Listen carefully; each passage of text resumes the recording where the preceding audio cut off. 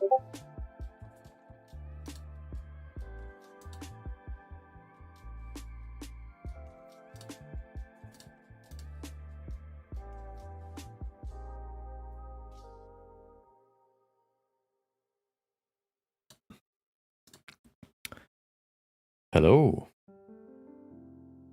Hello. Hello, hello. It is Thursday. Wow, almost Friday already. Tomorrow's Friday. Who would have thought? Who would have known that tomorrow's Friday? It's actually been quite a fast week, at least for me. I don't know, just felt quite fast. Went by pretty quickly. But that also means that the animation is going by pretty quickly, which is nice. We have a few more scenes to go, and I'm pretty confident that we can finish the scene blockout, you know, the 3D animation part, before we go ahead and use grease pencil to fix the shading and stuff. That we can finish that tomorrow, and then we can also probably already create, maybe even start animating tomorrow. We'll see. But yeah, slowly but surely it's coming together. And yeah, welcome Crystal, welcome Sense, welcome AJ, welcome Kalpesh, Geo, Violent Panda. I'm early. I've started when I always start, 12 a.m. I mean, yeah, my time. So yeah, it's the normal time. Maybe usually I start streaming maybe a few minutes later, but nothing crazy. But hold on, yeah, wait, before we start, let me open my window and then we can begin.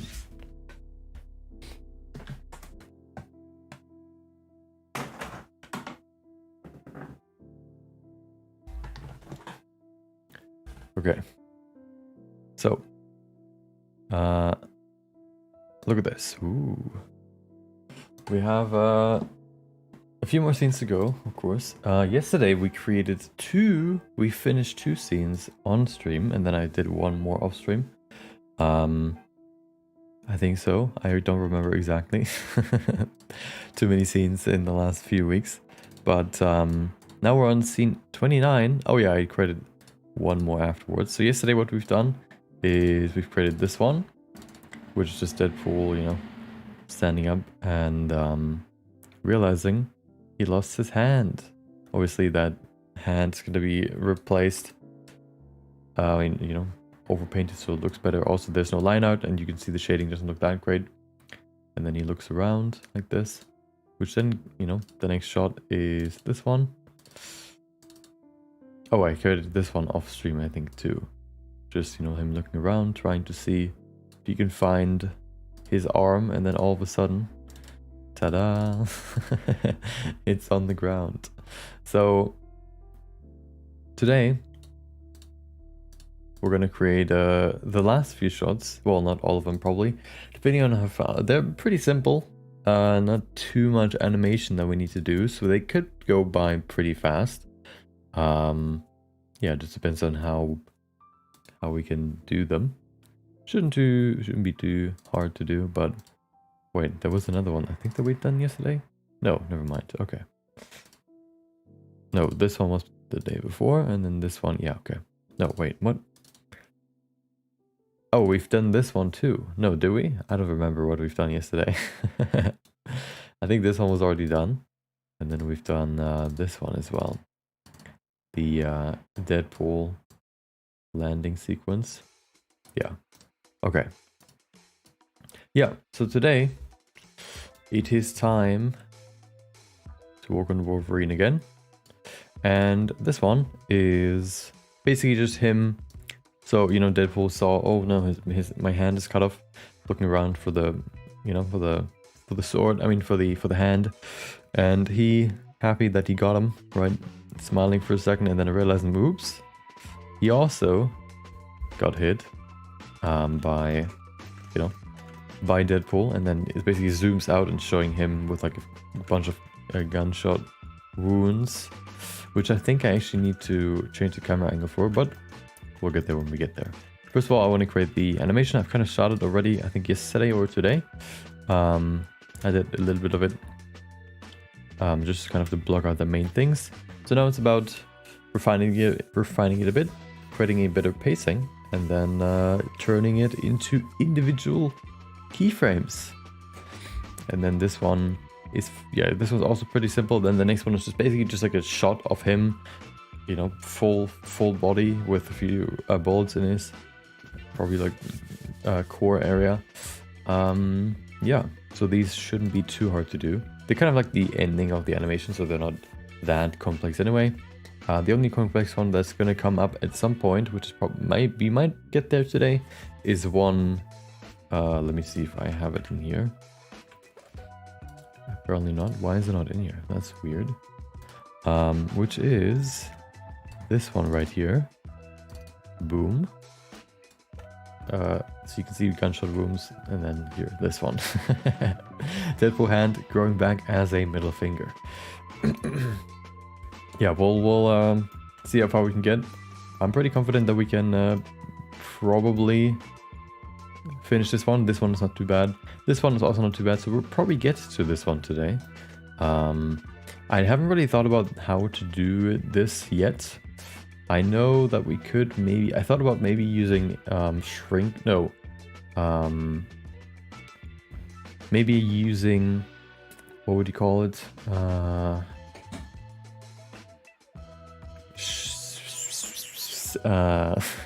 Shape keys.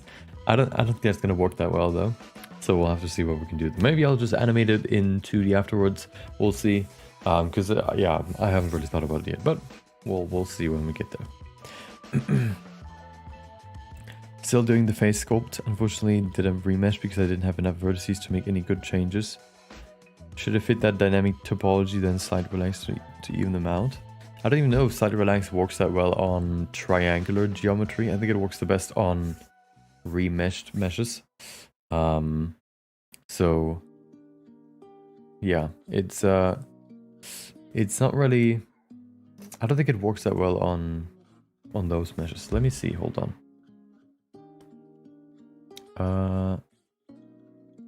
Yeah, let me check. I'm actually curious.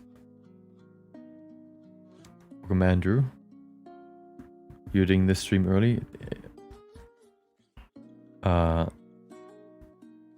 feel like I'm getting trolled right now. It might be early for you, but it has been early for you every time then. I guess maybe there's time, maybe there's like summertime to wintertime shifts or whatever that are already happening, but I don't think they should have happened already. But yeah, I have been streaming the same in the same time frame for the last 5 weeks or so. So nothing should have changed. Okay, so slide relax is this one. No, it's this one. Oh no, this one. Well, you could also just, I guess you could, or do you mean slide relax like this to just even it out a bit? Because you can, you can use slide relax to smooth stuff out, like this for example, or like the song. There you go. We do this for example. Okay. Oops. There you go. And then we slide it a bit. Oh. There you go. Slide it a bit, right? Ooh. We can then shift it to bring it back and smooth it out. Yeah, it works really well on those kind of meshes, but like on, quad meshes with the quad topology. But if you were to triangulate this now, I don't know if it's still gonna work that well. We'll see. Let's see. Oh, it actually works. Oh, that's cool. Okay, nice. So yeah, I guess you can use it that way. Of course, the topology is not, it's not gonna look exactly how it was before, but it looks still, it's smoother than before, I guess. So yeah, I wonder what happened here. Hold on. It's weird how it, well, I guess because the triangles obscure the quads that were there before, so it's not as clear where, like, what the structure was before. So you don't have this clear structure, you just have like this weird mess. Yeah, but I guess it works, that's nice. I thought always that, well, I always thought that it just works at least much better on triangular meshes. But I guess you could use it for all of them. Look at this. Ooh. Yeah, okay. Welcome my bucket list. Hope you have a good day. Do you work for an animation company? Nope.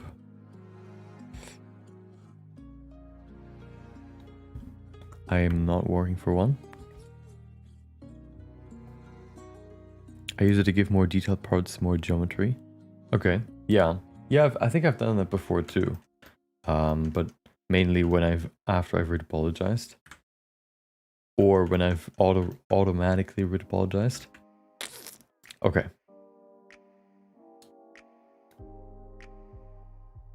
So, yeah, let's work on this. Let's see how much we can get done today. I'm actually curious. Because the faster we finish this, the faster we can get into the next exciting bit, which is actually finishing, adding some 2D spice on top to make it look 10 times better. Okay. So the thing is, for this one, for example, I did what I sometimes do, which is starting with normal interpolation to just interpolate, to work with less keyframes to kind of nail the pacing first, which I think makes it a bit easier I guess make the pacing a bit easier rather than working with individual keyframes and then trying to get the distance right to get some sort of like Bezier curve flow. You can just use a Bezier curve to make that automatic. So yeah, that's what I've kind of done here. It's a pretty simple movement. These kind of subtle movements, for me at least, are a bit harder because yeah, it's kind of always, sometimes the anime just doesn't animate characters at all when they just when they just talk or whatever, when they like emote with their face instead of their body. They just stand there and then talk. Sometimes they animate it a bit more, so I'm always kind of conflicted how I want to do it, so that I also just don't do too much animation. But I think like this shouldn't be too much, so it should be fine. Also something that I want to check real quick is that the pacing is actually correct. So this one, for example, needs to be one closer, so we have all on twos animated. There you go. And then I guess this one can be here. This one's fine. This one, I guess, I don't even know what these are. There's a kind of mix between. Oh, okay. Yeah, let's put this over here. Boom. And then this one's good. 2, 2, 2, 2. Good. Okay, perfect. So we have this now. So he's just smiling basically, and then being surprised because he notices that he is bleeding too. So I wanna change him a bit, make it improve his expression a bit, because right now it looks a bit weird, especially because of the teeth. I think the teeth need to be a bit different. So let's adjust that first. I feel like just, I don't think you would see the lower teeth in this expression necessarily. So I just want to go in here, select the the teeth bone. There you go. And just bring it down a bit.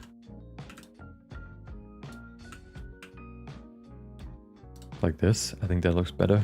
The upper teeth, I think, are fine. Maybe we can bring them slightly higher. Let's see. Oh, it doesn't even have any like this. No teeth at all. No, I think this is fine. Of course, the teeth are a bit sharp right now, but I think it's fine. Who cares? Nobody cares. Okay.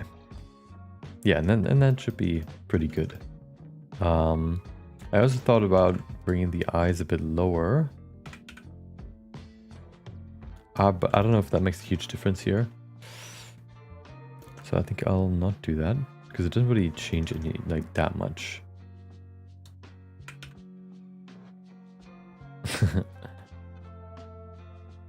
Yeah. I think I'm gonna bring them slightly down, not too much, just a little bit. I think it makes it a bit, creates a little bit better proportions here. Yeah, like this. Okay. Yeah, this is kind of weird. The animation, you know, from one expression to the other is a bit weird. So let me change that now. Yeah, it looks a bit robotic, of course. But I think we can kind of fix that by just speeding it up a bit. Okay.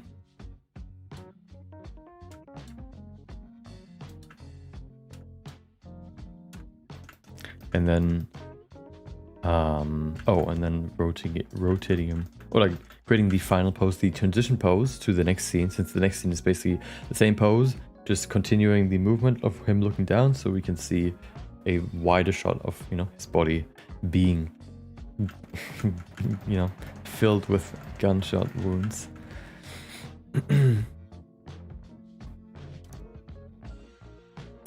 Yeah, so let's see. Let's save this. Okay, good. So yeah, this is maybe not the best. There you go. It's this one. This one's the shot that I need. Okay.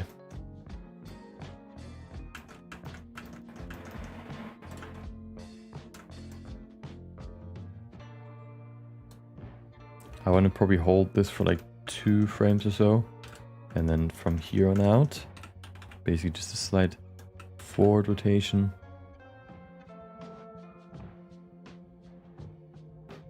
Actually, should he?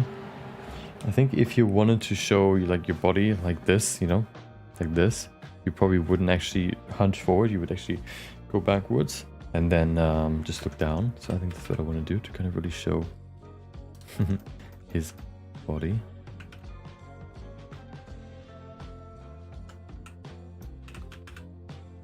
Boom. Boom. Boom. Good. And then his hands too. They're all part of this. Boom. Take this. Okay.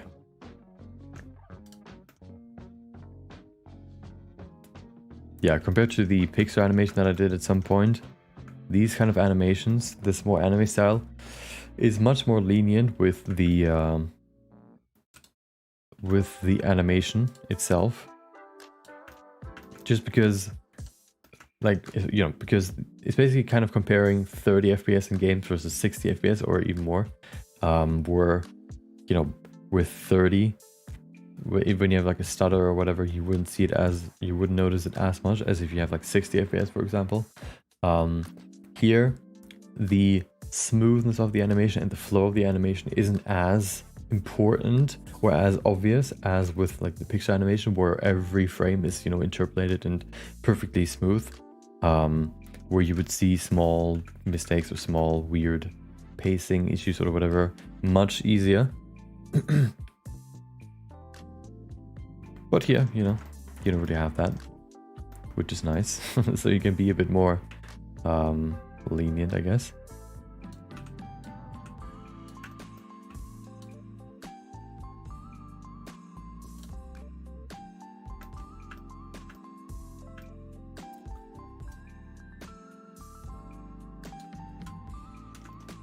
Okay, it just looks a bit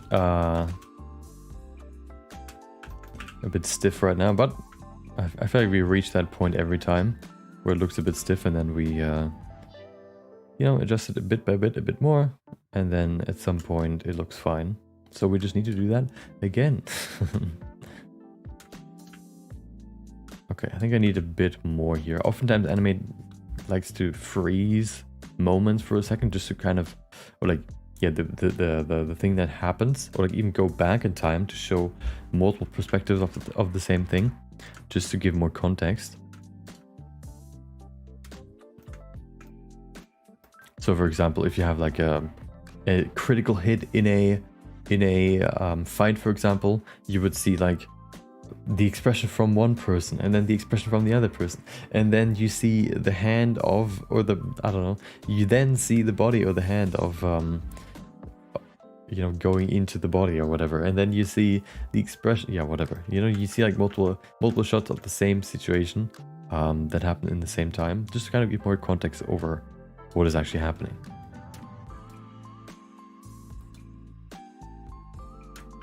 Okay.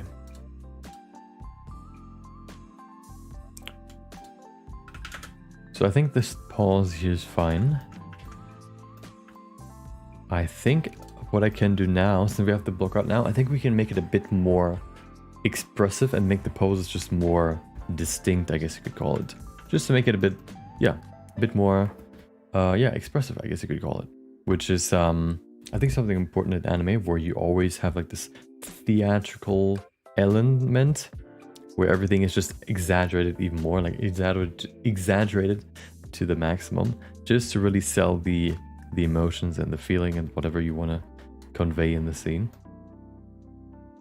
Have like slow motion shots and somebody crying if you have like a sad scene, or close up of the eye because you see, I don't know, you see, yeah, something super awe-inspiring or whatever, yeah, stuff like that.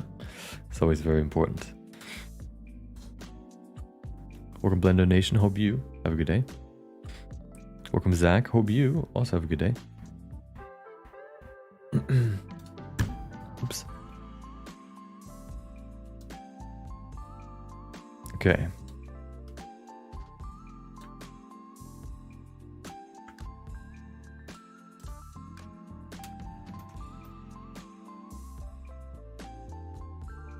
The thing is, oftentimes also, the animations here look kind of stiff, but only really because we haven't really added the camera animation in you know, we haven't really added the camera animation yet, which can actually add a lot to just a simple shot, even though the animation might look kind of weird.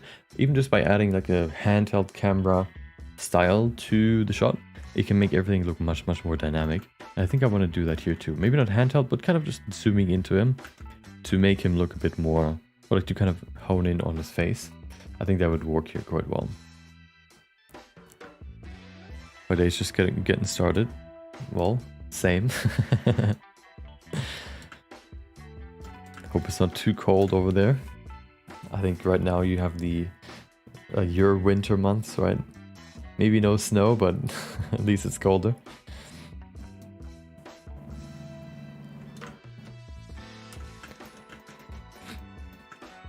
I feel like I can also maybe make the animation of the eyebrows just longer.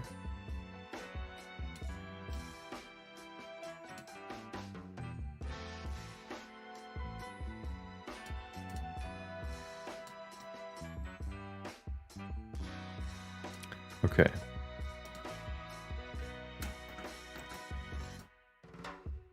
I'm still not happy with the expression here fully. I need to look at it a bit more. Maybe the mouth doesn't have to be open that open. Maybe this is better than this. Oh.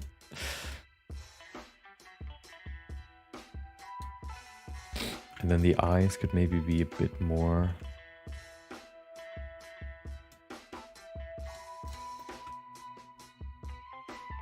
Like this, maybe? Let's see. Wait, where do you... Okay.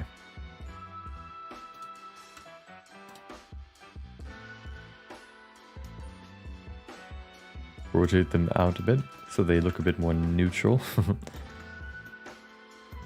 Or maybe give him like a slightly confused face instead of like a... Whoa, what is this? Give him an asymmetric expression here. This rather. Not really that visible because, you know, he has a black mask. But I think this is better.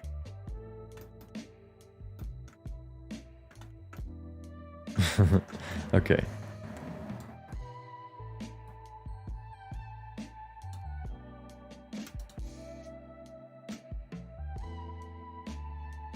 Oh, right, I need to... Every time, since I have set the default here for the interpolation to constant, I need to always make sure that I also enable, of course, the... what's it called? The Bezier interpolation. There you go, that makes it better. I actually forgot it for some of these here. Now everything should be smooth except for this side, because for some reason, even though... Actually, never mind, I didn't have symmetry enabled, so that might be the problem. Okay.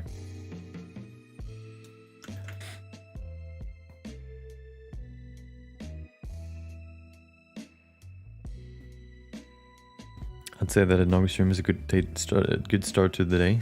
I would agree. Do you personally know Andrew Price? No, I don't.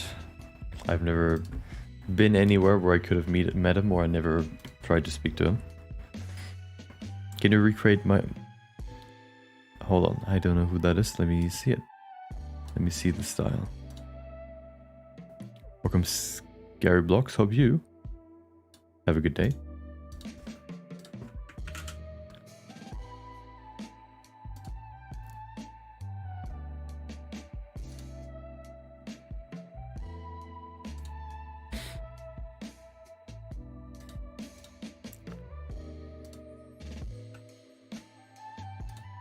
Yeah, this kind of style.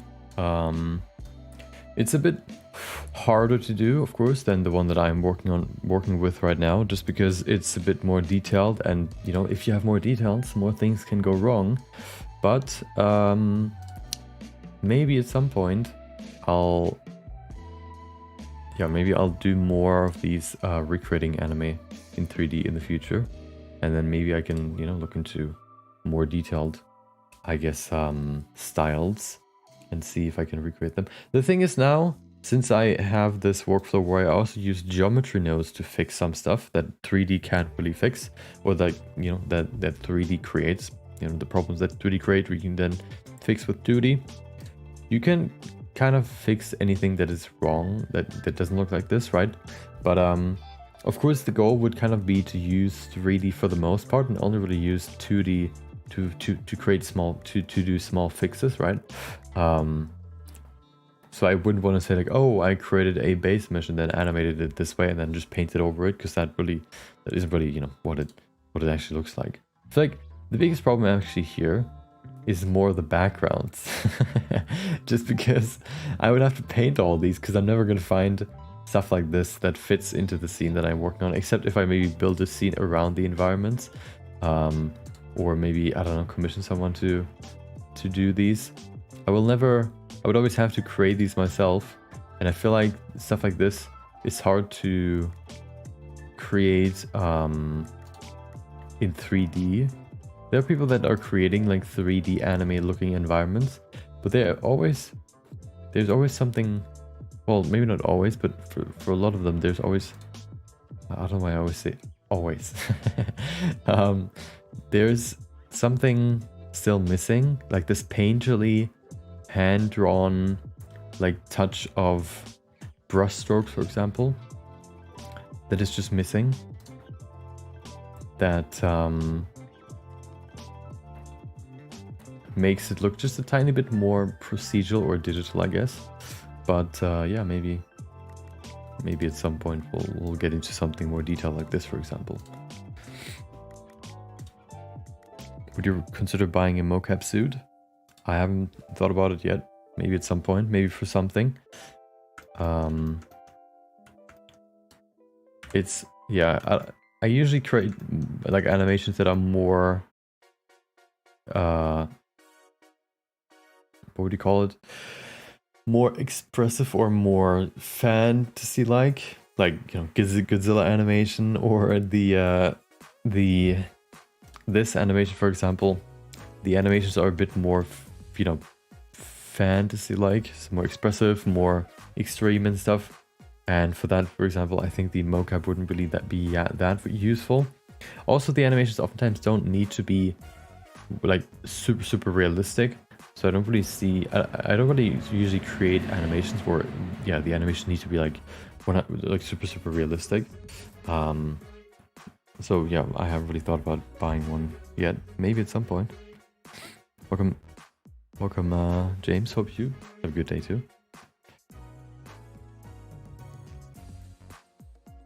I'm not into 3D, but it's fun to look at. Nice. Welcome, Gerald. Always nice to hear that people, even if they don't do it themselves, they like to see, you know, the work that you do. It's always cool. Okay, so let's look at this. So this, I think,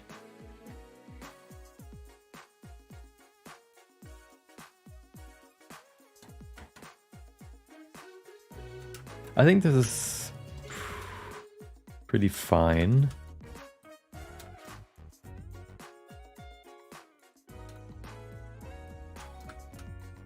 I wonder if I should make this a bit faster. Maybe 2 more. I don't want to make it too fast because that thing kind of is similar to Deadpool, where his pose just changes within a frame, and that might be a bit too much. Actually, this is yeah, I feel like this is actually not too bad, but I think I can make the poses now a bit more expressive. So let's do that now.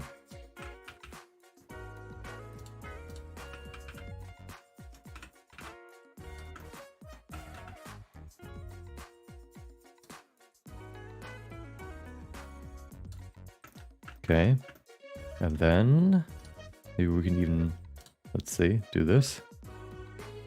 No, that's weird.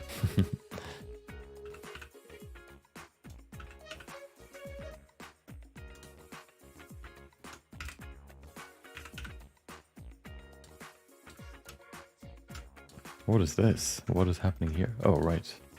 I know what's happening. Okay. Just kind of making the pose a bit more extreme. Yes.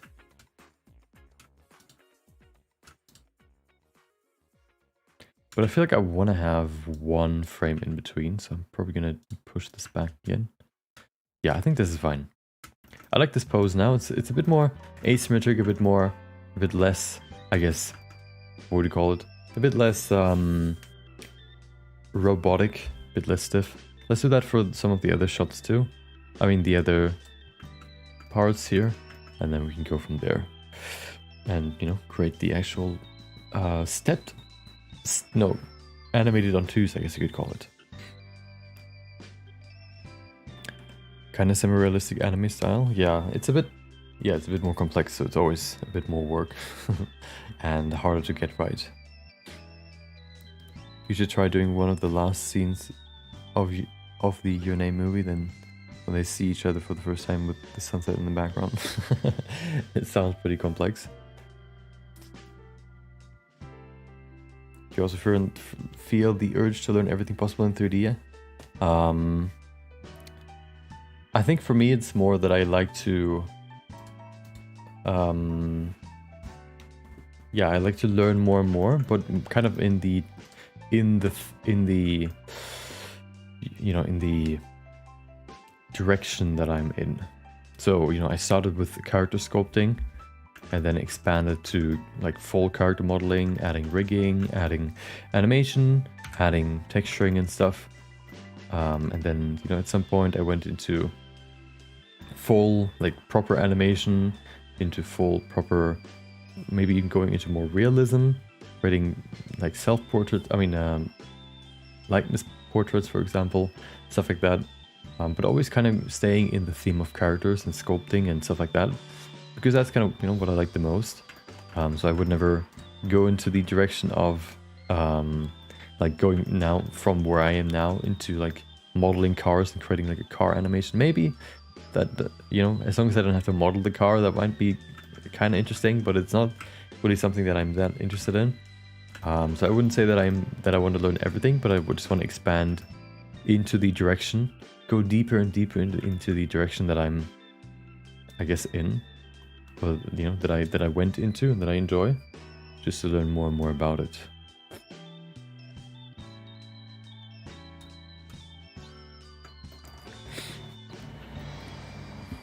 Welcome, stupid dance. Hope you have a good day. Did you model and rig the character in this project? Yes, I did. Both of them. You can see it in the first video that I uploaded. The last video that I uploaded about this project.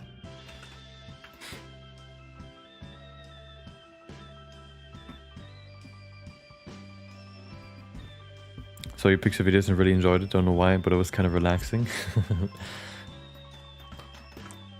Yeah, I think that one was a bit more...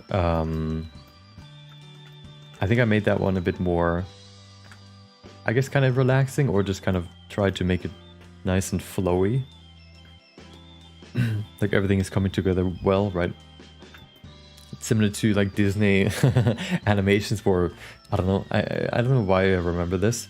It might not even be like an actual scene, but like one of the princesses cleaning up, and then there's like small little, I don't know, like objects helping to clean up and stuff, like clean the room or whatever. You know, like this Disney style form of doing like some annoying task. I kind of tried to kind of capture that essence, I guess. Okay, so I think I want to, yeah, let's refine this a little bit. First of all,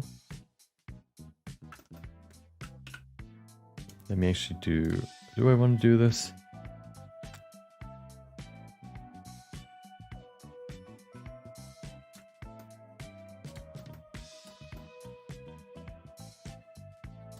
What about this?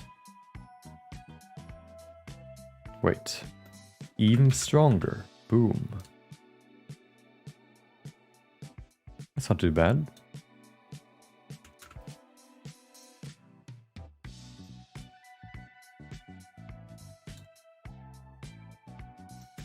Okay. Maybe even slightly forward. Ah, that's kind of weird. Is it weird? I don't know. Boom. Wait, it doesn't even rotate. Did I even do anything? Yeah, that's kind of weird. Never mind. I don't want to rotate that way. Okay. Now, I think for this, I also want to make the expression a bit stronger by just going in here and tilting his head slightly forward.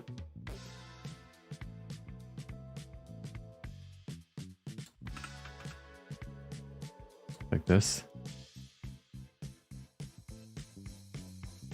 And then leave it there, of course. Okay, and maybe actually move it a bit further. Like this. Yes. Okay. Just adding a slightly, you know, more and more variation into it. Usually, you know, for robots, for example, which is why I always say that it looks robotic, because the movement, you know, a robot, if you have like a whole body robot, like the not the Boston Instruments, like the robot company that creates all these weird dog robots and stuff. Where the robots from them, of course, they can, like, you know, walk around. There's like a biped, there's a quadruped or whatever you call it, like a dog, and then a human, like, you know, with 2 legs, for example, and 2 arms. And those robots always move as efficiently as possible. So if you if you stand, and then this arm moves in the perfect, you know, direction, and then this, you know, moves again in the perfect direction, and then this moves perfect direction. Boston Dynamics, there you go. Yeah. And then that is, it only really moves, you know, the one limb that is supposed to move in the perfect amount, in the perfect direction, right? But humans, of course, they're imperfect, and we move around like this, and, you know, we kind of try to always have to balance each other, ourselves. We have reaction time and stuff, which is way longer than robots. So we have, like, you know, we always have like these secondary, maybe even tertiary movements that robots don't really have. Since, you know, if you, for example, I don't know, you do this, for example, right? Your body would then move forward, and you need to use your muscles, of course, after you realize that you move forward, to balance back by, you know, I guess maybe even using your back muscles to hold yourself back from falling further forward, and, you know, staying balanced, basically. and all kind of stuff like that.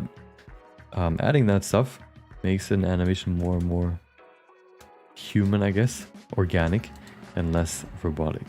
So adding these slight movements is kind of important to make something, you know, look less robotic. And if you ever think, oh, this, you know, this looks too robotic, too stiff, just think about what kind of secondary movements you could add to the shot, to the scene.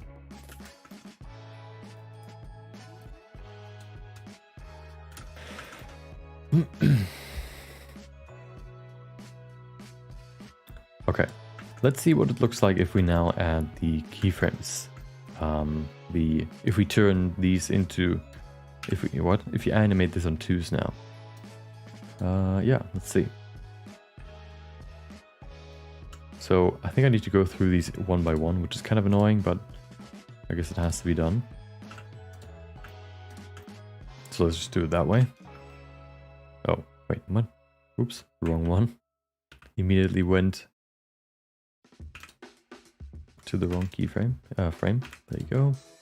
Okay.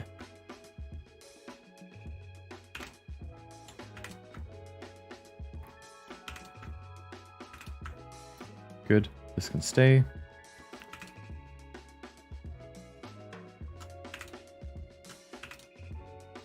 Oh, okay. There you go. Good. So this one's done. Let's do the next one, which is the torso, of course. This one. Yeah, just going through these now. Adding keyframe for each of these. So we can then turn off the interpolation. And because we've kind of baked these keyframes in here, it should look pretty good. Let me push this one back. There you go. Okay. So next one, hand. Okay, this one, oh, it actually moves, never mind. Welcome, Pedir, hope you have a good day.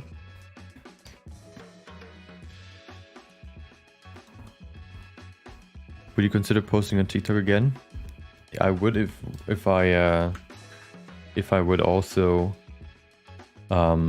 create clips out of my stream again, probably, because that's the only thing that I posted back then on TikTok. But I don't know if I want to do that right now. So if I do that again, I'll probably post on TikTok again. But right now, I don't have the time for it, I guess. But I don't want to put time into it. TikTok always also felt kind of meaningless in the way that it works. Like you upload something, it always felt so weird. I uploaded like one clip or whatever, one video per day of just something that I talked about on stream. And then some of them, you know, get I don't know, like a few, I don't know, 1,000 views or whatever. And then some of them get like millions. And it's, both of them just felt meaningless because, first of all, you know, TikTok is, at least back in the day, you couldn't really monetize anything, or it wouldn't really, you know, I guess even now it's really that, if you would have to like go ham on TikTok to do anything, you know, to get anything from it. And I think most people also just go for sponsorships on there, which don't really make sense on a clip. And usually also if you're on TikTok, or if you generally watch like short form content, you don't really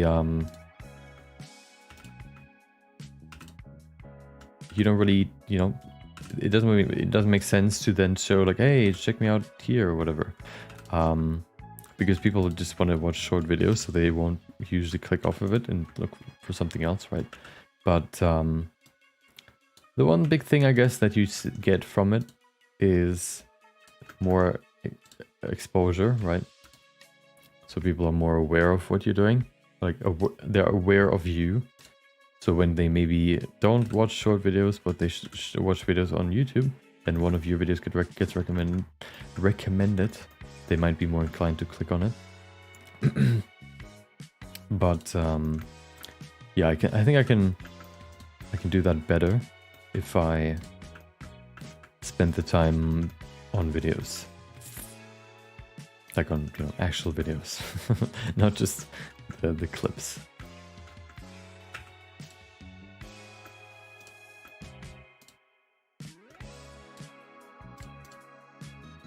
Okay, is everything here now? Let's see. Nope, what is this? Oh, right. The face, who would have thought? Okay, that's good. Same one here.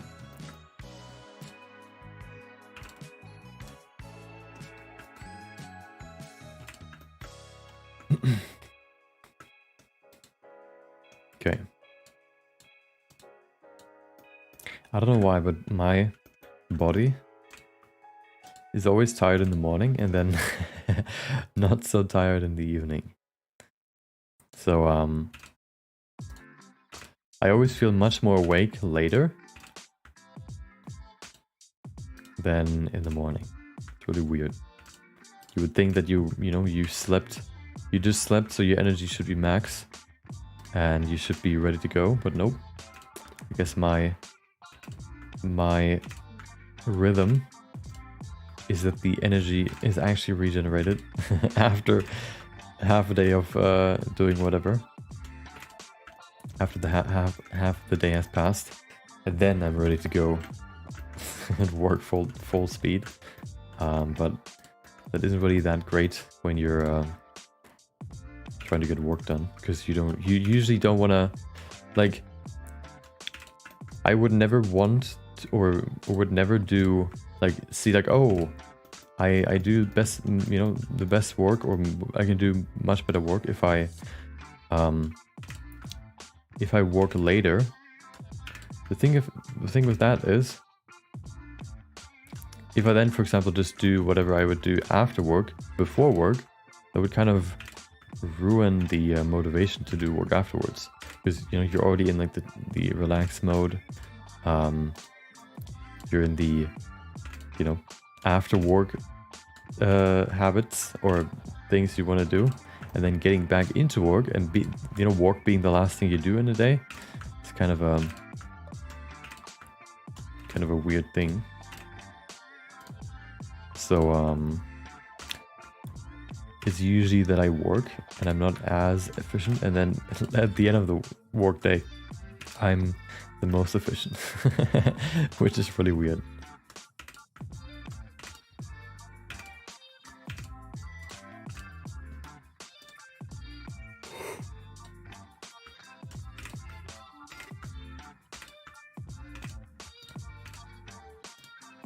Okay, there you go. Is that everything? Let's check. Oops. Whoop. Looks like it. Nope. There's 1, 2 more. Lids. Of course, the lids. I forgot about the lids.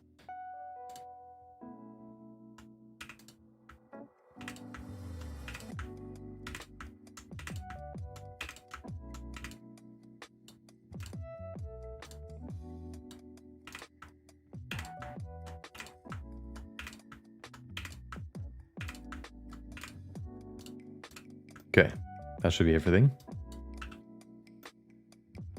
Okay, good. Good. So, if we now deactivate for all of these, set it to constant.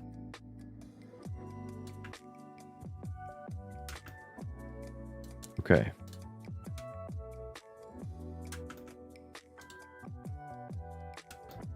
Okay. Let's see if we want to adjust these a bit so we can improve the pacing, and then we can go from there.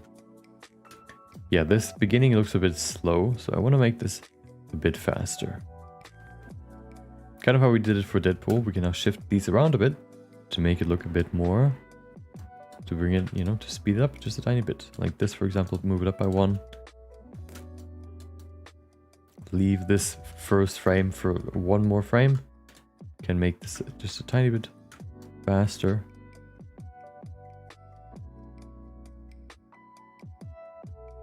And then maybe we can even remove this one to leave this frame for just a tiny bit longer.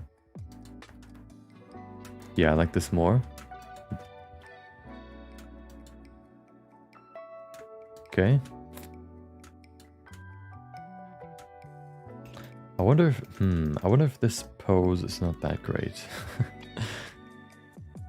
I don't know if it's better to just stay in this pose, this one right here, and then just change his face, or it's better to do this. I guess it doesn't make a huge difference, so I think I'll just leave it there.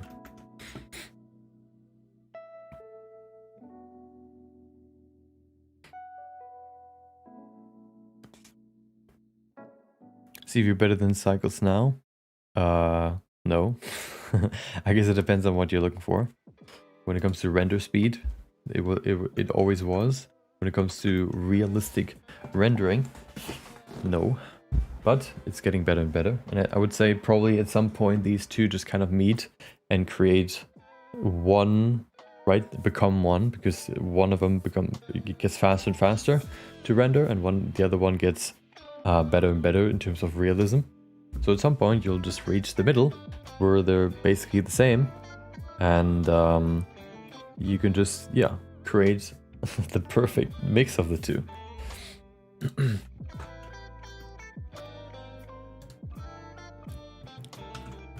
But that'll probably take a bit longer. Maybe not in the next year, but at some point. Are you posting it on YouTube? No, I'm not posting any clips at the moment. Okay. I wonder what it looks like if I actually just remove this. Oops. No, that's weird.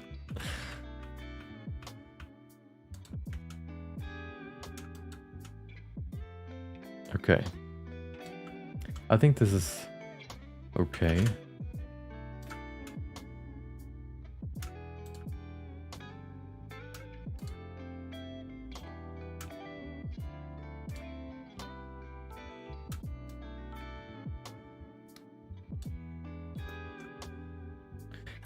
I think I need to bring his mouth corners down just slightly.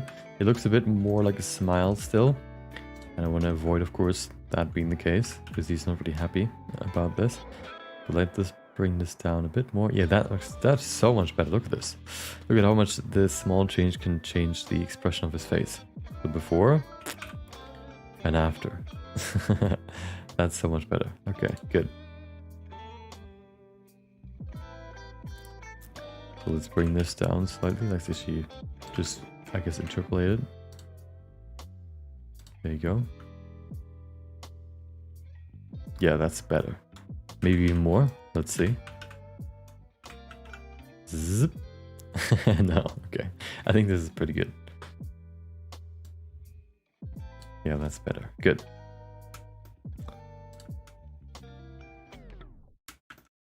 I don't know about the ending though. It looks a bit too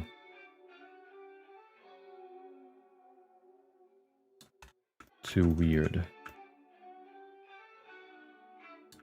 I guess the ending isn't really that visible in the end, but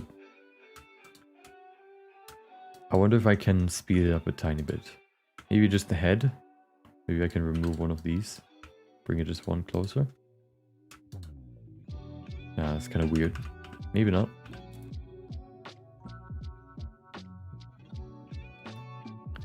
I think it's fine. I think it's fine. We're gonna cut off half of this anyway, since we're gonna transition to another shot where then the pose just gets continued, or the movement. So it's fine. ET's fine. It's really hard to unsee two Batman faces on the Wolverine.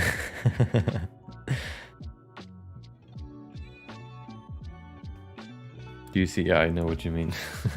I also think like his mask overall looks pretty similar to Batman's. If you look at it, hold on.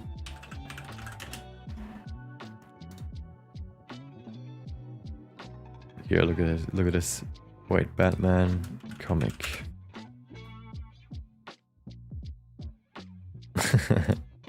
Like, oh well, this one's a bit different, I guess, but like this one, for example.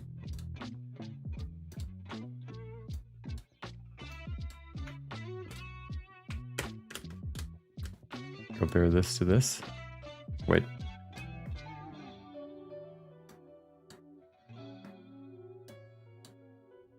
Okay, this and this.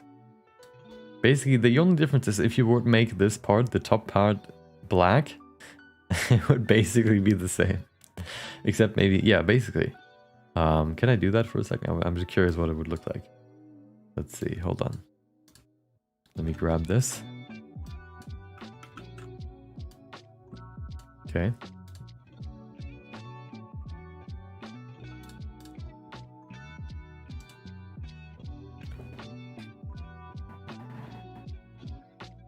Maybe not the best expression, but I think it'll do.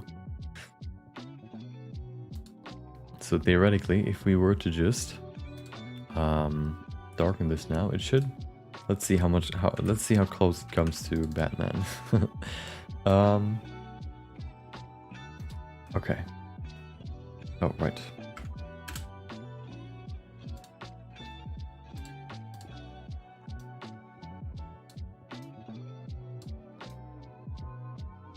Kind of like this, I guess.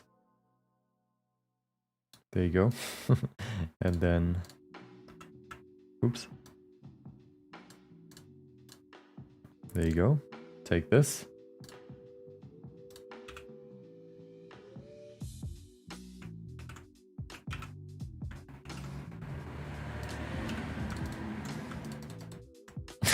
Maybe even too dark. Hold on. I have an idea. I won't use this. I will use this. Looks a bit weird right now, but believe in me. Hold on. I can do this. So this should be dark. This should be bright. Okay. There you go. There you go. Look. Basically looks like Batman. No difference.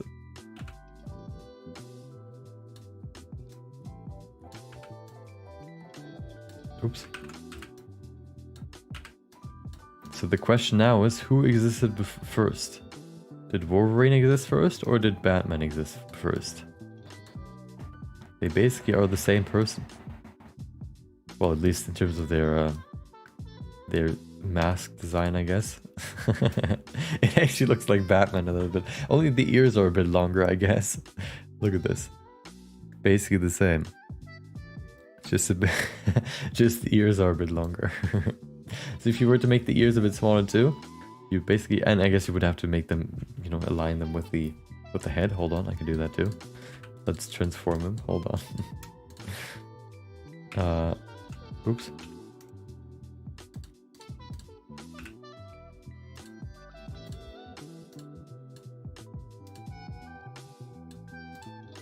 Okay.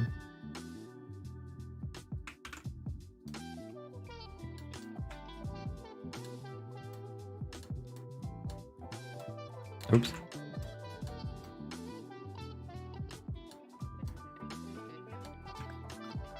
Look at this. Hold on, I'm almost there, okay? Oh, I could have just done it so much easier. There you go.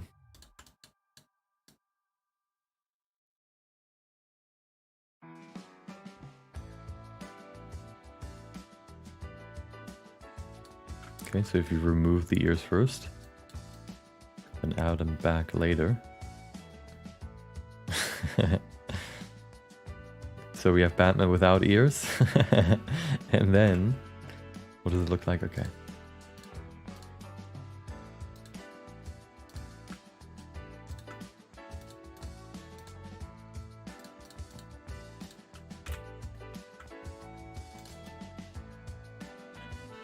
There you go. Easy.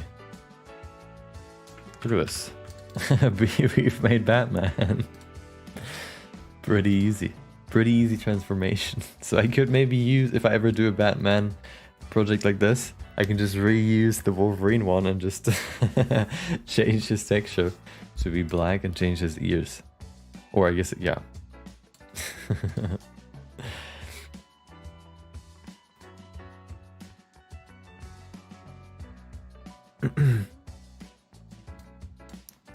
There you go. Okay. Yeah, it's basically the same design. Hold on, let me see which one was earlier. Wolverine. Oh, I guess Marvel Wolverine first appearance.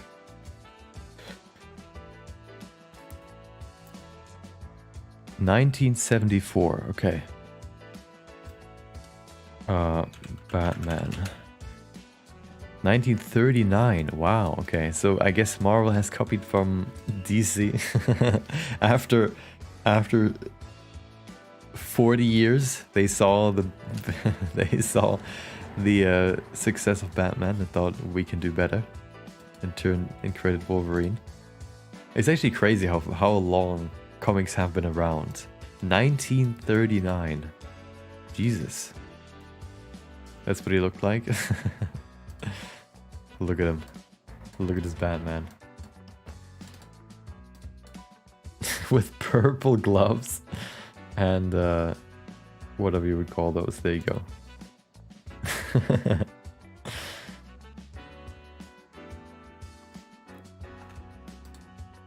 There it is. As the two men leer over, what is that? Their conquest menacing figure standing behind them. Oh, leer over their conquest. There you go.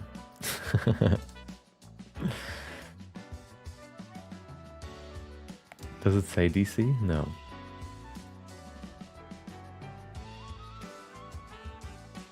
Yeah, there you go. So Batman was first.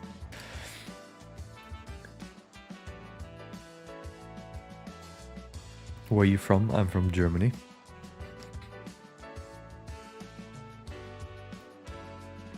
Welcome, Connect Zone. Thank you, I appreciate it.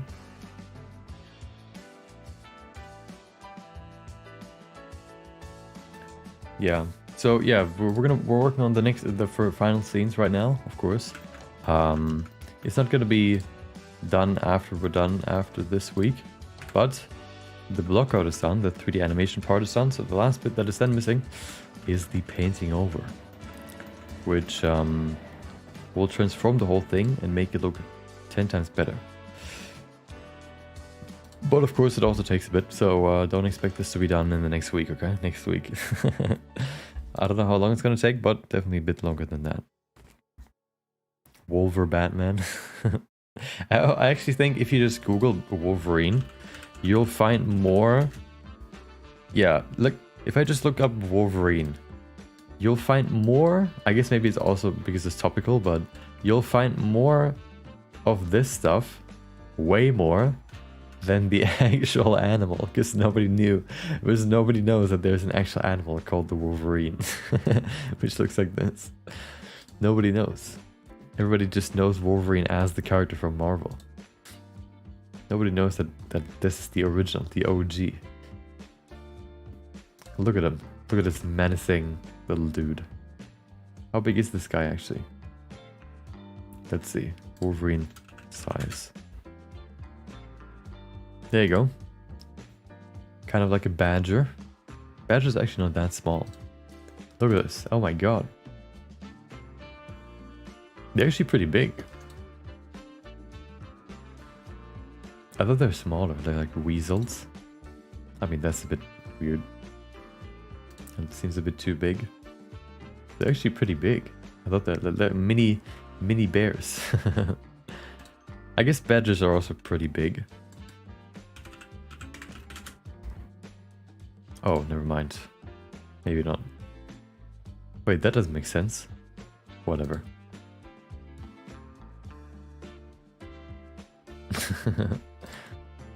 Yeah, look at this dude. No, what's the other one that I think about? I don't remember the other one. No, I think it's this one. Yeah, look at them. They look kind of like bears. Panda bears, but different.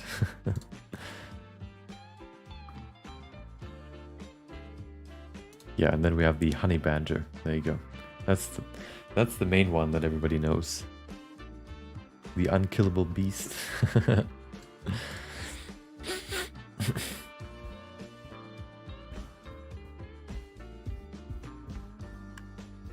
Every Marvel fan is offended. Welcome to Tella. Is animation so easy? But it's so boring that it becomes so hard. Like I'm trying to understand here. Recently learning animation, watching your tutorials on the Ryan King channel. Yeah, it can be pretty tedious from time to time, especially, depending on what kind of style you're going for. This anime style is a bit more simple, I guess, which means that it can get away with a bit more jank than, you know, full pixel animation, you know, the pixel animation style, for example.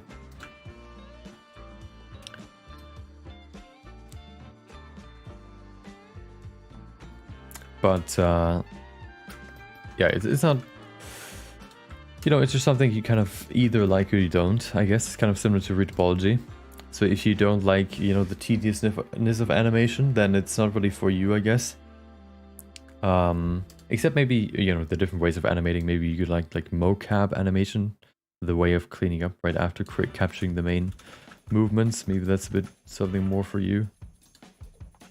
But I think every part, like every hobby or every kind of task that you have has a certain tediousness to it. But the people that just continue doing it just don't mind the tediousness because they enjoy the action of doing the thing. But so if you're, for example, someone that doesn't really enjoy, I don't know, you know, animating because it's so tedious, you have to do things over and over and over again, then it might just not be for you. Or maybe you just need to practice a bit more to really learn about all the things. But like, you know, to get better at it, and then maybe it becomes less tedious because you learn better techniques and stuff. You know, that's just something I guess you have to figure out for yourself.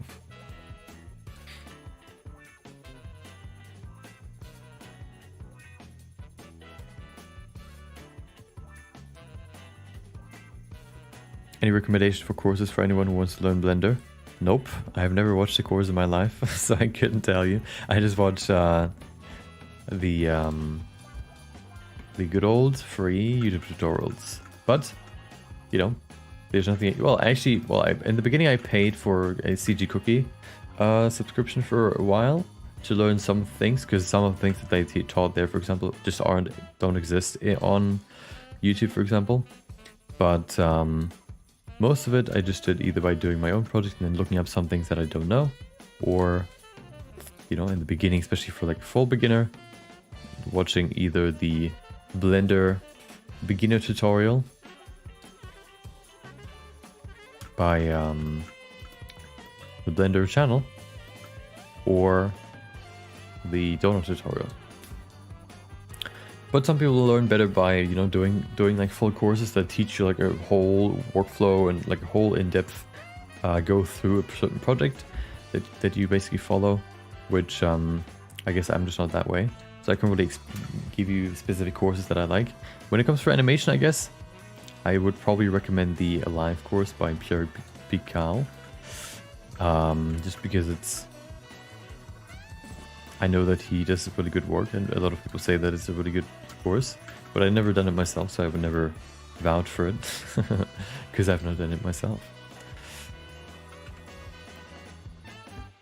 The face of the animal looks a bit like a bad face. Yeah, kind of, yeah, true.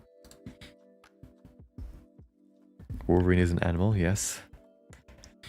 Stream is pretty delayed. Sometimes I also just read comments like later, right?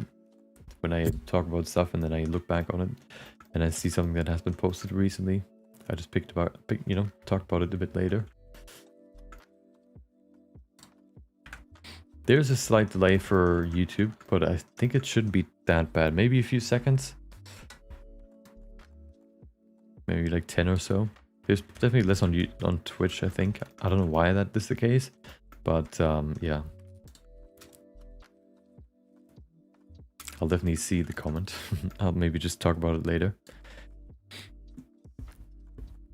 What's your favorite scene? What has been your favorite scene to work on? Probably...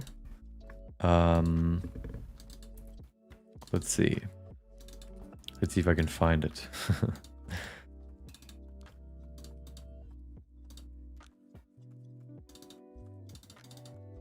Oh, I skipped it. Nope. Probably this one.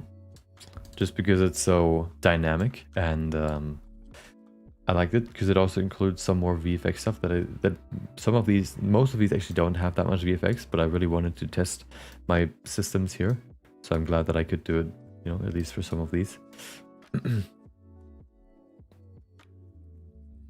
like this, for example.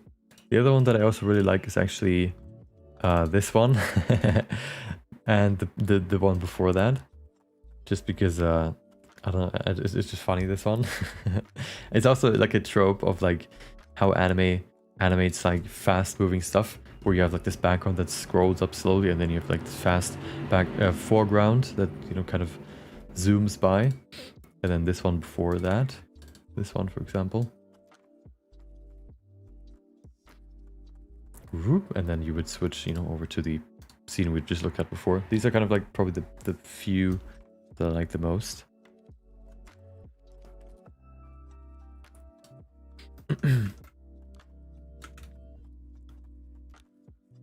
Okay, I think it's fine. I think the animation is fine. Let me... Oh, let me do the camera now. Love everything about animation. The tedious bits and easy bits all alike. I just find all of it fascinating. Yeah, it's really fun. Like just having like a static person, like a static character, and then just giving them natural or like good looking, like, you know, like movement can be really, really cool. And yeah, it can be really, really, really fun, especially, you know, like this refining and playing around with the graphs and stuff. If you're into that, I think it can be really fun.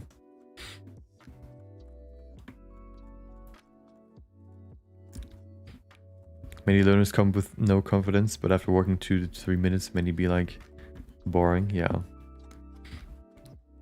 Oh, so much confidence. Yeah.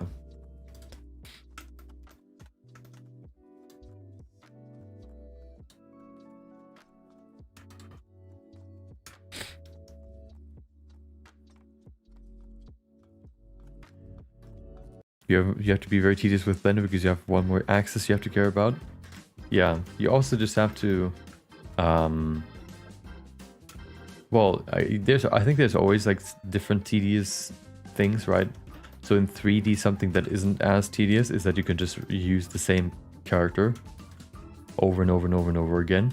Whereas for 2D animation, for example, you have to redraw it every time. So this animation, for example, you would have to draw him once, twice, no, 1, 2, 3, 4, 5, 6, 7, 8, 9, 10, 11, 12, 13, 14, 15, 16, 17, 18, 19, 20, 21, 23 times for this animation.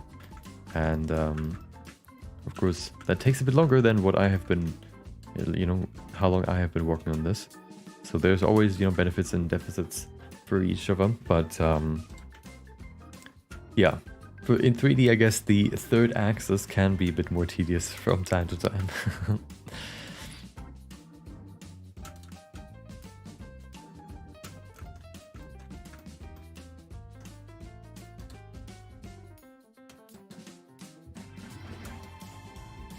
Okay, let's do the camera. Let's see what how we can spice this up. Welcome, John D. Hope you have a good day.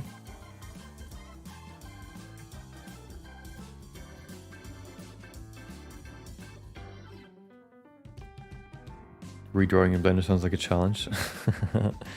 Yeah, I guess you would kind of do that with geometry nodes, for example. I mean, with grease pencil, which, you know, there you would maybe redraw. But I also want to probably change the background. It looks kind of boring. What if I just do this? Bring it a bit lower. I feel like that looks better. Gives him a bit more space, makes it look less claustrophobic. So if I do this, for example, look how much, I don't know, it just looks a bit more shut, I guess. Less open. And if you bring this down, it looks a bit more, just a bit more, has more breathing room, I guess. And then we can also scale the skybox to bring in a bit more of that gradient. Why is it scaling weirdly? Oh, it actually doesn't. It just looks weird. No, what is this? Hello? Why does it scale that way? Did I rotate? Why is it rotated? I'm confused. Okay, let's try that again. Okay, there you go. That's better. Add more of that. I think that's maybe a bit too much gradient, but maybe a little bit more, or maybe even just, yeah, let's do it. Add a little bit more. Bring it down a bit to make it a bit bluer. That's better. I think that's nice. Okay. Because everything that matters is what the camera sees. So yeah, as long as it looks good in the camera, nothing else matters. Okay. Yeah, let's do the camera now. I think I want to do kind of like a handheld for this one too.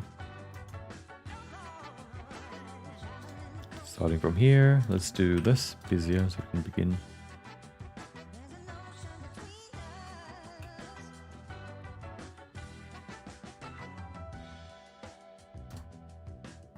I don't know, like this maybe. Bring it back to 0.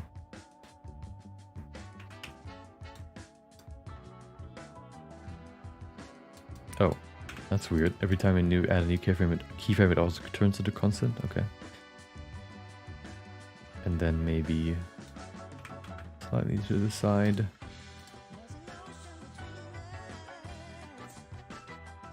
Is that too low? I feel like it's a bit too low. Oh, it needs to be higher actually, because I don't want the camera to see the chest, since that is where the wounds will be. So we actually need to zoom in a bit, but I can do that in a second. Let me move this up a bit.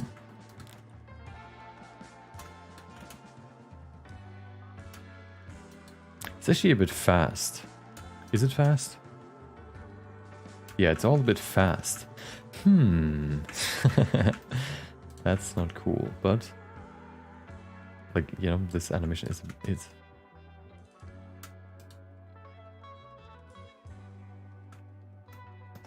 I think I want to stretch this out a bit more, but maybe it actually looks good if I just kind of zoom out of here. I might actually, yeah, something I also thought about is actually creating more different shots by just transforming one shot more. So here, for example, what I could do is once he moves up like this, I could then zoom into his face to show his face a bit more. And then I probably want to extend this just a tiny bit to make it a bit more... Oh, everything, of course. Just to make it a bit more... Hold it for a bit longer.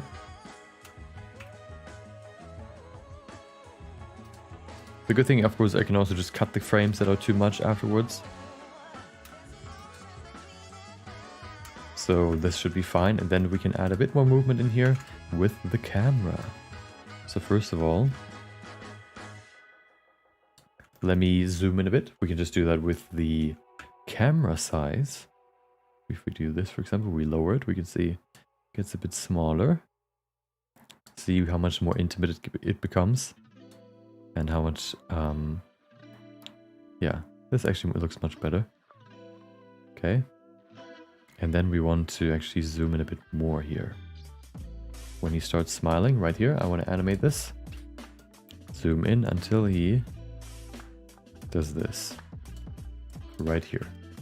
Zoom in. Okay, good. Make this linear. There you go. Okay, and that's pretty good. And then maybe we could even zoom out here with the camera again. To create a better transition to the next shot. Zip. Like this. Get linear. Yeah, just kind of a small movement, doesn't have to be perfect. This is really only for the... to make... I'm gonna add a transition here, probably like a zoom out transition or whatever, between the two shots to, you know, fit them together. So, you know, having not the perfect movement here isn't really that important because it's not going to be that visible in the end anyway, but, you know, might as well make it a... Dude, I feel like... Can you hear that outside? Maybe we can just improve it just a tiny bit like this. Yeah. Yeah, that's pretty good. Maybe also bring it down a bit. I feel like that's good. Shift it down. Like this. Where is it? Where is it? There it is. Wait, what? Hello? Where's the... Oh. Just so small. No, it doesn't even move. What? This one moves. Does it? Maybe. Oh, I think the values are just so small that they're just not focused. Dude, what? Can I not animate these? Should be able to. Oh, they're just constant. I see. Are they? Well, maybe. Easier. Aha, there you go. So, for this one, the same. Jesus, that's big. Okay. Ooh. Perfect. Yeah, that's fine. That's perfect. Okay, let's look at it. Let's look at it and see what it looks like. Yeah, I think that's better. And that's oftentimes what traditional anime does too. They create the 2D animation first, and then they on top add camera movement of the 2D shot. You know, they can't really zoom out, but they can zoom in, so they make a more broad shot, and then they can zoom in to create more extreme, you know, camera movements. Yeah, so in the beginning it might look a bit more stiff, but then once you add this kind of camera shake and stuff, it makes it look a lot much more, I guess you could say, organic or natural. What? Biological, whatever.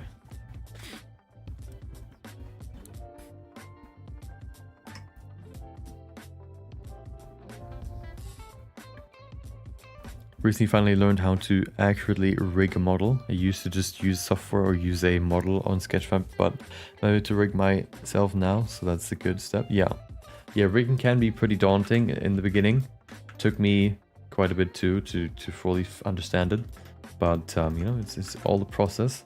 So as long as you can look back on what you've worked on and see something that you can do better next time, or that if you were to redo the project, you would do it better next time, or you would improve that thing. No, wait.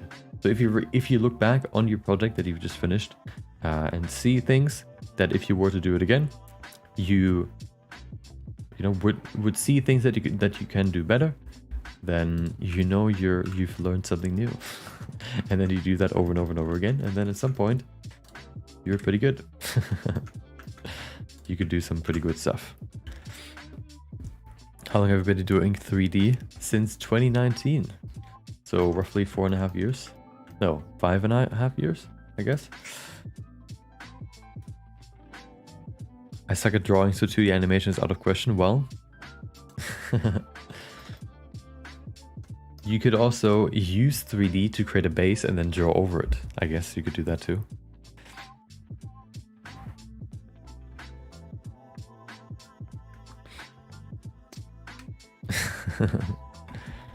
How much is it done so far? The animation bit, the 3D animation part, is pretty close. We have 1, 2, 3 more shots to do after this one, which is basically already done. And then we can start with the 2D things. So let's see. So we have this now. Let's do the line art and then hopefully hope that it's not crashing and breaking my whole PC. And then if that, if that works out, we can do the next scene, which should also be pretty simple. Yeah, let's do the line art. I don't even know why it's not here yet. Hello? Why is there nothing here? Nobody knows. Oh, wait, what? Oh, it's baked. Why is it baked? Okay. Manual lines. There you go. Boom. Look at these extra lines just because of the subdivision level. Let's set this to 2. And that should clean that up. Perfect. I love how it's just one line for the mouth. Looks kind of funny, like a smile. Look, he looks kind of like the Roblox dude. Roblox smirk. This guy. Look at him. Can I zoom in here? There you go. Look at this. Can you see the difference? I can't. Okay. Yeah, let's bake these, and then this is basically done. Boom. Save. Bake. Pray first. Pray. Okay, and then bake. Boom. Nice. It works so far.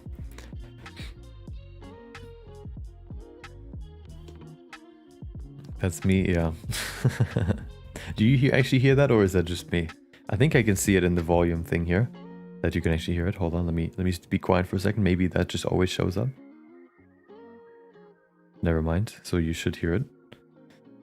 Welcome, Blender Nation. Haven't you been here before? Well, today. You should press normalize to clear some things up. Yeah. Yeah, I always forget to enable that. But it's a really good way to make things much easier to see. Why don't you do a setup tour? Because why would I? I don't know if there's too much that you know, anything interesting on it. Nothing crazy. I guess the setup is mainly digital. Maybe at some point if enough people ask for it.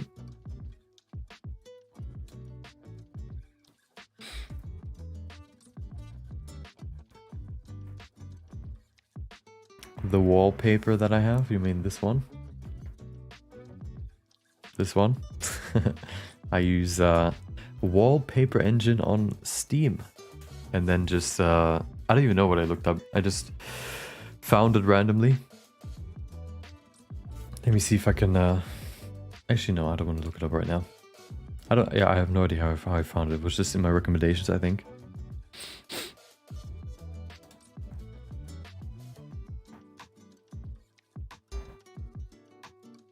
I always find it easier when I use Blender if I narrate what I'm doing. Sometimes I have some moments where I'm just going, so I'm gonna click in and this and get, and it's going to, yeah. Sometimes talking, like just speaking to yourself, is actually pretty effective.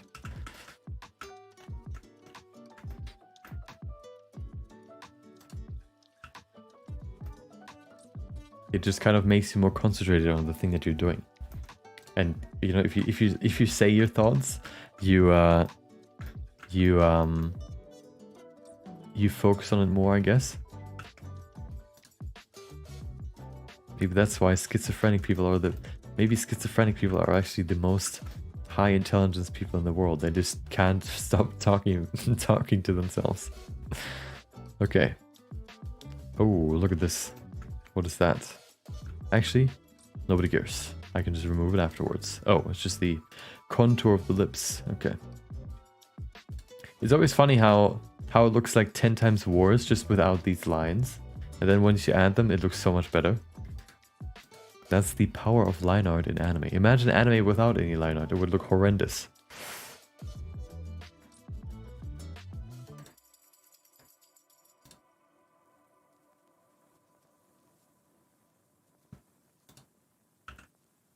Let's see if we can find some examples. Anime without line art. Oh, there you go. Well, I guess, yeah, but still. Look at this, something's missing. It looks flat. No, well, not flat in the way that the colors are, but it looks like there's something missing. The main structural element that defines the the whole image. Look at this. There you go. You can see it here. I don't know why, but oftentimes sketches just look better than the actual drawings. It's just yeah, line art just adds something to it that is just missing without it.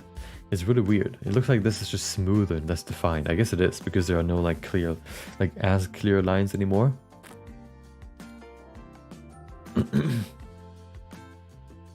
That's something that I always ran into when I was drawing before 3D. that I would create a sketch, and then I would fill out the sketch with color, and then if I remove the line art or the sketch, it just looks much worse. I think that's also why a lot of people actually use the sketch in the final in their final artwork. They just, you know, first draw in black and white and then recolor the lines to fit better into the colors that the character is actually supposed to have, like skin color, for example. Like here, I think you can see it here. Let's see. Actually, yeah, so you can see here like how the lines are kind of colored similar to the skin color, you know. And you look at this is kind of purple, the line. This one's kind of, you know, brown blackish, and this one's more beige red. So yeah, of course anime, it does that too sometimes, coloring the lines instead of leaving them black and white. Like here, for example, this I think just leaves them black and white. Yeah, but without color, I mean without lines, there's just something missing.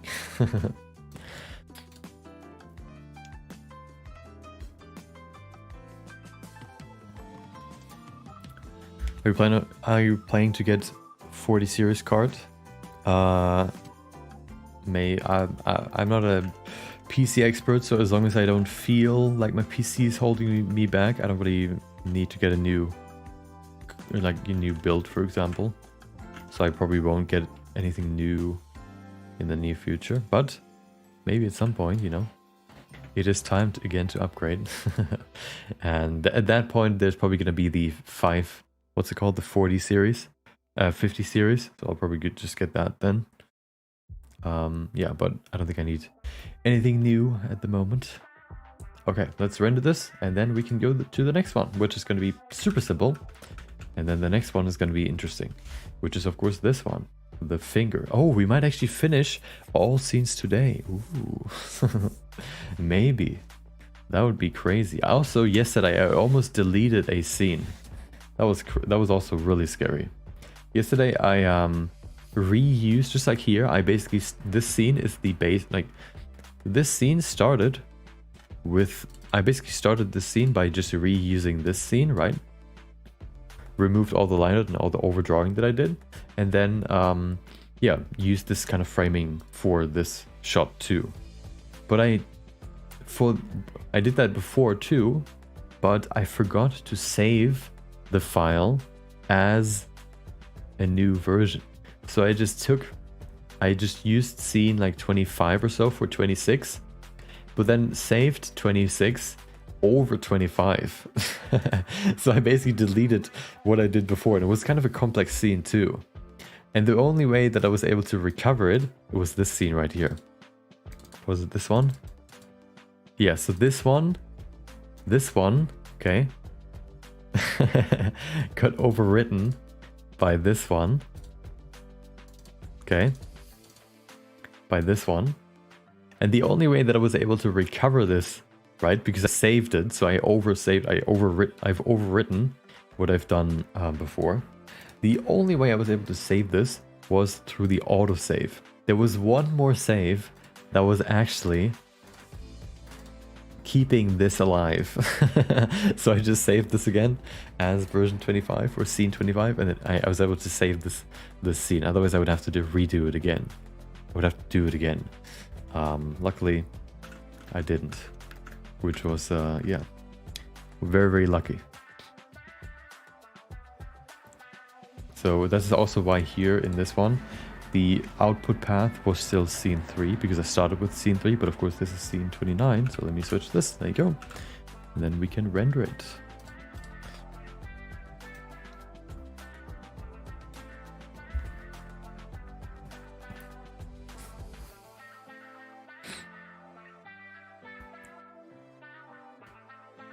Anime without line art looks like a plastic doll. Yeah, maybe a little bit. Line art in anime feels like it would look like Caillou. Yeah. Well, even though I think Caillou has line art too, right? Anime without... Oh, I feel like the line art depth adds depth to the drawings. Yeah, it's like... Line art is basically just imitating the contrast between light and dark meeting basically, like the contours. You basically, with line art, you just draw contours, whether it's like, you know, the silhouette, which is of course a contour, right?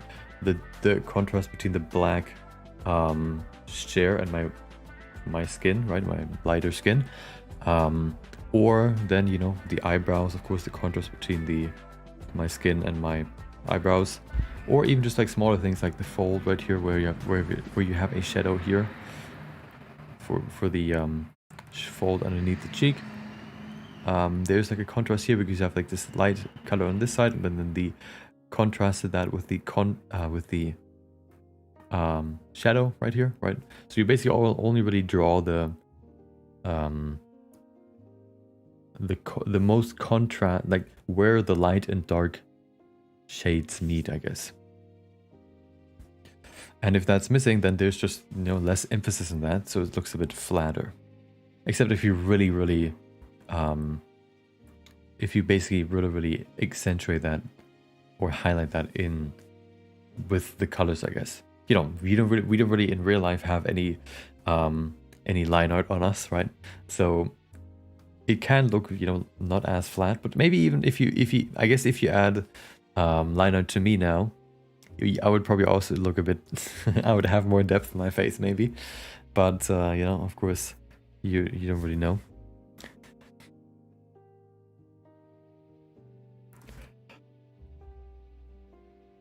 Normally drop the line art opacity down to like 10% when coloring. Yeah, the only problem with that is that you can then see the line art having two shades. So for example here, if we look at this thing, right?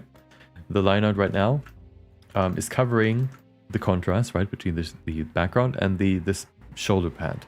But if I were to turn this opacity down, if I even can do that, I don't even know if I can. We'll see. This one here. Can I change the opacity?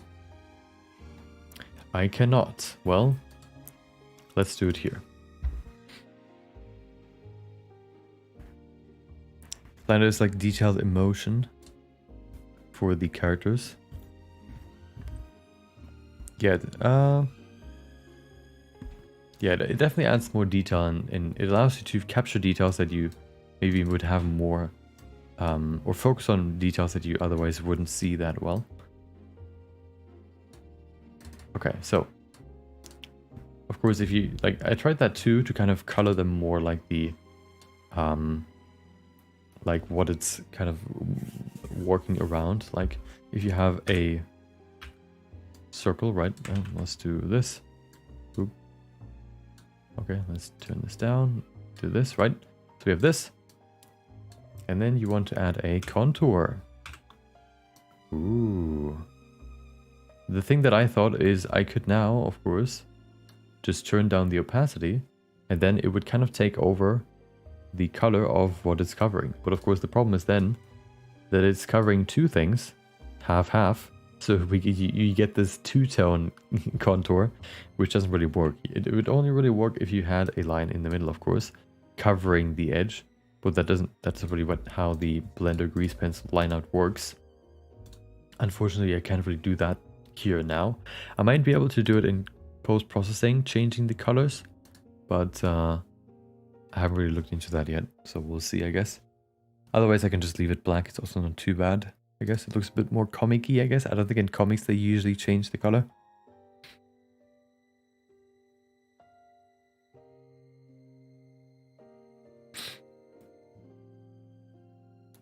Welcome, Tochi. Hope you have a good day.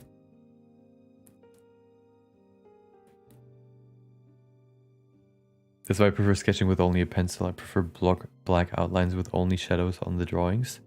Okay. Yeah, it's a, you know, it's a certain style that you pursue when you know, in whatever way you want to draw. Some people like super colorful. Some people like more accentuating the shadows and contours and stuff more. Some people like, you know, drawing without any contours and stuff. Imagine spending this much time and you accidentally delete the file. Yeah, exactly. I don't know how to animate with Blender, but seeing you do this is crazy. It's all a process. Okay, good. So this is done. Let's set this down. And now we can use the same scene basically to create the next shot too. Since it's basically the same, just zoomed out more, we can just copy this. So let's save this as scene 32, 30 scenes, Jesus. Look at all these. And we can work with this. I'm actually, hold on, let me see this again. Yeah, okay. I just wanted to check again whether I actually started the animation on the 7th, but I did. Okay. So. Just checking, okay. Do you make your color maps, material maps in Photoshop? No. What color maps? You mean the colors that I choose? I just went with... No. Wait, what did I actually do for the colors? I don't remember. Oh, actually, I had references that I just copied the colors from. Hold on. I can show you the reference that I used. So here, in my Pinterest thing, I mean in my pure ref.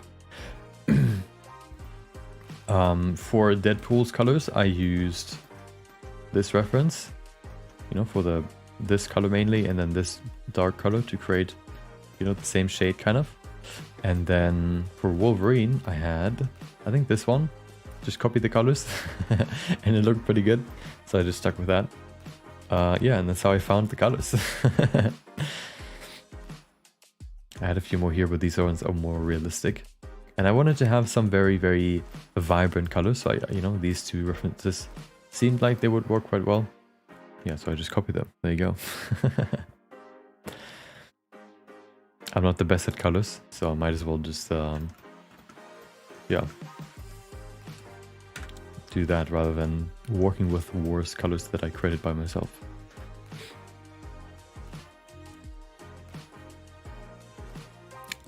Don't get me wrong, I like adding color to some drawings, but the way I draw, I feel like it works better without color since I'm not too good with color shading. Yeah, it can, shading with color can definitely be harder than with lines, or like with a pen. It requires, you know, it's not on, you basically, it's kind of similar to 3D. If you only have a pen, there's only one color you have to consider, which is like gray or black, right?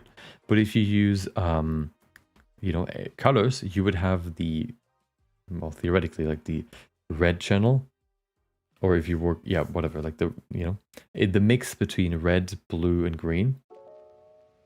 And getting those right and creating a nice transition there can be much harder than just working with black and white.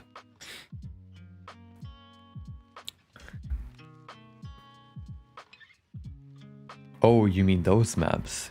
Bump map seamless textures? I usually just grab them from Polyhaven or from somewhere else and then use those.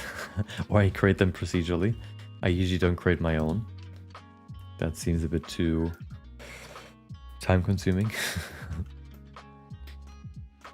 I guess you could also sculpt your own textures and then make them seamless, but yeah, if I ever find a texture that I want to make seamless, I can use Photoshop, but usually I don't really need to do that. So I usually just try to find an alternative that is already set up. Yeah, so I don't really create my own textures. Okay. Yeah, so basically now we need to just grab this. We basically just need a simple stationary pose that we can work with. So we're just going to do this, delete everything except for this, move it up, and then we can begin this again. Take this, we need nothing of this. Let's reset the camera, boop, and this can also go, and then we have everything we need. How much storage do you currently have on your PC?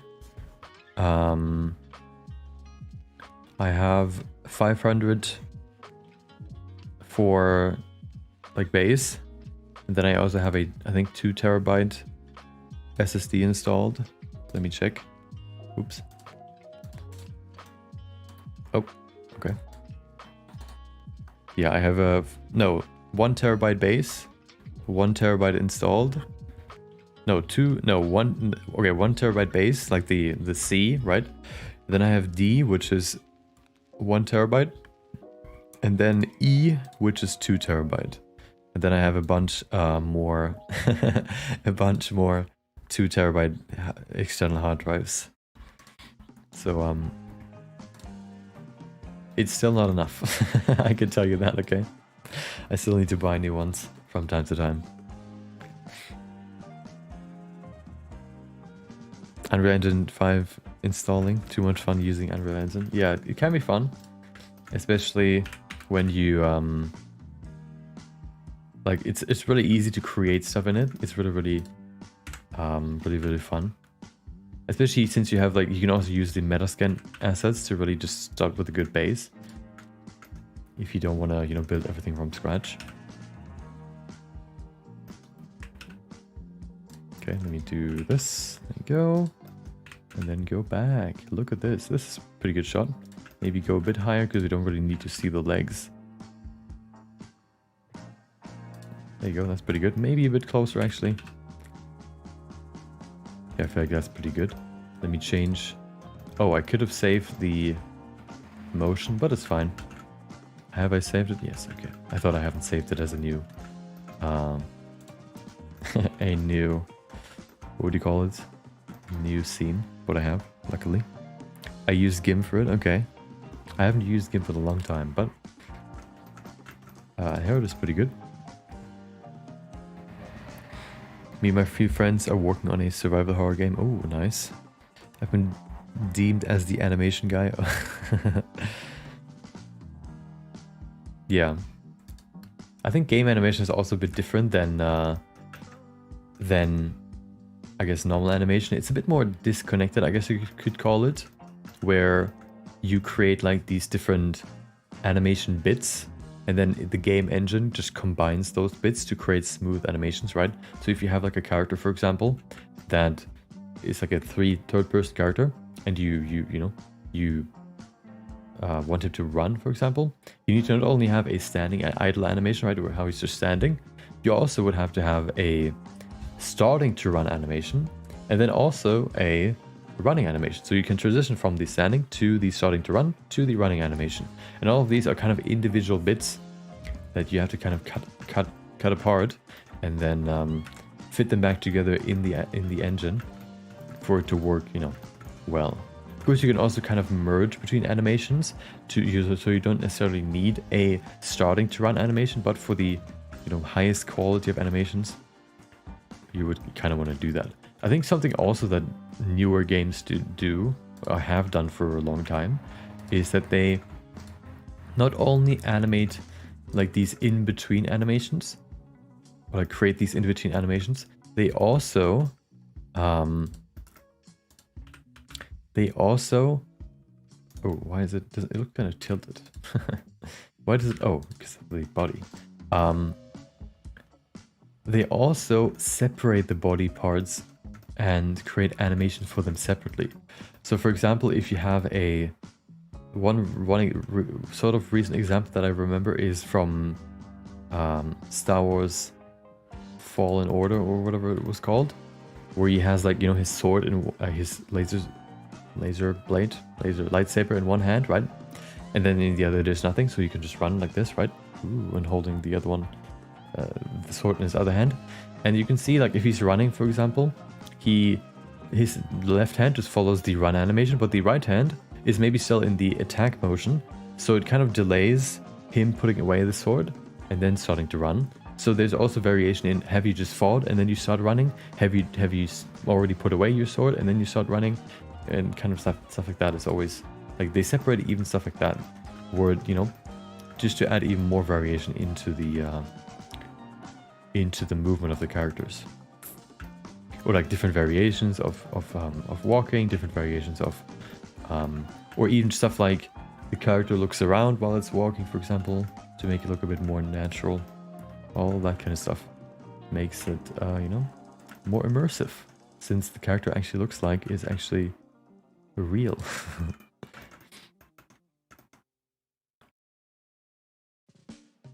installed two games and now storage is full. Yeah. I luckily was able to... I had an external hard drive for a long time. And I installed it in my old PC and I was able to just, you know, move it over to the new one too. So I already had more than I would have had with just the base, you know, the base C port or whatever. But, yeah, space is probably the biggest problem for me at the moment. Just because it's, you know, not only the project, which is actually not that big usually, but the videos, you know, the footage and all the extra 3D animations that I create for the project, I mean for the videos, for example, all that stuff takes up so much more space too.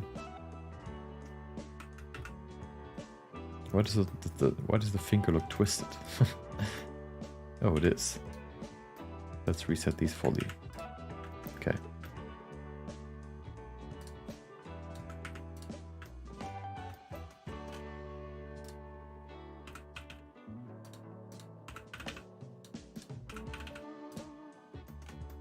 Oh, I guess I couldn't just symmetrize this. There you go. Okay.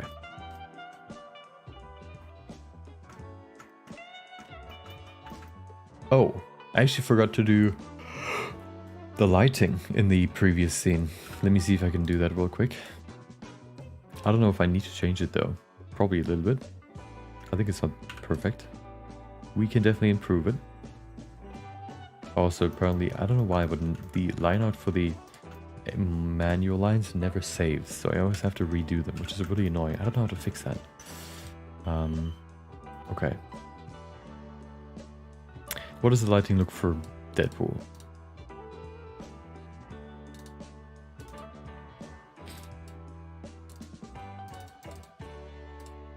Okay.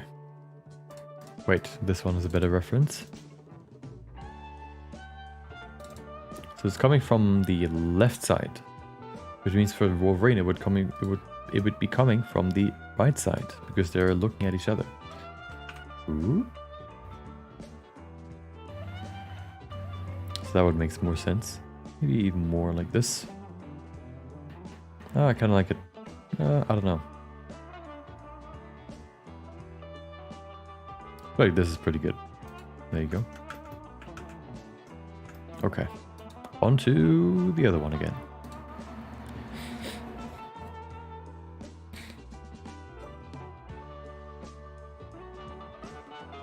Unreal Engine uses motion tracking animation with so much motion like idle to running to stop. Yeah.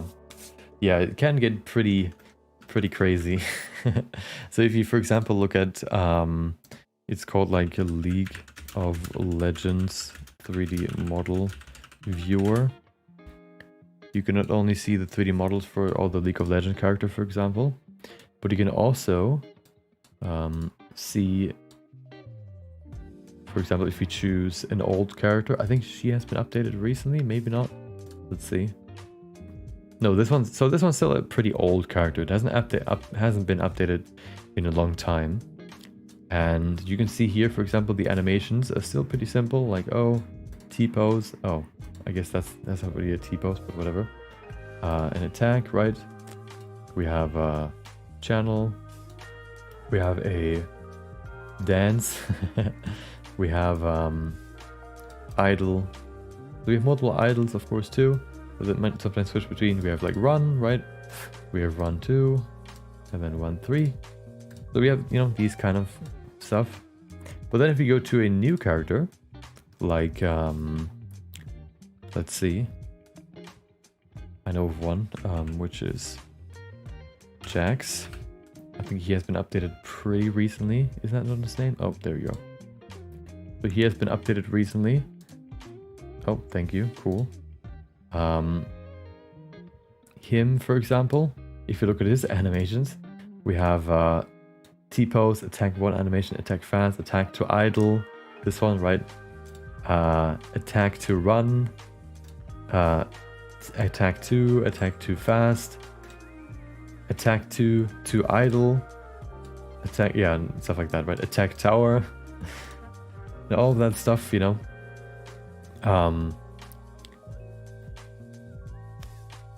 you can see how many more animations we have for this one than the previous one, just because to make it more smooth, to make the animations just smoother, you not only create more custom animations, but also create like, you know, like spell for, like for each, after every, you know, there's an animation to transition from a cast of a, you know, a spell to running, for example, like spell 4 to run, spell 4 to idle, spell 4 attack reverse to run. Spell 4 attack reverse to idle, and all that stuff, right? And that just makes the character so much smoother, but of course also creates so much more work that you would have to do.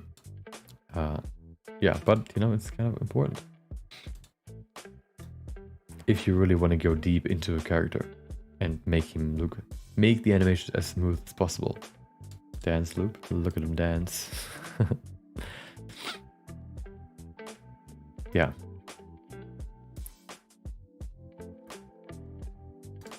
Yeah, so if you really want to go in depth, you can definitely do that. Do you play video games? Yes. Like Myth Wukong. I think I have it on my wish list on Steam, but I haven't really played it yet. I heard that there are some technical difficulties or like bugs and stuff that are still there, so I'm just waiting for that and maybe pick it up later. But I heard it's really good, so it's definitely on my wish list. Currently I'm playing Undertale. Maybe an old game, but I picked it up a long time ago, but played it for like 45 minutes and then stopped when I was like way younger, like 5 years ago or so, because it wasn't hooking me. But now I gave it another shot and I enjoy it. Especially since so many people use the music from that game, so it's funny just hearing it from where it actually came from.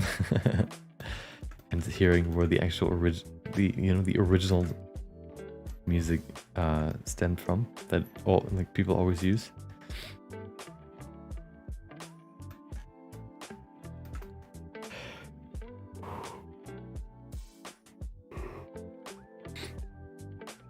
Do you make environmental animations too? No, I prefer you working with characters. I don't know, like, I guess environmental animations, you mean like waterfall or like trees and stuff. Isn't that usually made more procedurally than, you know, character stuff? Okay, so this one is pretty simple. All I really want to have here is a slight, you know, movement. I want to capture the movement again that I've kind of removed. And then basically just zoom out, and that's basically it. I think I'm gonna add the bullet wounds afterwards in grease pencil. I think that makes more sense than actually putting them in here. I think I have to go to the door in a second to accept some packages. We'll see. Hold on, let me listen for it.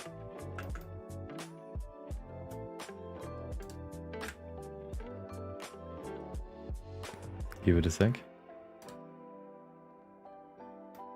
Oh, maybe not.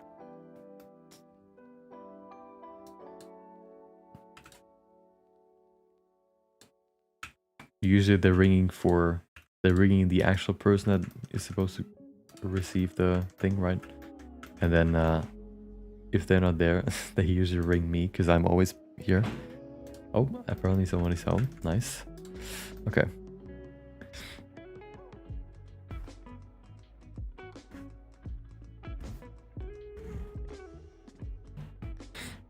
Like to do a Hellblade Senua sacrifice scene in the future. Ooh, okay.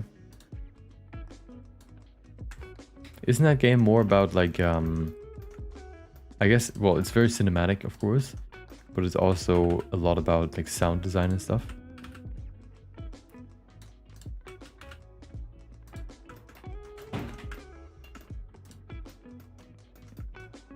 Sound design, for example, is one of those things that is kind of fun and really kind of cool, but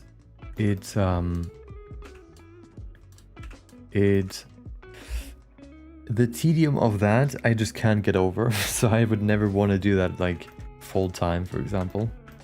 It's just so I don't know, it just, I don't know. Maybe it's better if you actually do create all the sound effects yourself. But if you have to work with what you could find, it can get really, really, really annoying. Researching like 50,000 sound effects to create one scene is really, really annoying. Yeah.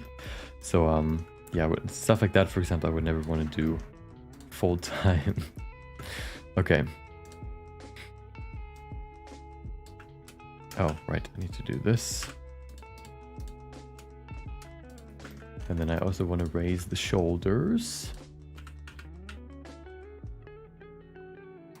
As well as the arms. Oops, I did it the wrong way.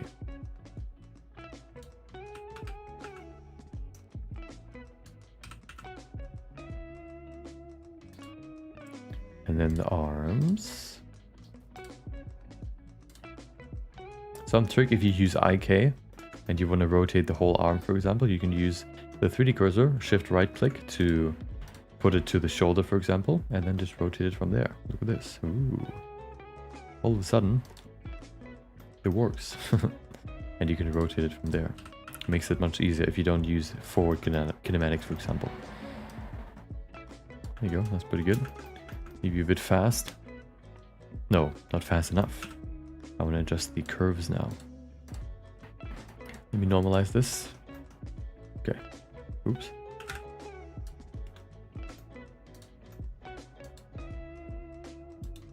Maybe this already is enough, just rotating them like this. Okay, not too bad. Let me adjust all of these and then we should be good. Boom, boom. Why does it still look so... Oh, I only did it for one hand. That is why.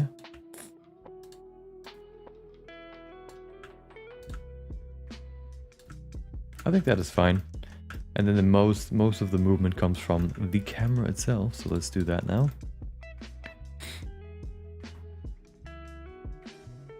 Vikings. Sourcing sound is painful. Yeah, it's horrible. Oh, I need a sound where the sword is not actually clinging and clanging and clunging and whatever. It is just hitting something wooden. Or, oh, I need the sword sound that is not just a clinging, clanging, whatever. It is actually reverberating slowly because it's hitting something that is harder than it. So it's vibrating and stuff like that. Oh, let me look for it for the next 30 minutes. Oh, I finished 1 more millisecond of this shot. Cool. Yeah, it's horrendous. Fun fact for the Berserk animation. For Zod, the main sounds, for his sounds, I sourced pig sounds because they sound kind of like monsters when you hear it. Hold on, let me see if I can find it. Let me see if I can find pig sounds if they're still here. Sound effects, pig. So you can't tell me that this is the sound. Oh, this is the pig, okay? Maybe this one. Let's see. Here. Okay, well this one maybe, but well, yeah, hold on. Ah, computer digital pig snort, of course. Oh, that's a toy.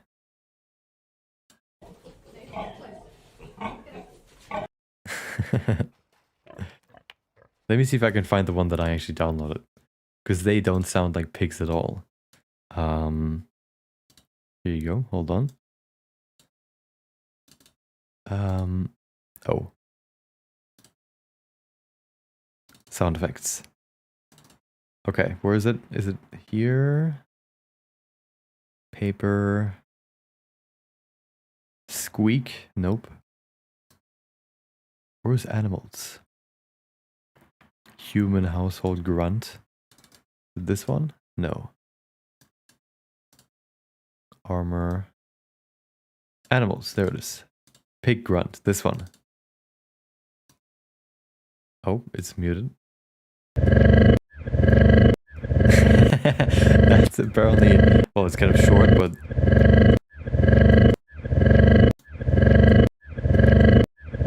that's That's a pig grunt apparently. Or this one. Hold on. Another one. Pig grunt 8. Okay. I don't know why it's repeating the other one. Hold on. And then pig grunt 67. Like this. This doesn't sound like a pig. What is this? That's a lion.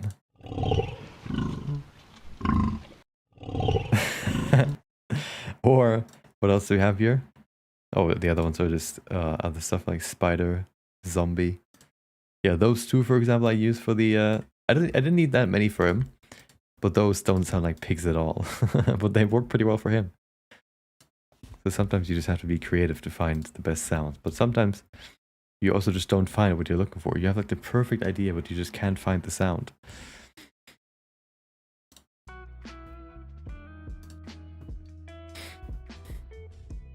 Have you used Blender portals? Not yet. Maybe in the future. I haven't really looked into that too much. Usually I'm pretty delayed when it comes to the new stuff in Blender. So I usually don't, try out the new stuff immediately. So I haven't really looked into portals yet, but it looks pretty cool. Maybe it could be useful in Eevee. Do those exist in Eevee or only for cycles? I think they only exist for cycles, right? Maybe I'm wrong, but I thought so. Okay, camera animation. Boom. Oops. Boom. Shift 2. Oh. Okay, well, I guess that we'll just keep that. Let's zoom out for like 1, 2, 3, 4, 5, 6, 7, 8, 9, 10 frames. Okay, so that's good. Let's zoom in here. Zzz.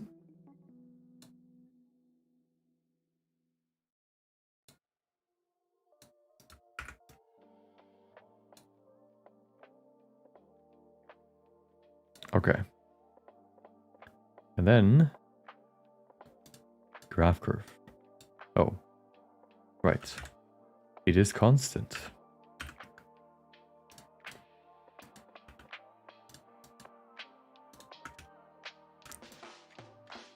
Where's the other curve? I'm missing one. Where's this one? What? Hello? What happened? What is the shift doing? Oh, nothing, because it's 0. Okay.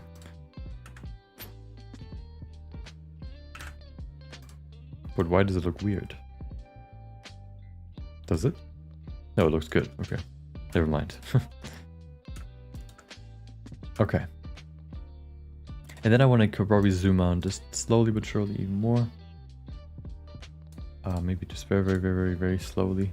How long? Let's see. Maybe to here.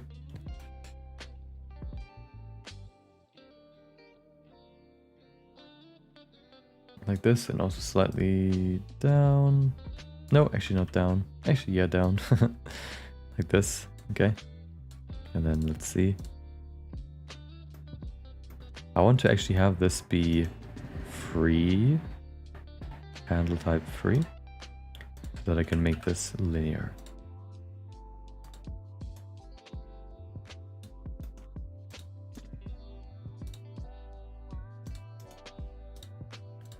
There you go. Perfect.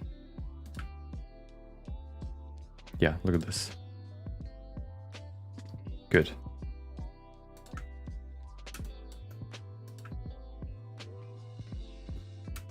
And then we stop here. Good. Pretty simple scene. Maybe we could add like runes, just pre-model them to kind of place them in good places. Also, we need to change the light direction once again. Ooh. Maybe to over here. That looks pretty good. Looking pretty good. There you go. Yep, good. Actually, I might want to zoom in a bit faster. Nope, never mind. I won't. I thought about it and I changed my mind. Okay, I feel like the arms look kind of weird. Let me see if I can change them a bit. I don't know why there's this weird bend here. It's just, yeah, this model isn't as good as the Deadpool model, unfortunately. But I should be able to fix that with the good old tweaks. Looks a bit wobblier, I guess. Okay, good. especially the arms. It was not a good decision to add very prominent wrists like this. But yeah, I made my decision and it was the wrong one. So next time I'll do it better. Okay. Yeah, let me make it just a tiny bit faster.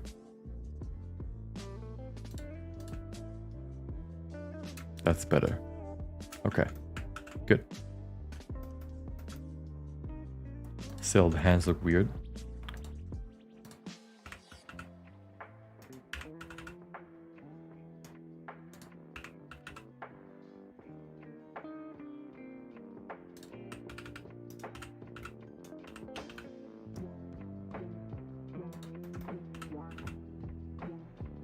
That's better.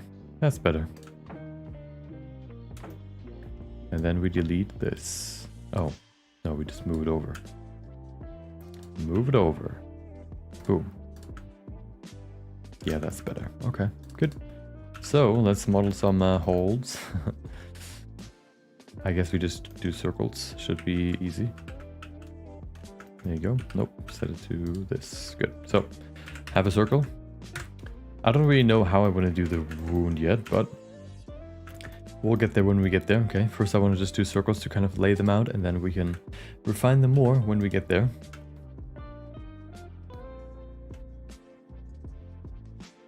Creating sounds needs creativeness. Yeah. Yeah, especially, yeah, when you sometimes just can't find it, I guess you can credit yourself, but that also, you know, is a whole lot more effort, which is annoying. Sometimes you just want to, you know, you already know what you're looking for, but you just cannot find it. Kind of like looking through your toy box back in the day and just remembering this one toy, but you just can't find it anymore. Oh, once again, Mr. Oh, okay. Mr. Motorbike outside.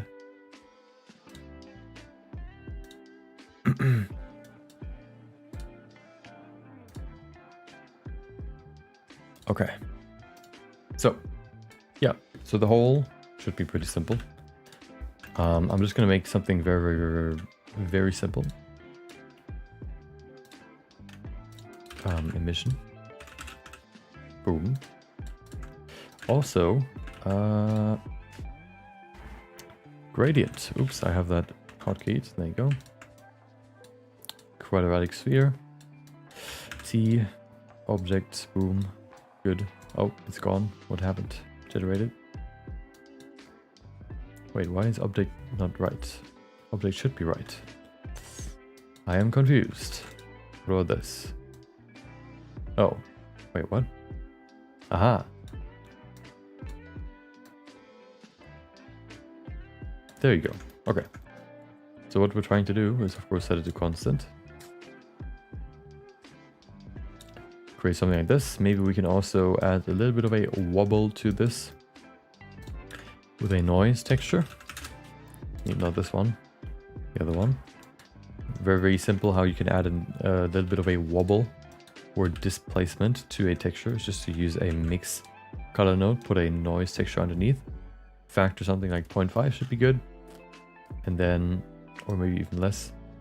This is now your choice. Also, you need to make sure that this currently only goes from 0 to 1, but since it's coordinates, you want it to go from -1 to 1. So we can also use a map range. If you want to find map range faster, you can also just type in MARA and you'll find it. There you go. Set this to -1 and then it's right there. Then we can just scale it up a bit. Like this maybe some more detail. Look at this. Okay. And then the factor. I guess something like this is fine. There you go. That's pretty good. And then color it. Which color should we use? Maybe a good old red. How about a red? Maybe we can use this red. No, this red looks weird. What about this red?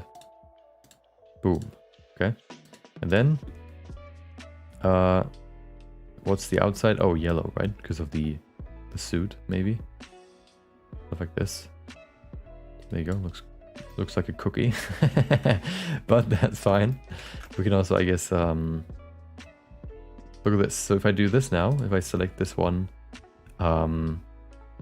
point, I think if I now set this proportional editing to random, I should now, if I scale this out, aha, look at this. We can, oh, we need to select the same on the other side so that the scale is starting from the middle.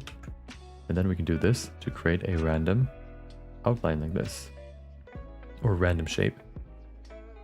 There you go. Do the same again. That's what I did for the 1 hour Godzilla animation too. There you go. And then we have a semi gunshot wound, I guess. Okay.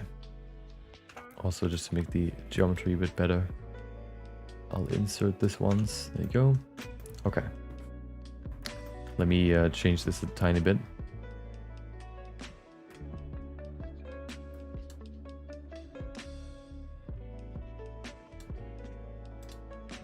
I'm gonna add slightly more gradients here. Actually, I'll do this, make it darker. And then this one can be brighter. Something more reddish, right? Like this. It's not beating the cookie allegations, but it's fine. Maybe we can, what if we do, no, never mind. If we do it, if you make it white, it looks like an eye. But it's not supposed to be an eye, okay?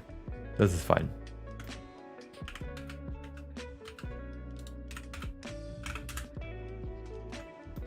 Okay, maybe this is maybe a bit too big. Also, we should probably change the colors to what we see here. Boom. Aha, look at this. Now it's basically merged with the body. Wow. Let's do maybe 3, 1 right here. I guess we could also just snap it onto the body. Never mind. Actually, it's fine.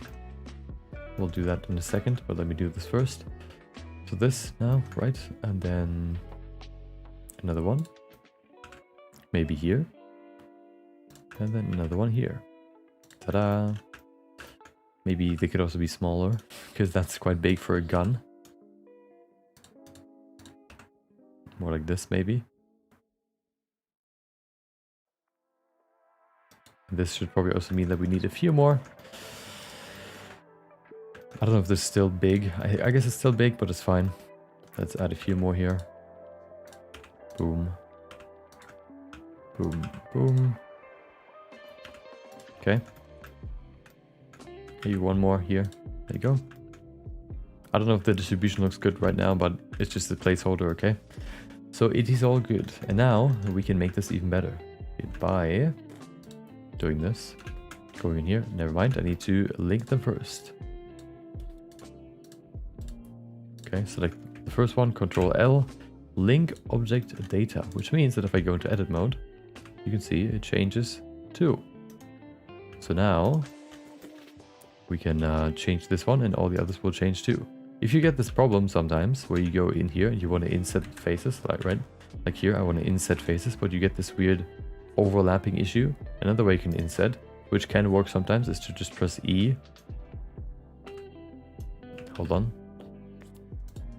Press E, right click, and then you have created, you know, basically a duplicate of that edge. Scale it down, and this way they don't overlap. So sometimes this works better than actually insetting, like in this case, for example. So I just want to do this. I guess I can triangulate it in the middle, and then go in here and use a shrink wrap. Project on surface, negative and positive, target his body, and then change the offset to, I don't know, 0.01. Doesn't work. 0.01. Still not enough. Oh, I know why. It has to be snap mode, not on surface, but above surface. This basically makes sure, sometimes if you, as you've seen here, it actually, if you add an offset to it, it does it in each direction, which of course you don't want. Usually you just want, you know, this all to be above the surface. And that is just because of the snap mode. Because the original here, this side, right, was in the surface and the other one was outside the surface. It basically just, it just applies the offset by going in the direction that it came from. So this one, you know, goes further in, the other one goes further out. So to fix that, you just set it to outside, no, above surface, which means that it takes the target's normals and puts it above that, basically. There you go.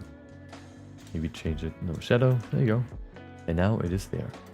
Maybe we can change this, make it smaller, until it basically clips. Perfect. Look at this. And then we can also do that for all of these. There you go. Copy to selected. And ta-da! We have all the gunshot wounds. I guess we could rotate them a bit so they don't all look the same.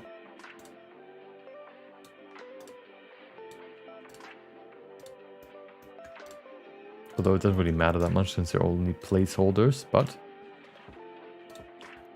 you know what? Why not?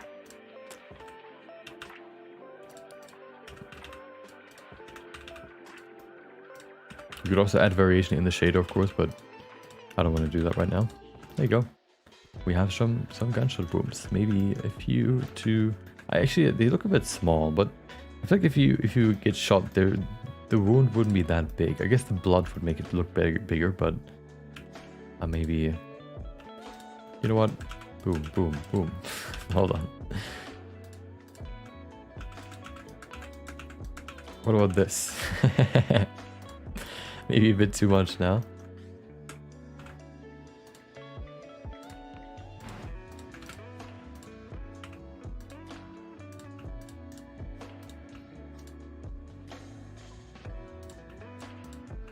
I'm having a hard time distributing them well. You know what? This is fine. As long as they're there, it's all good. Yeah, good. There you go.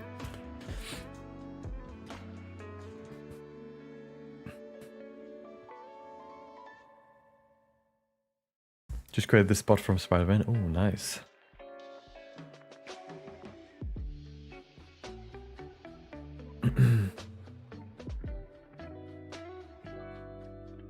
I wish I was as artistically talented as you. I think it's more about practice. I've been doing art for so long now that you know, everything comes a bit more naturally since I've done it for so long. So if you just practice, at some point you'll get to this point, I guess. It's just all about experience. Back to the talk we had yesterday about how babies know nothing, you know, and then they learn how to walk, they learn how to talk, and if they, you know, if nobody talks to them, if you just put a baby in space without them dying, right?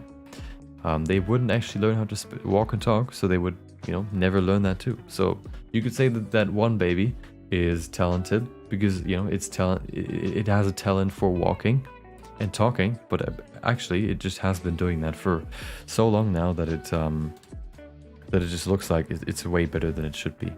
But just because it has been doing it for so long. I'm so bad at doing nodes in Blender. It can be pretty unintuitive in the beginning and pretty complicated. And also nodes usually are more about just understanding or knowing what nodes you have available rather than actually knowing exactly what to do. Yeah, just getting to know all the nodes is usually the bigger issue, since once you know what the nodes do, it is pretty easy to put them together to create whatever you need.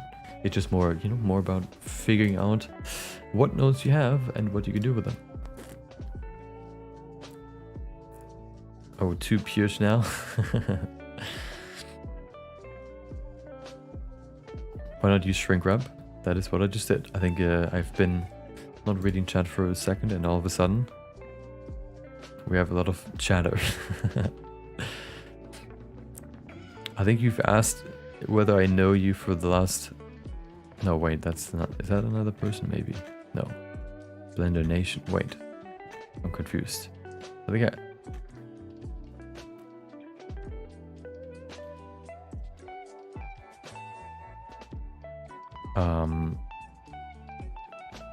Oh no, I have another person that is called something Blender. Blender Nation. That also asked, I think multiple times now, if I remember them. Welcome back, Blend Art. Okay. Need to clean and cook. Oh no. The worst. Okay. Flowing blood. Yeah, I'll do that afterwards in with the grease pencil. This is first the 3D blockout, which this should be sufficient for. Now we need line art, and then this scene is basically done. And then we have 2 more scenes. Oh my god, we should be able to finish this today. That is actually crazy. Let's do this now. First, do I want to call these anything? Nope, I'll just leave it there. Let's create the line art. Wow. Feels like we're rushing through these, probably because the scenes are so easy. Easy to create. So simple, let's call it. Okay. Clear. Manual, clear. You're not here anyway. Manual lights. Okay, so inline, let's pray. Oops, we need to set this to 2. Okay. Yeah. Let's bake the line art. Save, and let's go. Oh, seems to be working. Nice. Deadpool loves distributing, making good looking gunshot holes in the body. Yeah. He's a good distributor of gunshot wounds. Quick tip, put anime cell shader. What do you mean? You mean in the title? At least Twitch chat is chill.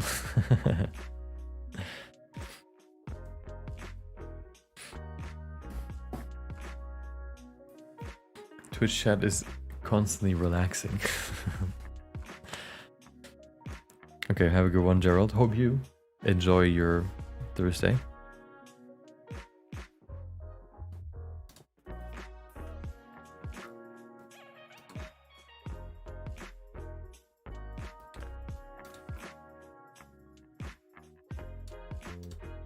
Okay. Yeah. Boom.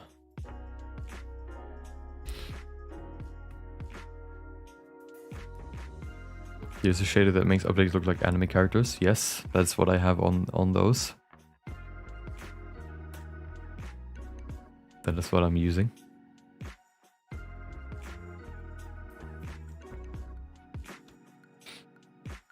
Okay. Wolverine is quite hairy. Yeah, I add his hair on his arms with the grease pencil afterwards. Modeling them is a bit kind of weird, and will probably look weirder if I actually add them as models.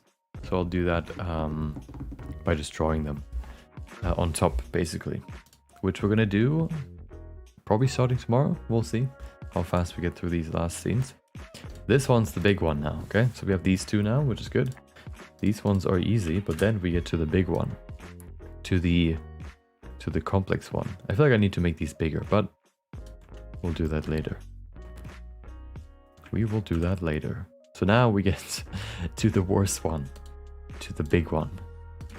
The one nobody has been waiting for. This one. Deadpool hand growing back as middle finger. Oh no. Yeah, let's see.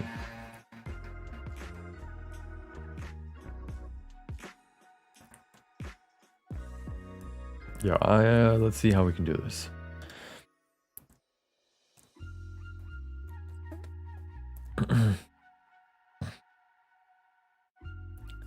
How many scenes? In total we'll have probably 32. Yes, 32 scenes. And then there are more, but I think I'm gonna stop here just because otherwise we would work on this for much longer than I would like, unfortunately. So I'll cut the animation short. It still has a funny ending, so it's fine. But yeah, I've planned more, but maybe my plans were a bit too ambitious for the time. So yeah. I have 3 more of these storyboards planned, but that would take probably like a month longer now if I would do that too. So maybe in a part 3 if that ever happens. Okay. Let's see how we can do this. So there are multiple ways we could create a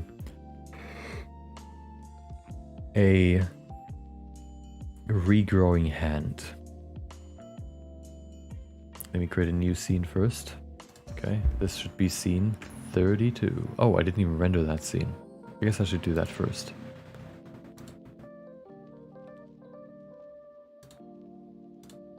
Is that 30? Yes. Okay. Render animation. So there are multiple ways we could do this, okay? There's the dreaded... Oh, it actually could work. Maybe.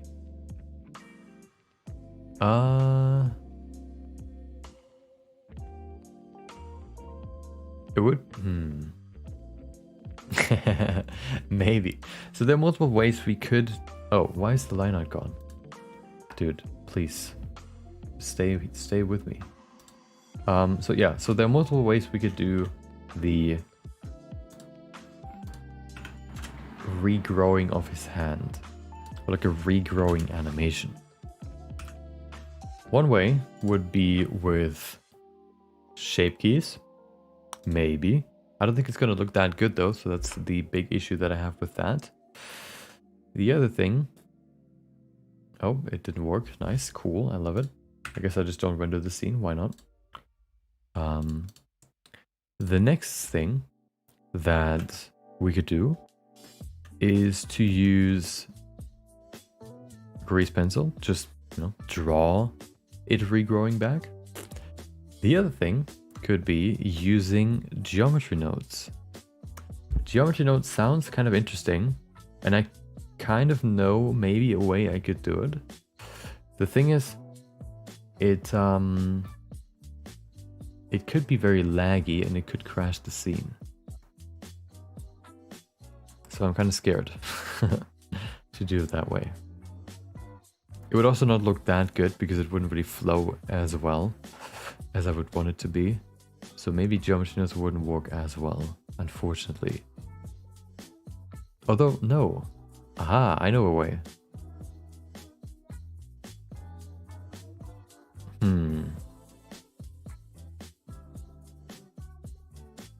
Does that work? I guess it would kind of work.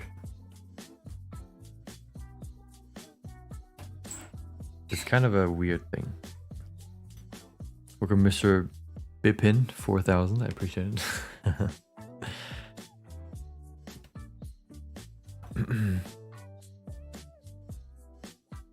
Love geometry nodes. Yeah, they can be fun if it works. Sometimes you get frustrated and nothing works, and then it's not fun. But sometimes it can be fun. When can we expect the part 2 video to come out? Probably at the beginning of next month at some point. Your smile makes me happy.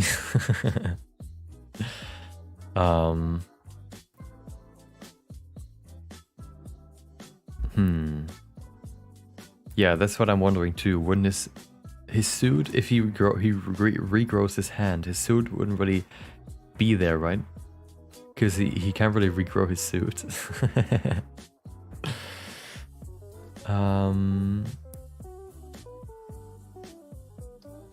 Welcome, Keanu. Welcome. Hope you have a good day. So, I don't know. Hold on. I want to see if there's a reference for Deadpool regrowing something.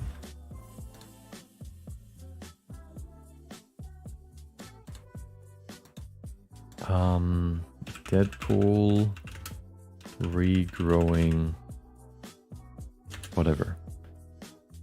Okay.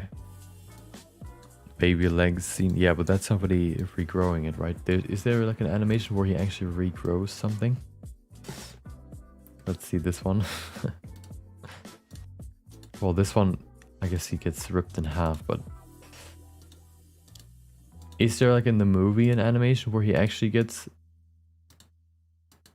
Where he like just... His hand is back? Okay. I guess I think he just reattaches it, doesn't he? Like his arm and stuff, he usually just reattaches it. Blah, blah, blah. Okay, nothing. Good. Well, this one isn't even regrowing it.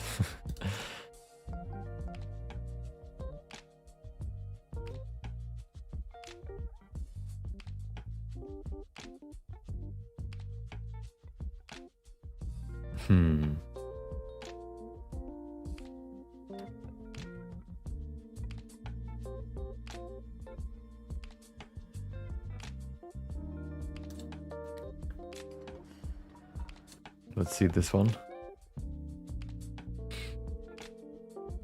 Should I complete my Blender channel? How do you complete a channel? You mean just setting it up? If you want. I guess that's for you to decide. Yeah, he can just take his hand, right, and put it back on, but that's not really what I want to do, because that would be... that in the next scenes, he would, you know, take his hand back. I would like it to, yeah, regrow. It wouldn't really be an issue if it's, you know, if it is actually, if you can see his actual hand. That's not really the problem. I'm just wondering how I could do the, how I would do the regrowing. Here he just puts his leg back in, right, when he breaks it, but that's already what I mean. Okay, blah, blah, blah. I guess maybe I shouldn't... Yeah, I don't remember him actually regrowing something. Maybe we need to actually come up with something ourselves. Wait, did his head just turn around? Yeah. Okay.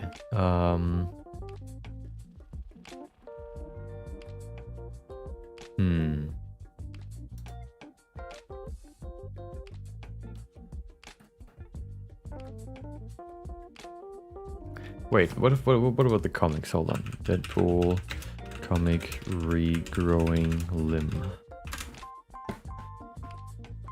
Deadpool regenerates from... Oh, never mind.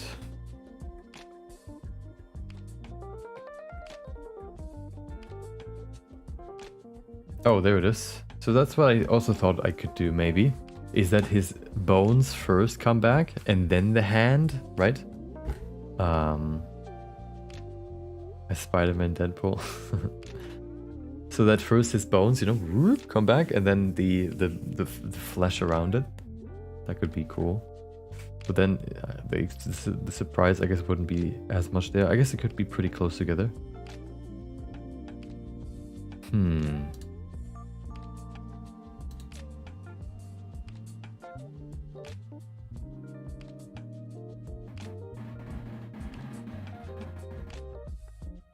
Maybe also it's better to have like a bigger gun wound for Wolverine than actually just like the small, these small holes. We'll see. We will see.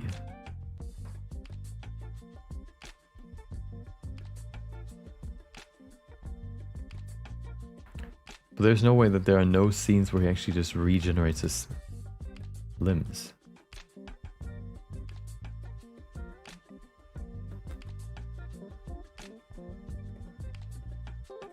Nothing. What's going on? There has to be something.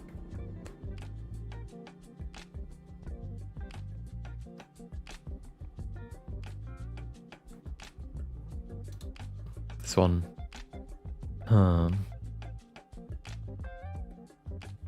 What about Wolverine regrowing limbs? Since they generate similarly. Yeah, for Wolverine it would be like the gun shots, right? But for Deadpool it would be his arm that is missing.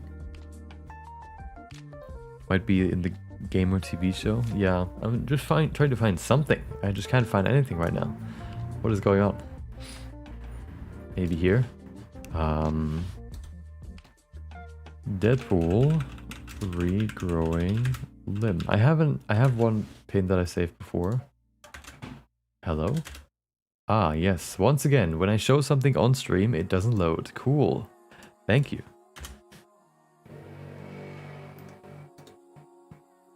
Let's try that again. Never mind, it doesn't work. Once more. I don't know why, but it just doesn't work. Hold on.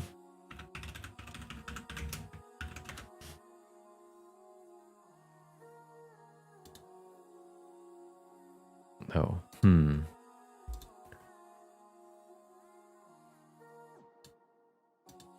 I think we need to, today we need to look at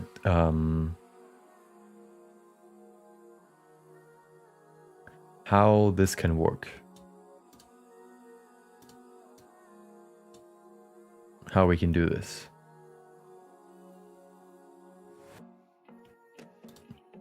I don't know. I don't think we can use shape keys. So the shape keys, I think, are out of the question. Since they won't look as good, and it's kind of hard to get them into the right position. So gonna heal Yuji's arm. Let's see.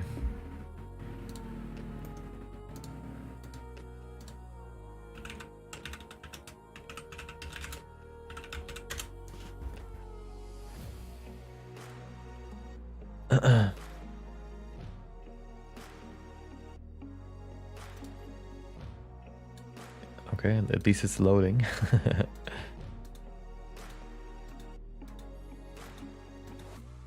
Oh.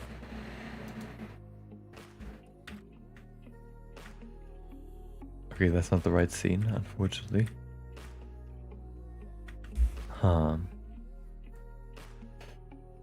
I think we need to come up with our own healing animation, but that's, I guess, not too bad. I just need to figure out how to do it now.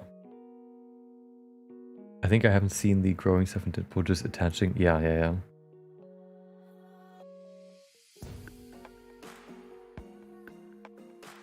Yeah, I'm not trying to reattach, okay? No reattachment, okay? I'm trying to regrow it. That's the whole gag, that his hand regrows as a middle finger. The animation, if you look at the next part, where is it? I guess it could still work this way, but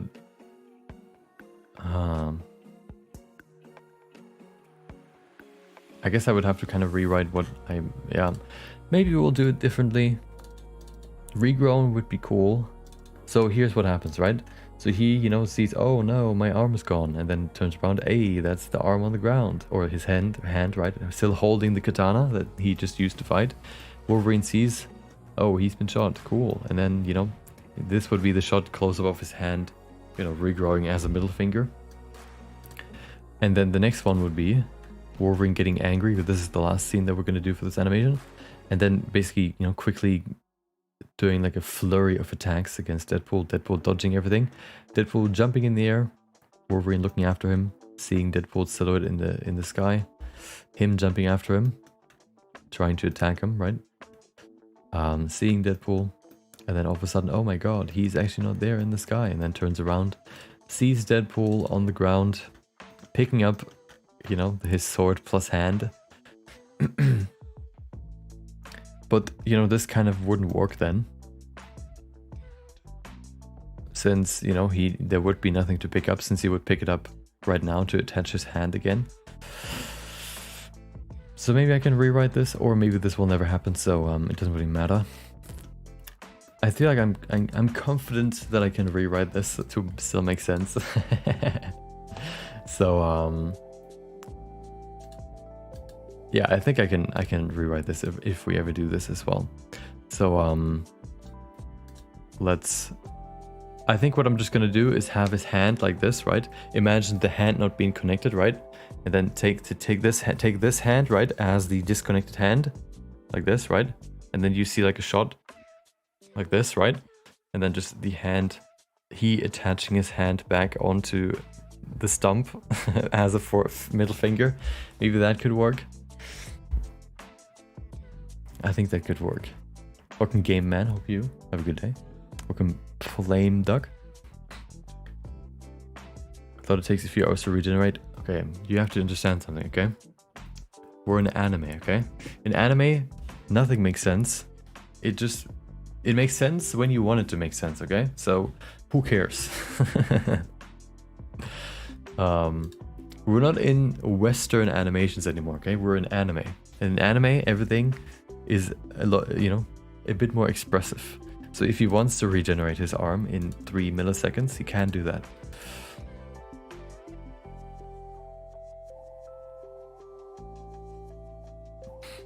Do you know Geometry Node Dash? Geometry Node Dash. Geometry Dash, I do. Artistic freedom, exactly. If you want his sword to glow, his sword can glow, okay? So don't worry about that, about not making sense. He regenerates like Kimiko from the series called The Boys. I have never watched it, but I've seen a lot of clips from it. I don't actually remember like a regeneration scene. Super Crook's arm regeneration. Let's see. Super Crook's arm regeneration. Ah, this one, yeah. I think I've seen this one before.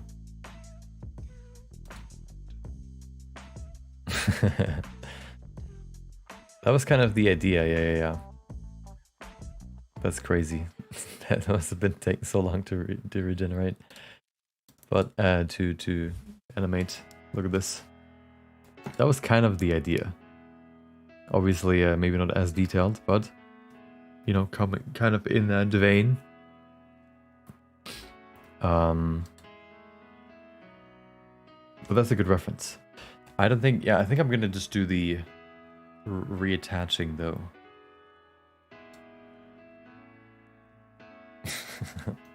Moving out of the frame. Yeah, I think that's easier. Maybe put 3 hours later frame. No, that's boring. I want it to be in one motion.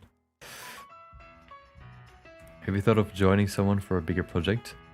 I thought about like a co-op project or something like collaborative, but I haven't really fleshed those out yet. So nothing planned. Yeah.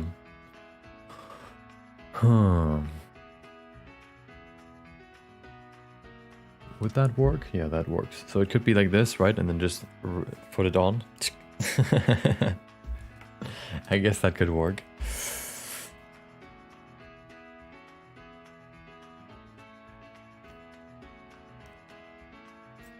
Let me see if there's maybe actually someone has already made like a regrowing limb animation. Geometry nodes. Regrowing limb.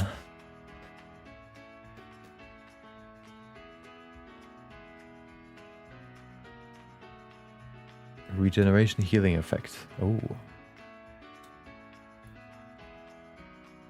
Oh, they actually use Deadpool as an example. Hold on.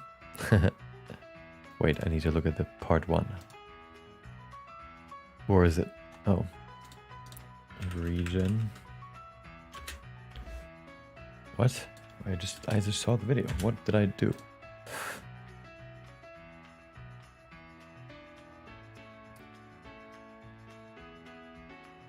I just lost the video that I just looked at. Regeneration healing effect part 2. Where's part 1? Whatever, let's just see the end first. Aha, there you go. Oh, it's okay, let's see. Let's see what it looks like. Oh yeah, that's already what I'm looking for.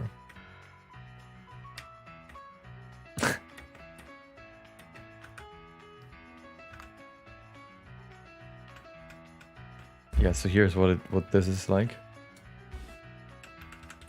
That is basically just a Boolean effect. Maybe a bit more complex than a Boolean effect, but I know how to do that. I've done that before, but not really exactly what I'm looking for. Let's see. Can you link the video? Do you want to see it, or do you want to I just showed it on stream, so maybe the delay. You can tell me if you want to see get the actual link for it. But it's not really what I'm looking for.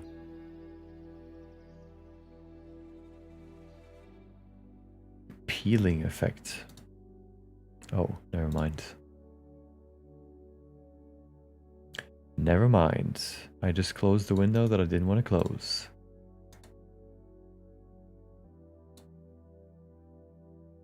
Oh, you shot. Oh.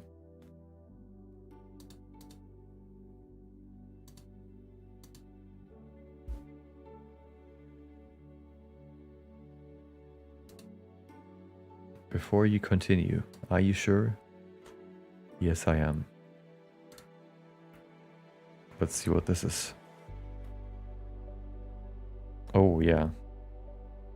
Well, yeah, here, this one. Mr. Bippin just linked. This is kind of what I'm looking for, but it's by Cartesian Camel, so caramel, not camel. So it probably contains at least 50 hours of work, which I don't want to put in. But let's see. Maybe we can, you know, maybe.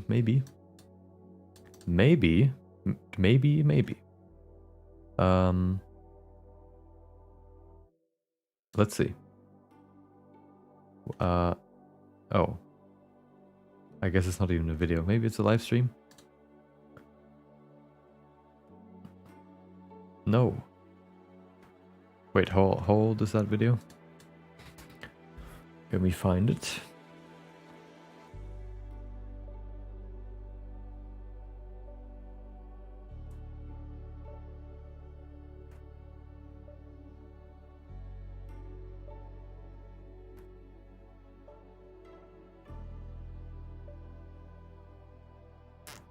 We cannot. I cannot. I guess I could just go back. Hold on. What is this window? Is that a YouTube app? What is this? What am I looking at? What? Is that a... No, what? It doesn't even show me what that window is. Is that a Discord? No, it's not even a... What is this? What do I have open right now? I think it's an OBS window. It looks so weird. I think it is. Okay. Hold on. There it is. Okay, what does it say? Any dates? I think it's here, right? Description. March 13, 2024. Okay. Let's see.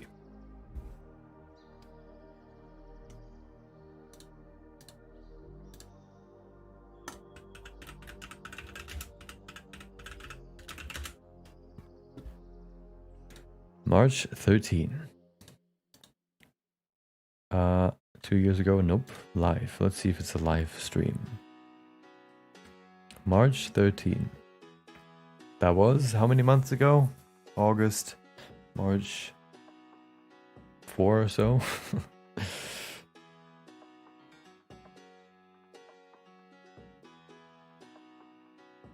I missed it? Did I? Here.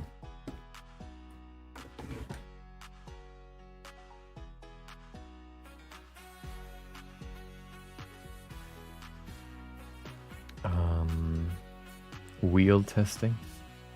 Lego said. Armor breakdown. Mesh folding.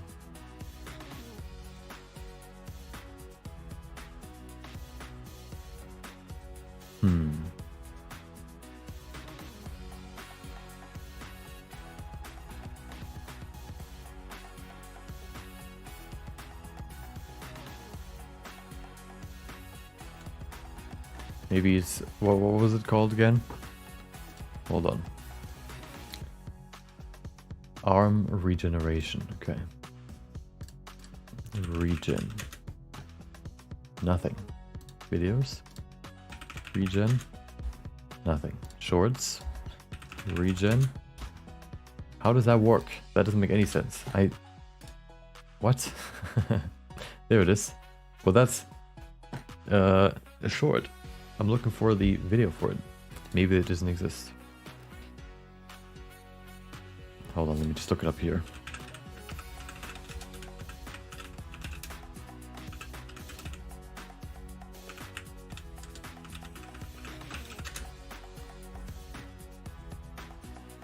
Aha, no.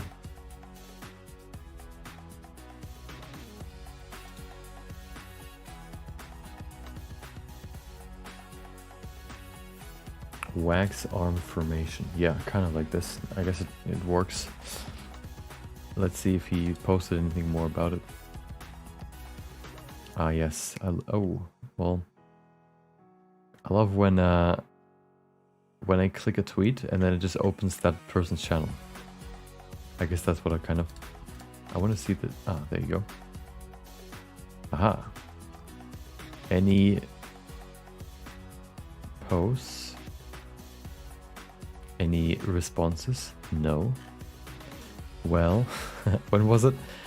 Can I just go to this moment in their history? I guess not. Which one? In March 14th.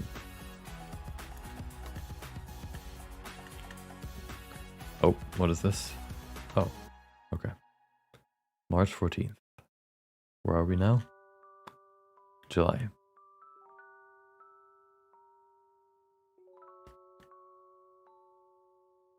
Oh, what is this? Nope.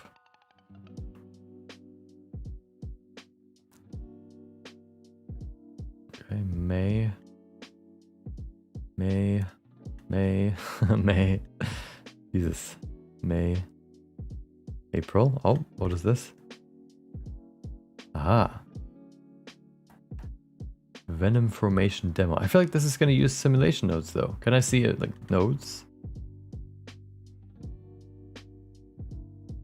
Yeah, it's just, I think he uses simulations a lot, which of course I don't want to do here. I would like to just do it by animating it manually.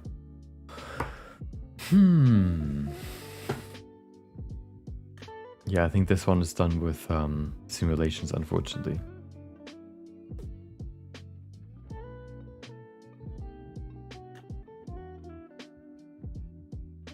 Yeah, this basically building on top of itself, which is mainly made with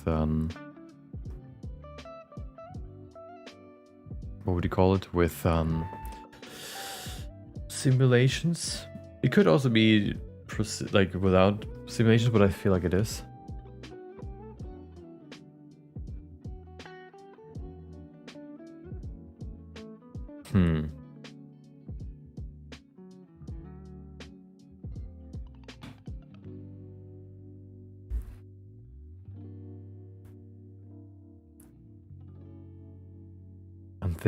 I'm thinking.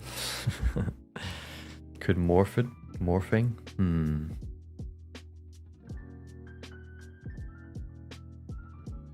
Just found your channel and I really love the style. Fits so well. Thank you. Found the source file. Yeah, I found it too, but it's not... Can you check if it's simulations? I think it's simulations. Let me try something. Wait, no. Let's play around a little bit, okay? I want to play around with geometry nodes. Let's see, hold on. Oops.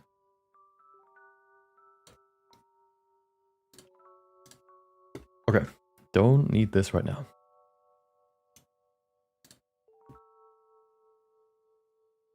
Will you be doing voice acting? Nope, only sound effects and music. Voice acting would be a bit too much of an effort. Okay, so cube. Never mind, that's not a cube. Cube, okay. Let's see what we can do with this. Boom. Okay. Where are we? Oh, right. There you go. So here's something that I know. I think I know, okay? You can use volume to mesh. No, mesh to volume to do this. Okay. And then you can do volume to mesh to bring it back, right? Oh, I used the same one. Volume to mesh. There you go. Okay. Do this. You get basically a cube back. You can change the settings to make it, you know, more, more specific. Make it really dense and stuff to make it really close to the original. See, it's pretty close. The only thing is that there's like a bevel now to it, which I don't think you can really change, but that's fine. It's only really, Deadpool doesn't really have any, sharp edges. But now what we can do is we can affect the density with, for example, a noise texture like this one. Wow, put that in here. Never mind. Oh, that's something I actually remembered not working. It works if you use a volume cube. Volume cube, right? Put that in here. We have a volume cube. And then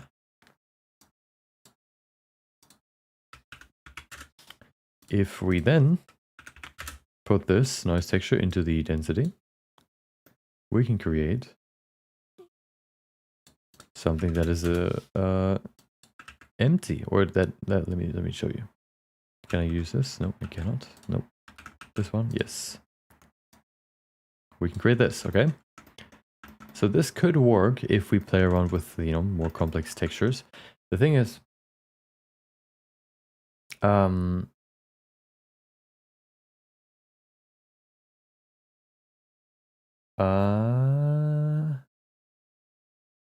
so what could work is that we could use this. Oh, let me try. Okay, so we have this cube, right? We have this cube. What if we transform this? Okay, so that it's I don't know, up here, just to test it, right? Set it to 1. Also, music gone for some reason. Why don't you continue? There you go. So we have this, right? So if you bring this back, bring the cube back, we have both. That's not the cube, that's the cube. Okay, cube's here, mesh cube, volume cube is here. So now if we use a Boolean, not this one, the other Boolean, mesh Boolean, put this in here, and this in there, oops, this in there, we can cut it off. There you go. Looks horrendous, but I think if we change the this from, change this W to something different, it should at some point create a solid mesh. There you go. An almost solid mesh. Is this, oh, I should probably make it bigger. Let's set it to like 1.2. There you go. That should make it more, yeah, that makes it solid, okay? Like this, okay? So what we could do is we could use this to hide more and more of the original cube with a Boolean operation. Problem with that is that it's very expensive. So if we set this to 20, oh, maybe 50. Why is it not working? Can you please give me just normal Boolean operations? Hello?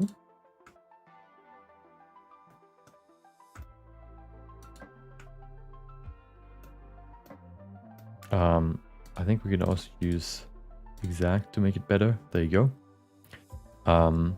We could use this. It's just a bit laggy. Actually, it's not too bad, but so we could, for example, if we were to use this, we could do this, right? Just to kind of show what the disappearance effect could look like. Not like this exactly, but just kind of the idea. And then, ooh, it becomes more and more of the original shape. Wow, look at this, right? But then, I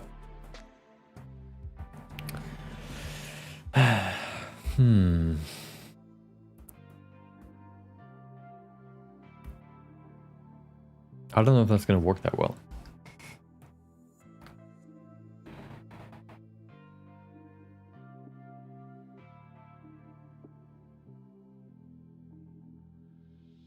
Welcome, Zach Kibbe. Hope you have a good day. Your voice is naturally nice. Will be nice for a heavy character. Thank you. For a heavy character.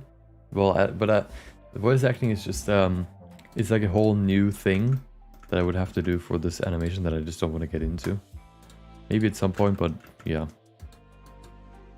Not right now.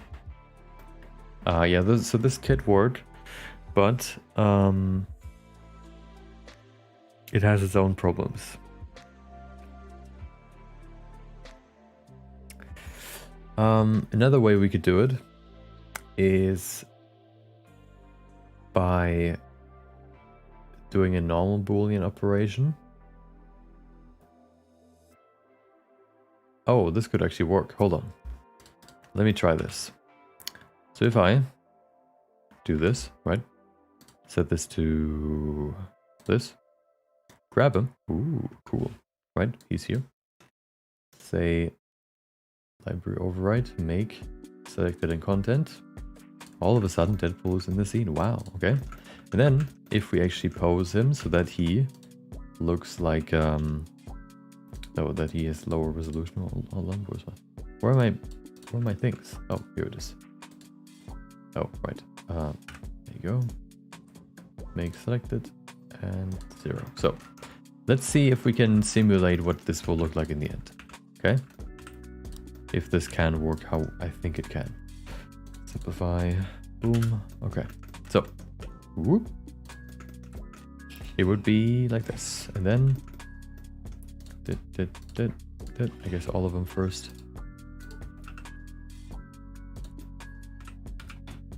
Okay, kind of like this. Looks a bit scuffed, but that's fine. I always had trouble aligning these bones perfectly, but fixing them shouldn't take too long. There you go. So kind of like this, right? And then thumb too. Okay, so this is the base. And then we of course need to do this. Okay, so this is the base, okay? There you go. So here's the thing. The armature is an unmodifier, okay? So theoretically, we could apply and change before the armature, like here, to these fingers. And then the pose happens afterwards. I don't know if that made any sense, but let's see if I can simulate what I mean. So theoretically now, okay, if we were, can we put a, oh, first of all, I need to make this. I think I actually need to unbind this fully. Let me do that real quick. Okay, there you go. Everything is unbound. Let's do a Boolean operation. All right, put that here. And bring it all the way to the top. This doesn't work. Cool. Well, that doesn't work. That's not good. So that doesn't work. Another idea. Okay. Idea number 2.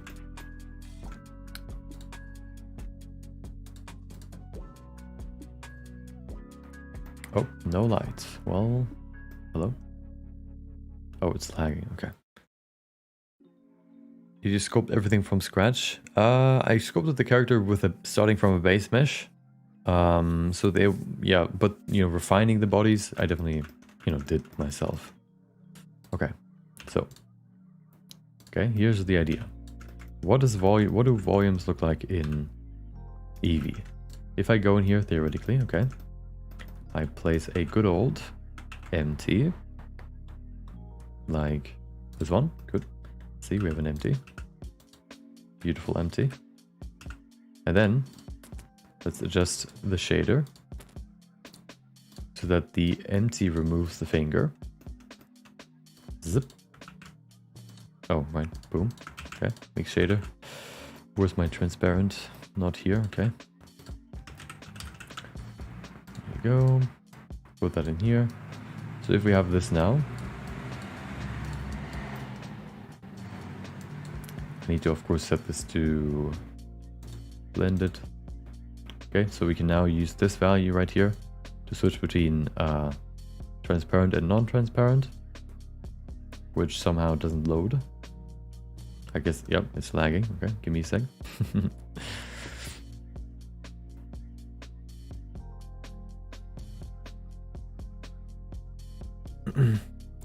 So for joining and asking stuff when you're busy, no worries, you can always ask stuff. I decide whether I answer or not. kind of want to ask because I've really wanted to do the stuff that you do, and I wanted to know what's the best way to start modeling or animating 3D.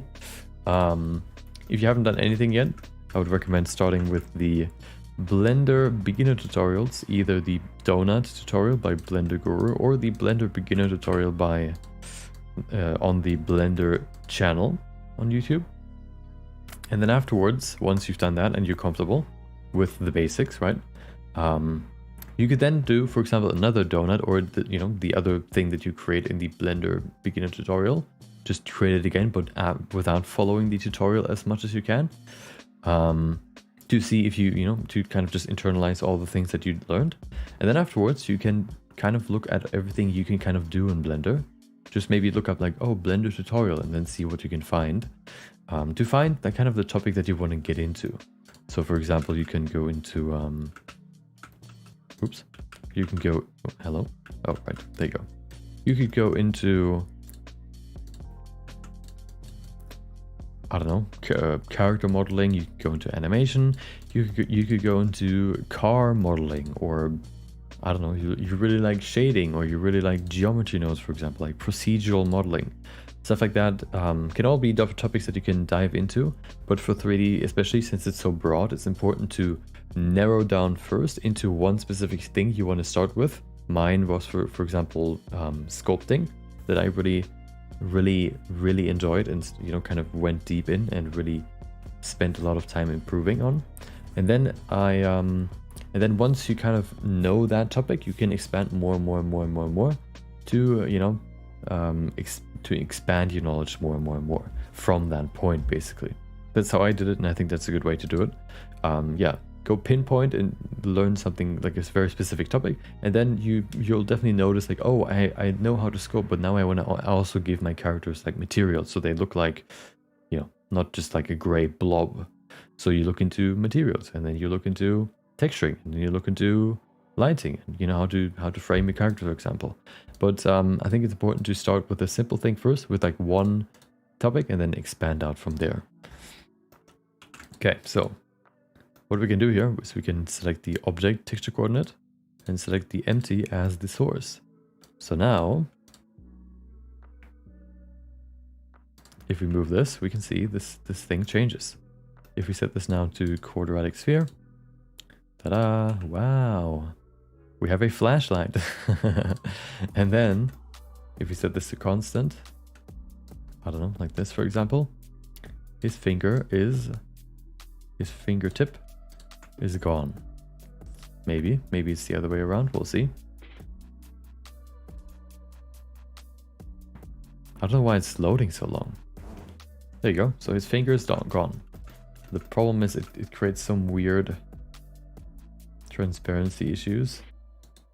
There you go, okay. So the problem with this is, first of all, it has back face culling, meaning like it's not solid, right? There's no flat surface where you basically cut off the model or the finger. And the only way you can really do that is with a Boolean operation, because that creates a flat surface. Or what I want to test is, what if we use principled volume? Okay, put that in here. This creates basically like a, I don't know, like a fog inside the model, which isn't really visible right now. But if we, for example, disconnect this, we should be able to see, oh, nothing, cool. Okay, maybe more density. Ah, there you go. This is what I mean. So now he became Shadow Man. Okay. But of course he's not supposed to turn into Shadow Man. He's supposed to turn into oh, there you go. So now you can see his finger is back, but not exactly how we want it to be. But we can still do the same here again. We can use the color density, right? And then put that in there. And then use a math node to multiply the density so that we have more than one density, because usually the gradient only goes from 0 to 1. So if we do this, boom, multiply by 50.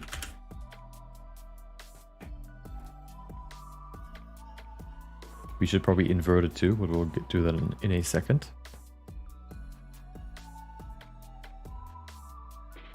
Oh, there you go. Invert it. And invert this. God, it's so annoying how it's loading every single time. Please.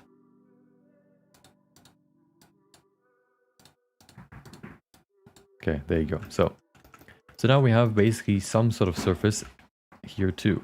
The volume basically fills that empty hole. The thing is, of course, it's kind of weird and not really looking like a surface. But if we increase this to like 5,000, okay, it doesn't really look that great. But it creates a surface. So what if we, theoretically, okay, just to test it, what if we, actually we can probably also increase the volume, there you go, resolution, 1:1, easy, okay.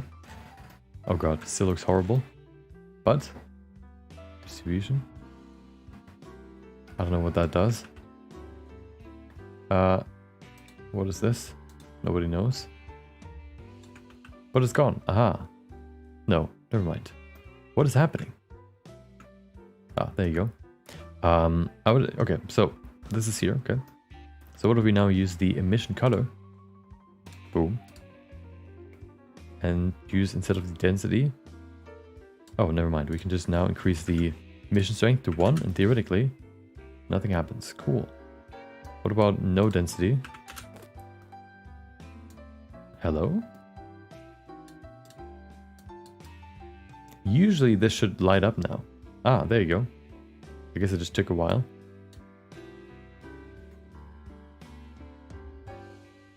Oh right, I need to wait every time I change a node. Need to wait a minute for... Oh, there you go. So this is what it kind of looks like. Of course it shouldn't glow like this. So I guess we could turn this down.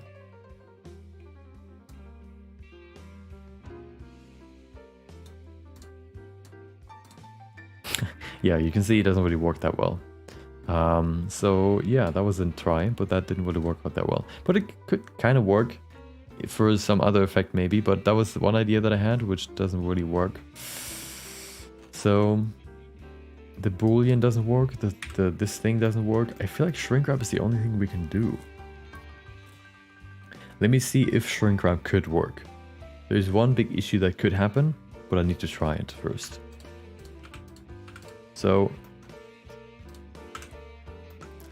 of course this is already posed, right? This is already posed, right? Boom. Okay. Here, take this, okay? But the thing is, do shrink wraps, I mean to do, what are they called again? Shape keys, are they applied before the operation or after? That is the big question now. What I want to try is I want to take the hand. Okay, take the hand, separate it from the body, create new shape keys only for this hand. Boom. Oops. Yeah, I'll show you what I mean in a second.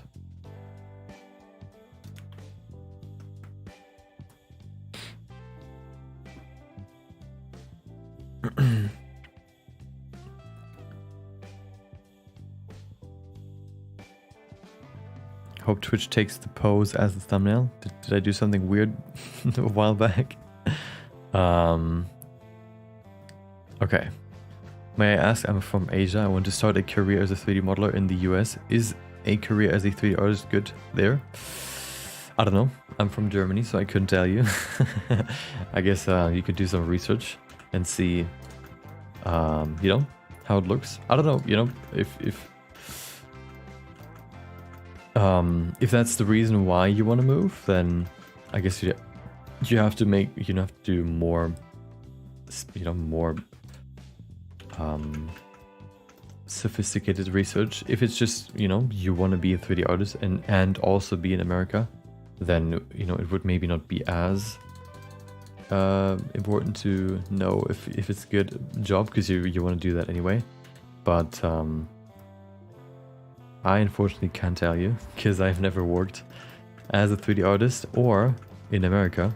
So unfortunately, I'm the wrong person to ask. But I wish you all the best with your job pursuit.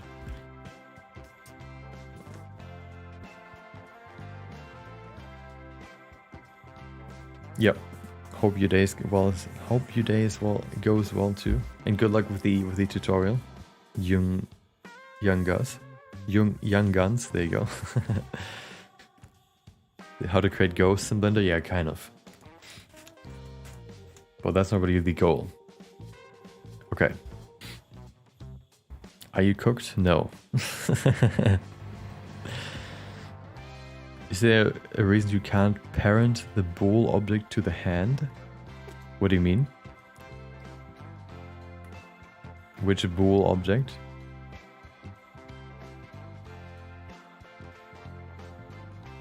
To 4.2 EV keeps saying max shader compilation enabled something. Yeah. You need to go into edits, preferences. I think it was in here. There were a few things you had to do.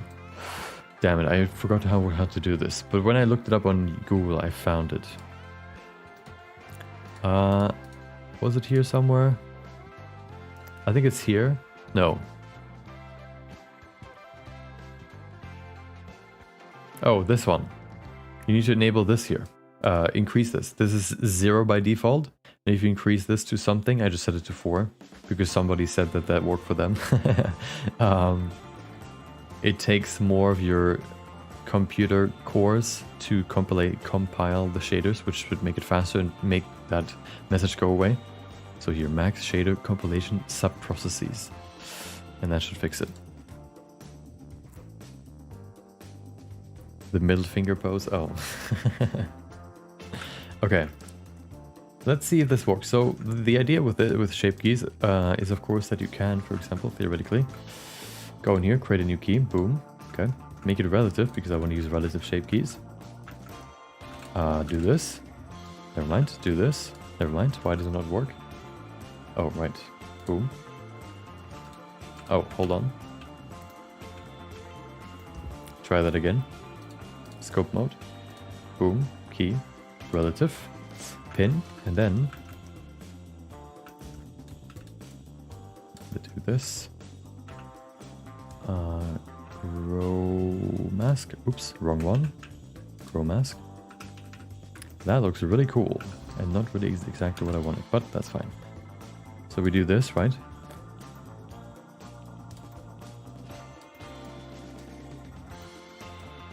Okay.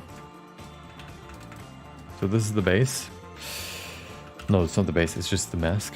Do this, for example. Okay. Looks decent. New key. Boom. Oh.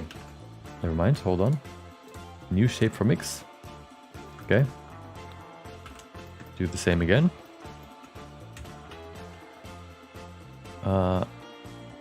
Where's my mask thing? There it is.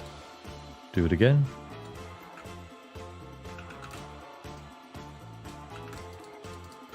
Okay. Looks horrible. Okay. This, right? And then do it again. Okay. Do it again. This doesn't work, unfortunately. And let me do this one again. Ooh. Okay, do this. Bring it in. I don't want to do too much here, so I wish to do this. Okay, so we could do this theoretically. Okay.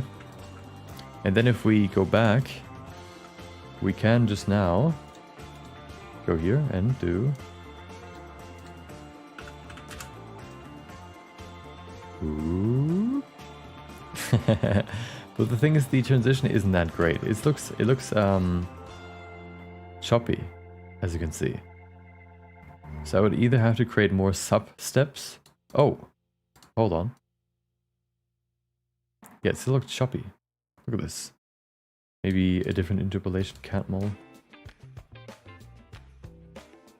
Still looks weird. What about B-spline? Yeah, see this choppiness? What is going on here? But you can regrow it like this, of course. But the problem is, I would first of all have to create more sub-steps, which isn't that the worst. But the thing that I wanted to test now is, if we do this, does it still work? So if I do it now, does it follow the pose or does it go somewhere else? Yeah, see, this happens. And that is the issue. The pose gets applied first, I think, and then the shape key. And the shape key only stores where the vertices are supposed to go. And so, which means that since now it's in a pose, it goes somewhere else. So that doesn't work. Or I guess what you could do is you could create the pose first and then create the shape key. Let's see if that works.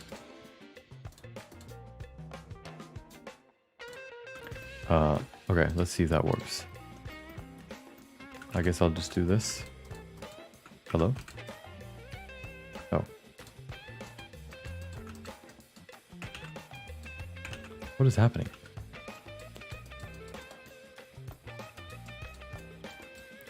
So let's see if this works better, if we actually just do create the shape key in the pose itself. Okay, like this maybe. And then another one.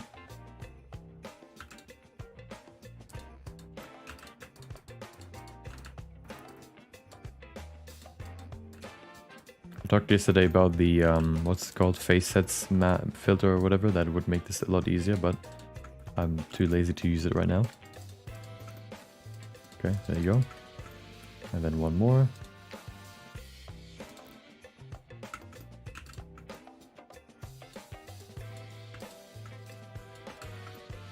So this could work, maybe, we'll see.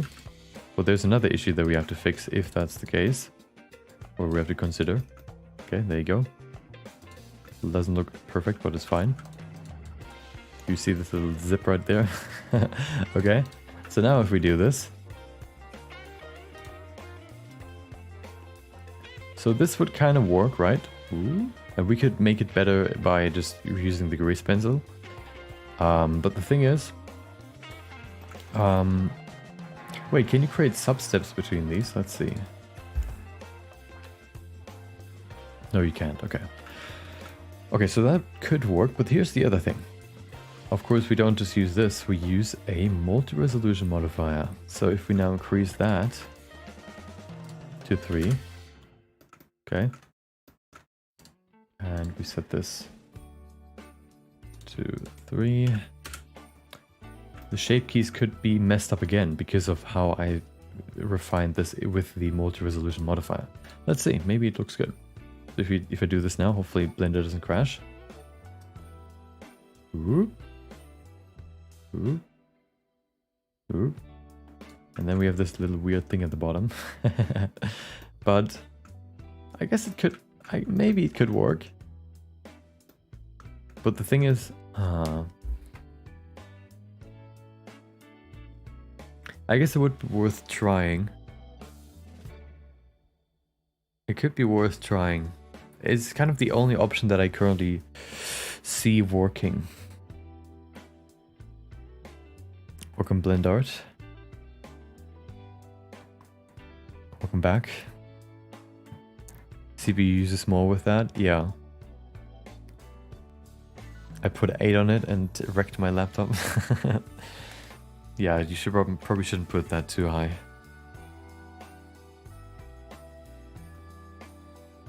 Any tips on how a 3D artist starts his career? Personal work to develop your skills and also to, you know, create stuff that you can show off. You know, like personal projects that show that you can create high quality stuff. Also maybe something optional, maybe a bit more optional at least, would be like a degree in a certain field. Because usually in a degree you don't necessarily learn how to create something better. Like how to do the artist, like how to be an artist better, like the skills. But what you learn is like how to work with people better, and what the like industry workflows and standards are. So you know, uni for example doesn't necessarily teach you how to become a better artist. That kind of happens with practice. But what it does is it teaches you how to work with, you know, how to communicate, how to make sure that all people know that you're, you know, what you're doing right now, and, you know, making sure that you tell people when you're like stuck or whatever, like working with other people and what the workflows there are, communication stuff. You don't really learn, you know, if you just practice on your own. So you can kind of get some experience that way, but I think at the end of the day, it's still the most important to be a good artist, I guess. So if you don't want to go to uni, then it's just about practice and building your portfolio. I recommend that the baby knife jumps out of the nowhere. You mean the oh.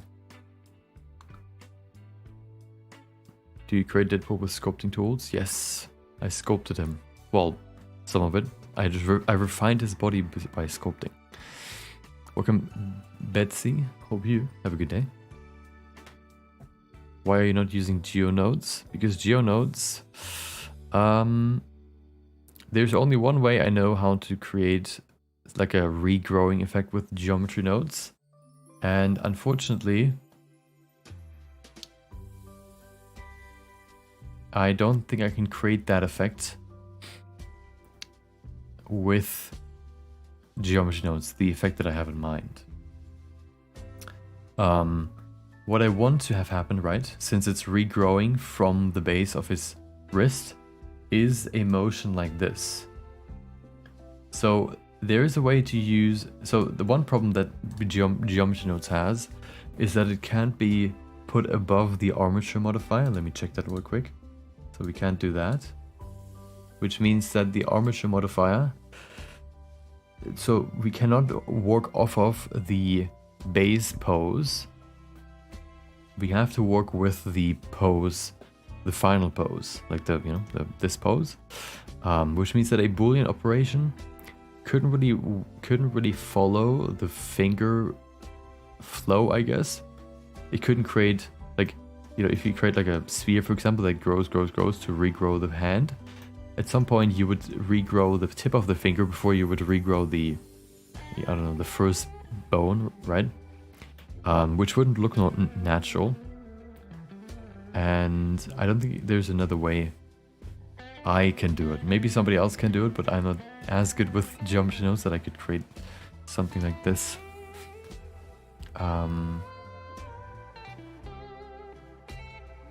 With geometry nodes. Let's just say I'm just too bad at it, okay? That's why I don't want to use geometry nodes.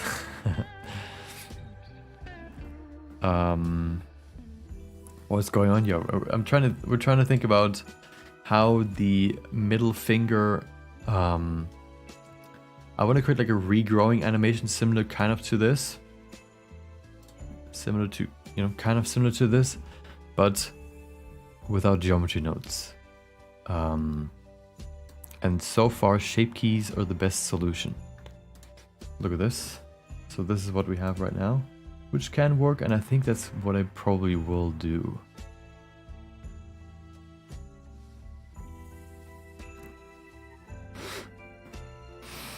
I just need more sub-steps, I think, and then this could probably work.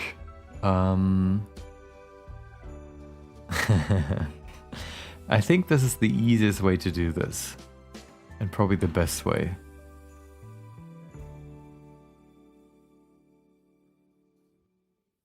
I just need to do it. I'm just thinking if there's a better way to do it, but I don't think there is. If you could deflate and inflate. The problem is, I think that the same thing would happen that happens when you smooth something. That you create the infinitely small, that you spaghettify basically everything. It's kind of like a black hole. Hold on. See where it's just thinner and thinner and thinner the more you smooth it. Kind of like a black hole. It spaghettifies everything. That's, I think, that would happen with inflate and deflate too. We have an inflate and deflate tool, of course. This one. And if we do this, you can see it does the same, kind of. So, yeah.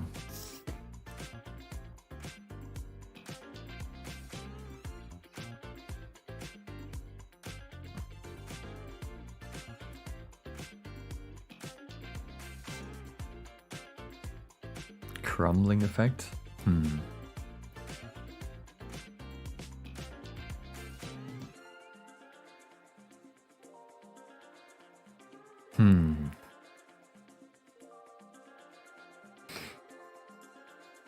I feel like shape keys is the best way to do this. I don't know if there's... I'm trying to think if there isn't really anything else that we've tried so far that works well. I could use the transparency with the empty. No, I can't. It kind of creates the same problem as the Boolean operation.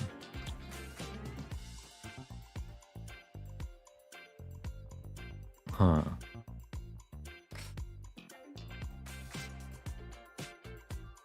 It's all annoying. Let me look for some modifiers and just see what we can find here.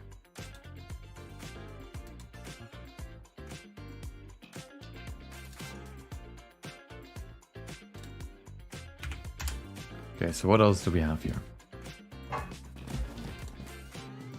Deform.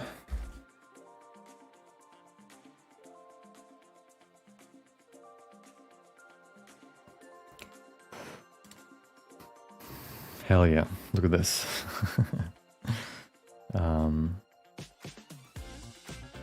Ooh. That's not really working at all, of course, obviously.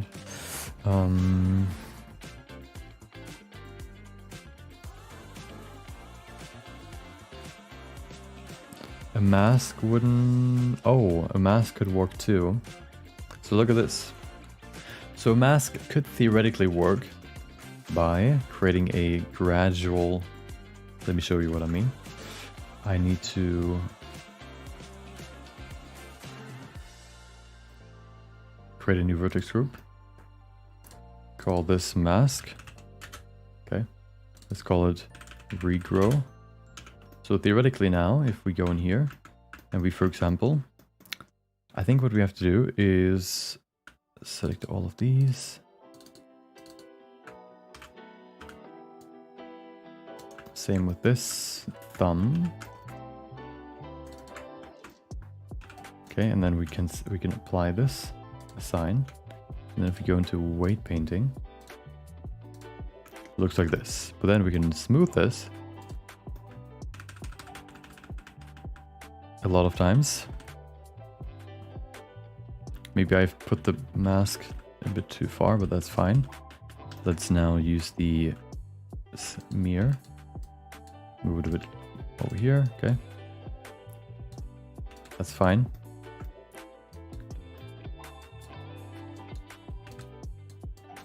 The mask kind of works like the transparency thing, although not as well, because now if we use the mask, regrow.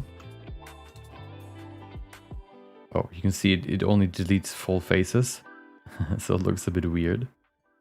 Ooh, if we invert this, can we not? Oh, there you go. See, this would kind of happen, which of course nobody wants, but what you can do then, theoretically, is you could use a smooth modifier. Repeat, oh, we could just smooth it here, I guess. Ah, there you go. Ooh. And then if we apply this, what does it look like? So theoretically, we could use this and then just animate or just create. I don't have an idea. Yeah, and then just create, and then geometry, no, not geometry nodes. What's it called again? Grease pencil over it so that it looks like there is a surface, like in these holes, right? That could be one that could work too, because it doesn't look too bad. Of course, the only problem is this now, where you just don't have anything here, and you can't really just fill this. as far as I know. So that's another way we could do it.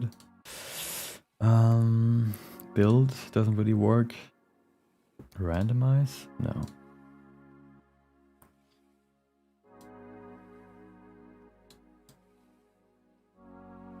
Yeah, that's not really working at all.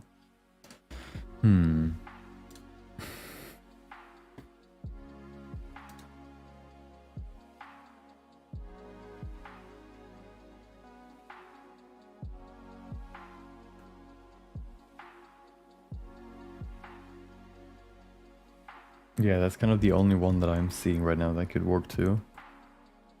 But I feel like with shape keys you have the most freedom, which is why I like them.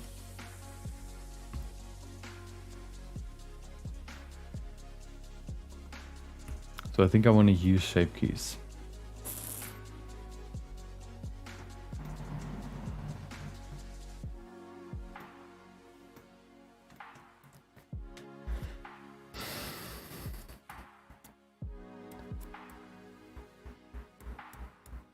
Yeah. I think if we create enough substeps, we can create something pretty smooth looking. And then we can go from there. And add more on top with grease pencil. It feels like the best looking one so far. See, the issue that we have here is that it basically just scales it linearly, but it doesn't grow by just growing like this. It scales up, which isn't looking that great, but I think we can avoid that if we just add more substeps. Right now we only have 3. If we turn those into 6, I feel like it could work. The only thing that yeah, basically.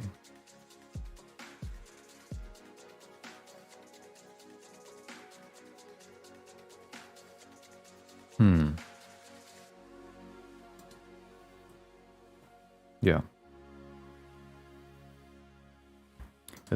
That's the only.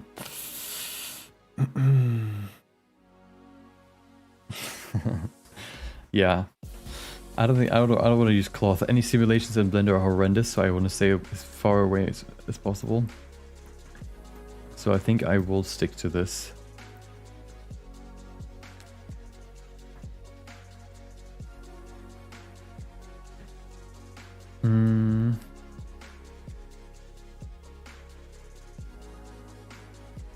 Wait, since it's a since we don't need textures, what if we do this? So we have the mask, right? We have the mask. Look at this cool mask, okay? What if we apply a remesh to this?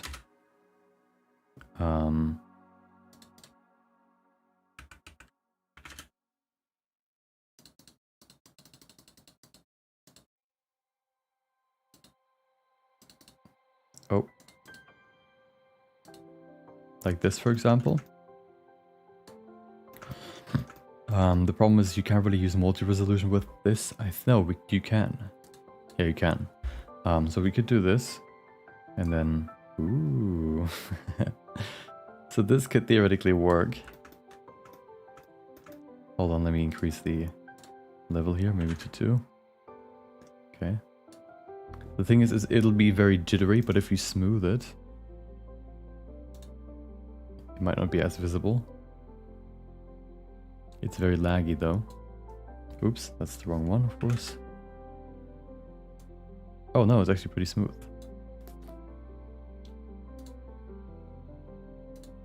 Yeah, let's set it to 6. Ooh. It creates some glitchiness, which is the main problem. But I think with a stepped interpolation, you can probably avoid those issues.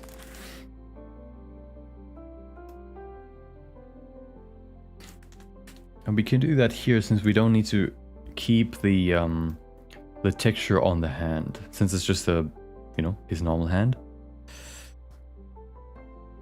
So this can work, I think. And it's pretty smooth actually. Pretty surprisingly smooth.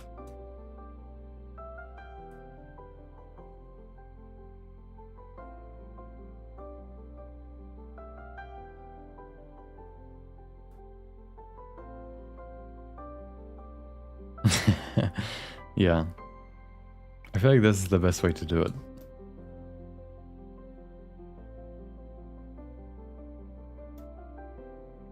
What does it look like in rendered view? Not at all. Why not? Oh, right.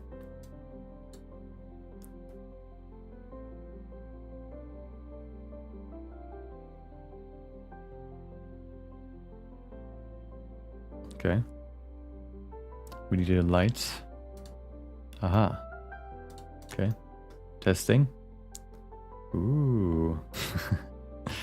I think this could work.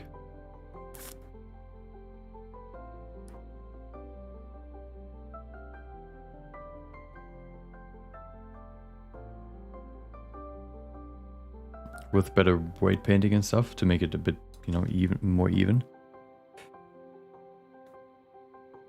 Yeah, I think this is the best way to do it.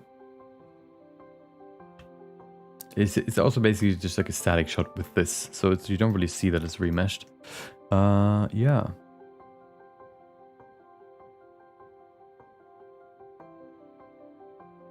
You know what? I think we found the best way to do it. I don't think there's anything better than this. You can recreate this in geometry nodes too, but I wonder if there's any benefit of doing that.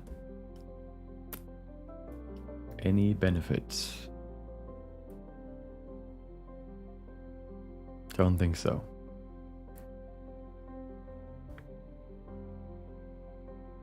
Yeah, it's gonna be his skin color and then probably just procedural like skin damage to make it look a bit more messed up. I think that's the best way to do it, yeah. I think we found the one. Let's do it.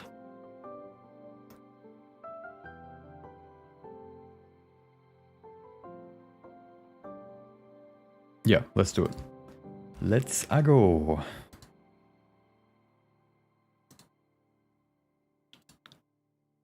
So, okay, let's create this. Let's create the framing first.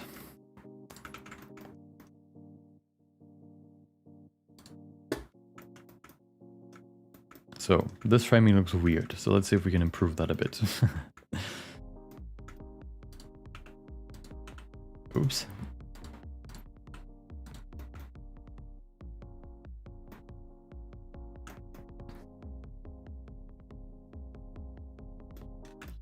Okay. Wait, what am I doing? What am I doing? Okay.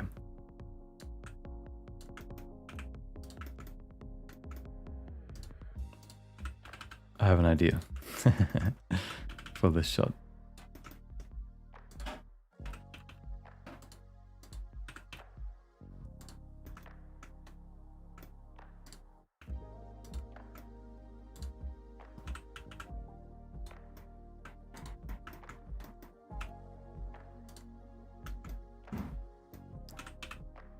Okay, so I have this here first. Let's do the finger.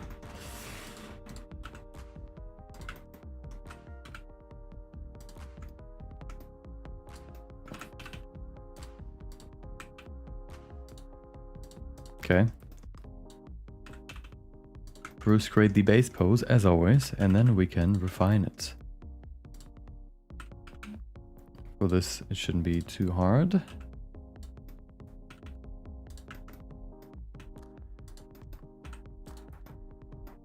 Boom. Ooh. I got something for you. There you go. Okay, something like this.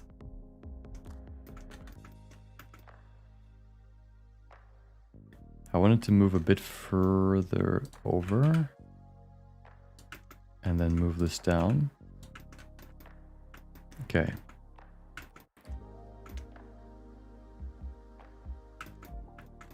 Let me change his face. Nope, we're going to do that in a second.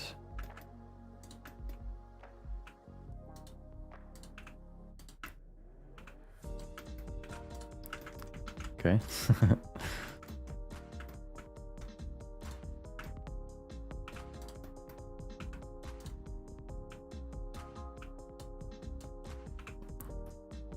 Should probably not be that high. Let's set it to 50. Ooh, perfect. Oops, median. Do you like Donald Trump? Probably not. He's funny, but he's not a... I wouldn't vote for him if I was in America.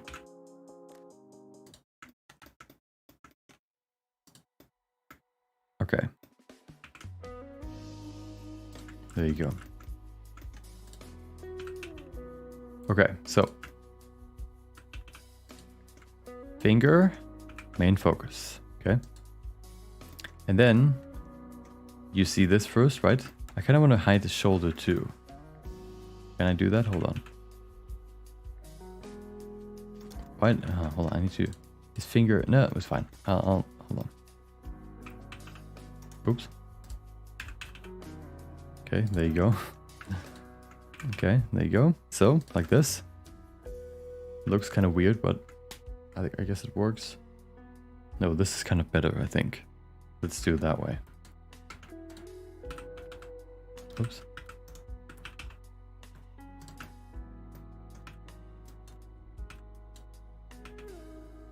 Looks more natural.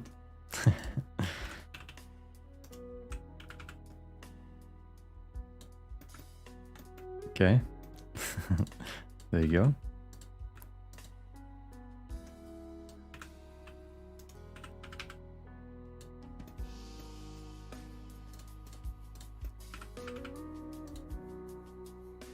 So.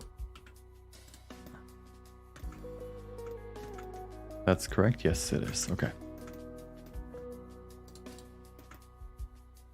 So now that should create a bit of framing. It's a bit longer for a horizontal frame, which is a bit annoying, but if we zoom out a bit more, maybe this can work. It's really long.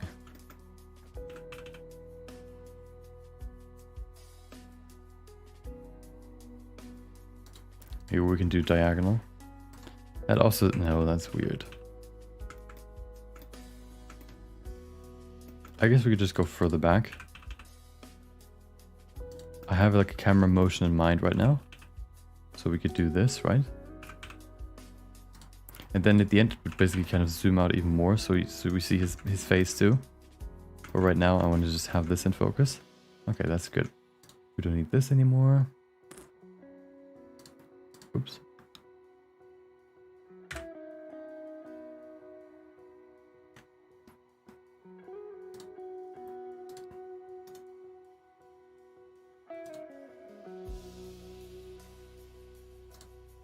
Okay, there you go. Oh, it's a template still. Let me save this as scene 31. Okay. So that looks good. Let's go ahead and create the weight painting. How would I do this the easiest way? So there's something that we can use. Oh, I can't really create new vertex groups, but that's fine. I can... I want to duplicate this, I think. Yep, duplicate it. Where is it?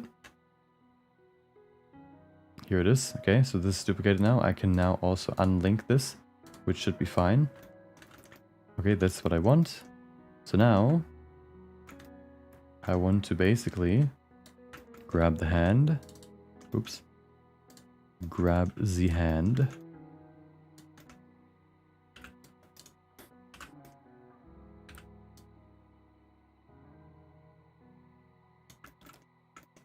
Okay. And then invert, remove everything else. Boom. Look at that. Wait, where's his body? Did I delete his body? I think I did. Well, that's too bad. Let's try that again.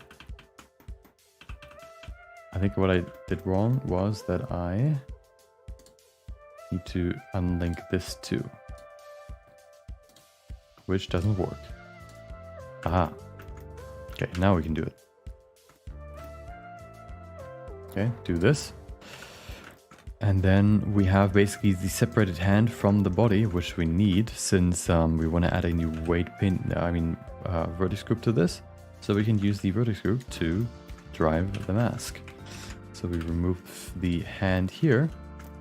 And then for the main body that is still connected, we can here just use the created... Wait, why is it not working? Oh, there you go. Cut off. Oh, hello. What is this? What just happened? I guess I could save. I think I can save this pretty easily. I just need to reset this. I can't reset this. I can. I need to apply for the second hand. I need to apply the armature. I need to delete all these then. So many small steps in between. You think something is easy, and then you want to do it, and then you realize that there are 15 sub steps that you need to do also to actually do what you want to do. Okay, so this is fine. Now we can apply the armature, and then this is looking so weird because of the armature that the pose that we added here. So if we now go in here and we reset these fingers for the main hand, it fixes that. There you go. So now we have the hand, stump, and we have the actual hand. There you go. There's like a gap here, but that's not really important since we can't see that from the front. So now we have these two. Then we can go in here and we create a new vertex group called regrow. Sounds a bit sus. Weight pinning, okay. And then there's a tool in weight pinning called the gradient tool. The question is if it works according to the model or according to the viewport. We will see, I guess. If we do this now. Aha, look at this. We can create a nicely smooth gradient like this. Well, that's not really what I want, of course. We need to set this back. God damn it. It doesn't work this way. I have to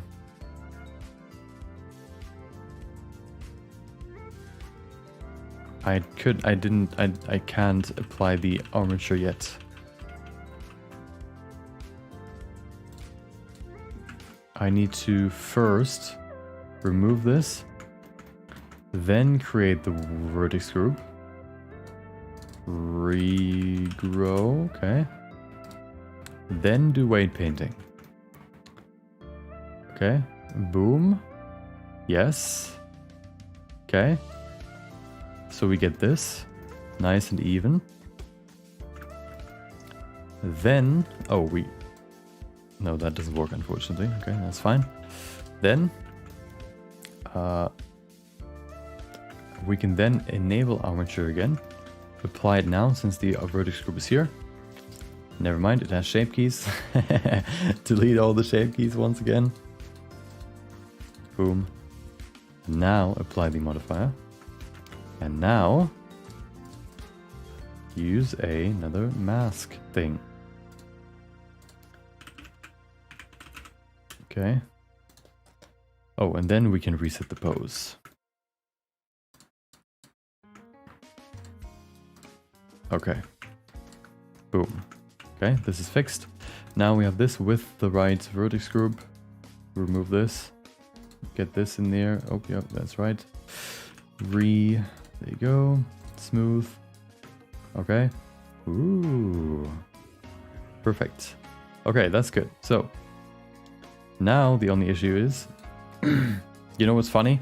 From this angle, you don't even see the other side, so you don't even see that there's a hole in the fingers. But, we'll do it anyway. We use a remesh. Voxel I don't think works. This, it doesn't work as well for these kind of things. We need to use smooth probably. 5, 6, maybe even 7. Let's use 6. And then theoretically if we increase now, just to test if it lags, increase this to 2 for example. Okay, so it looks pretty good. Oh, right. Smooth shading. There you go. And then we can create. This is a bit laggier now, but it's fine. Yeah, there you go. It still works pretty well. Okay, I think this is the best way to do it. And then I can just fix the connection issue here with the grease pencil.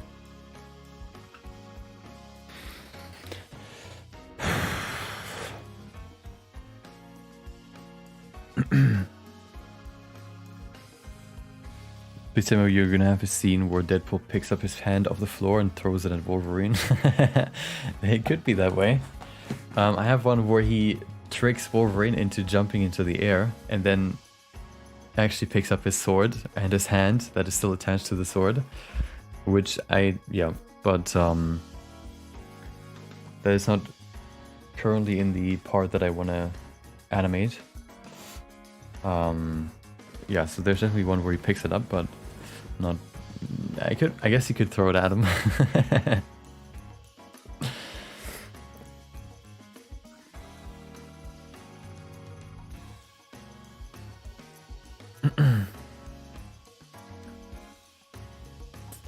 My god, the funny one of the middle fin fur.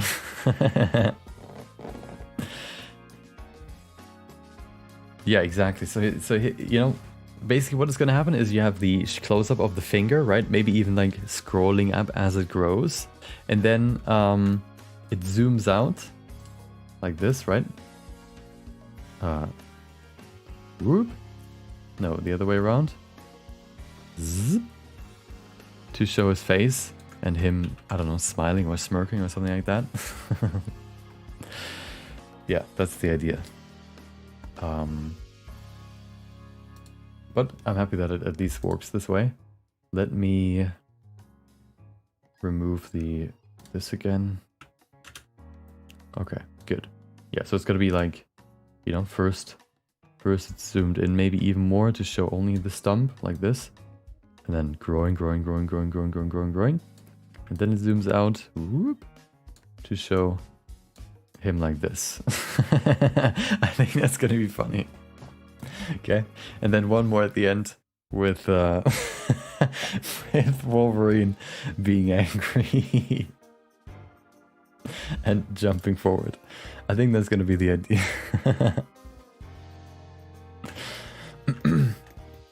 Okay, let's create his facial expression. Hold on, let me reset my camera real quick. Okay. Okay, that's good. So let's create the pose. So let's make sure that everything still works. Yep, good. Okay. Oop, magic trick. Okay. Let's see.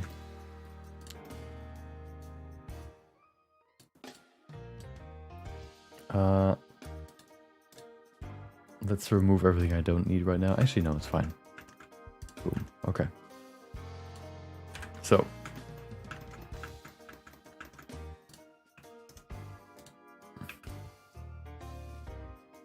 Oh, I should probably... No, never mind. It's fine. It's fine. Okay, so I think I want to give him a wink.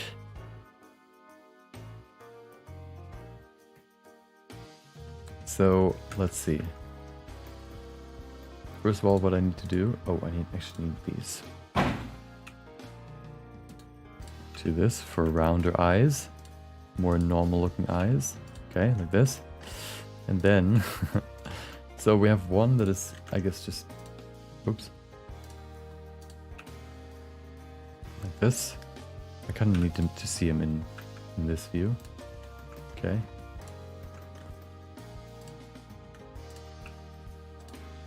There you go.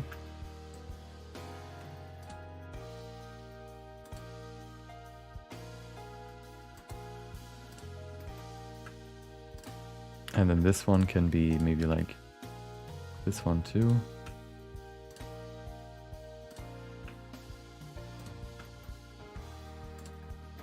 Like this. But the blink, of course, I'm gonna add like a few more lines to make it a bit more clear. It kind of looks like he's hurting on the left side. Let's see if it can be a bit better. Or maybe even like this. No. No, that's weird. Oh, hold on. We could theoretically pull this down, pull this down. Just pull these two up.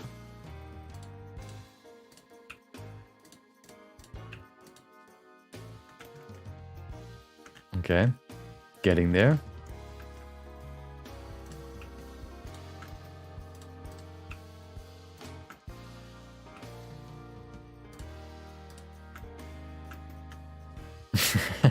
Okay, we're getting there, but this eye still looks weird. Welcome, Nicholas. Hope you have a good day.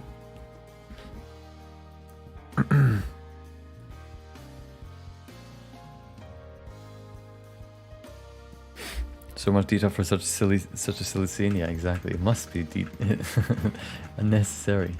The small details make it even better. Okay, hold on. What if we actually not do this, but we pull those down.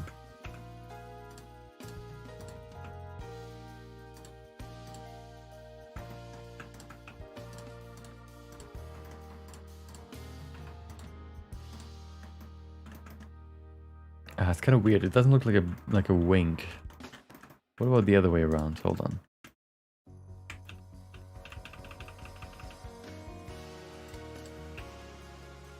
Oops.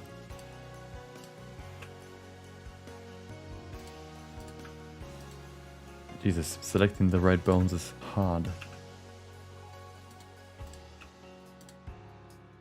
No, that looks sad. The other way is better. Okay. Yeah, I feel like this is pretty good. Let me see if I were to overpaint this, what it would look like with more white lines. Okay, do I have white here? Yes, I do.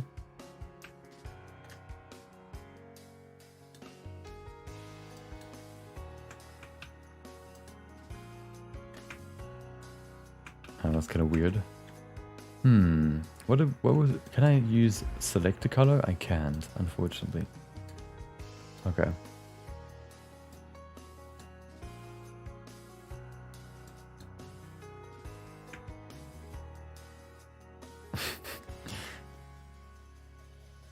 Let me see some references.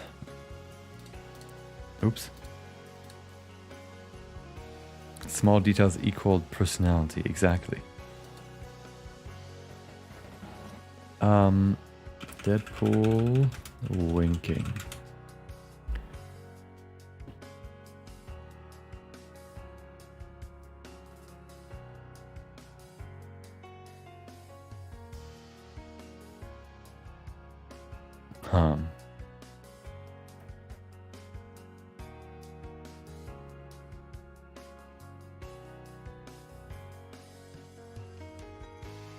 There's actually no winking Deadpool. How is that possible? Oh, there's one. This one kind of maybe works. Maybe both could be like this. I wonder what that would look like. Hold on. Maybe it works better if both of them are like this.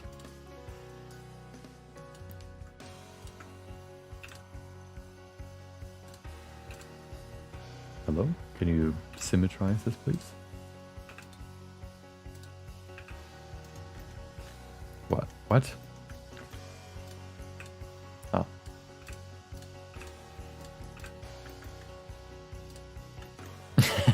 I think this works better than just one. Wait. Wait. What about this? Nope, individual. Okay.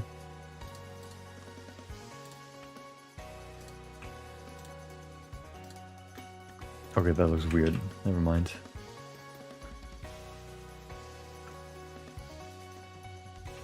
No, that's better. I feel like 2 works better than 1. 1 looks a bit weird since it looks like he has like something stuck on his side of his face. I think this works better.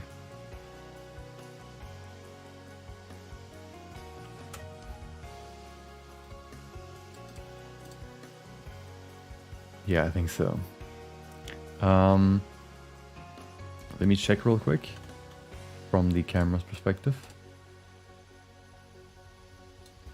Yeah, I think this works better. I think I'm going to go with this expression. Unfortunately, the blinking, yeah, looked a bit weird. I think this makes it more, makes it look more joyful, I guess. Or silly. Hold on, maybe we can find something more Deadpool. Silly. Yeah, kind of like, oh, maybe this could work. Unfortunately, I can't really do that right now. But I wonder if that could work. Let's see if, hold on. I'm gonna try to make this.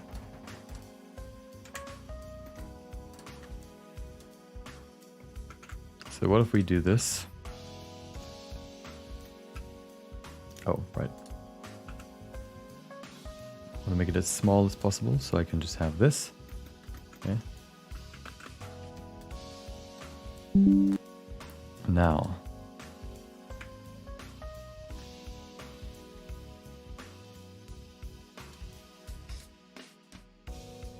Oh, it's not like this, it's like this. Maybe it's the other, it should be the other side, but I don't know. You know what? Hold on, I want to try something. I want to do something. I want to symmetrize this. And let's just draw some eye shapes and see which ones work best. Okay, there you go.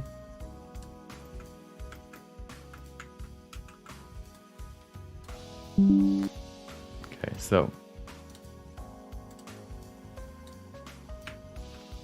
Okay.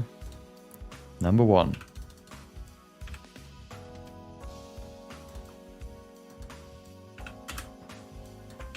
We need white. So, first one was the one that we had before. Like this. Oops. Okay. Maybe make it a bit bigger. Pure with full hardness, good. Kind of like this.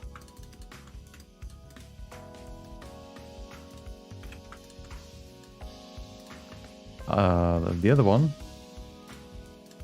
is, I guess, also this. I guess I could also add the eyes afterwards and jump in grease pencil. No, the other way around, like this.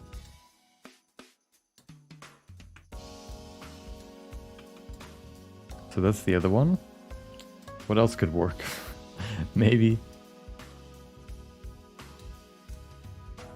this. Doesn't really fit the vibe, but let's just keep it here. What about, let's try it one more time just to see.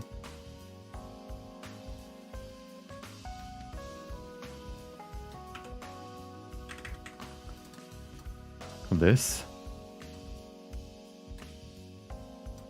That was the original that we had.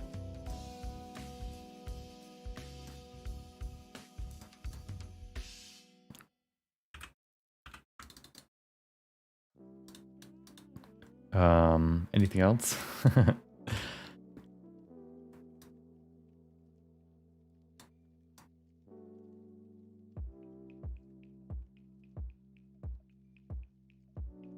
Big eyes, maybe? No, I feel like this one's still the best. No, this one.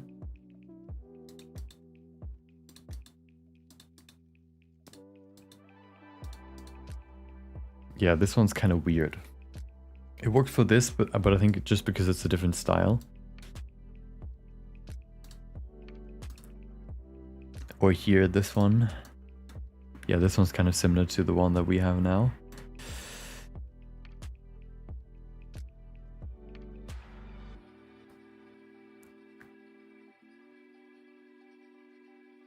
I think I'm gonna go with the original. No, with the... You know, with the second one we had. This.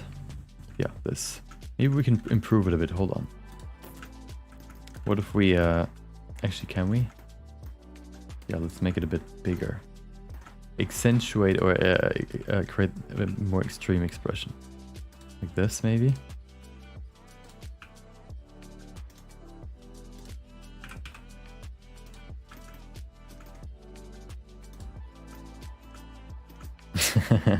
Maybe.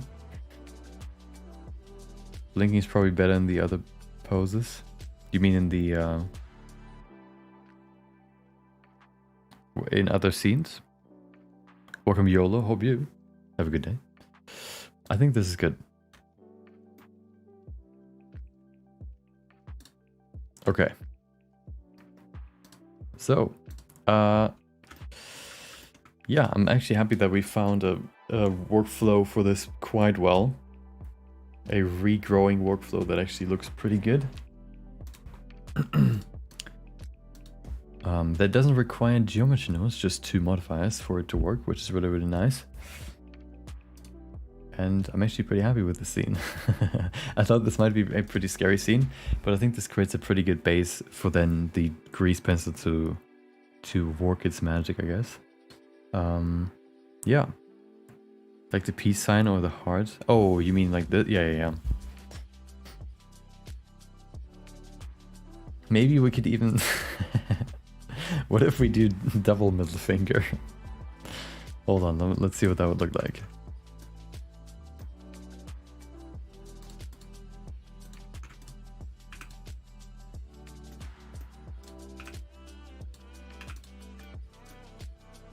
Oh, I removed the pose, obviously.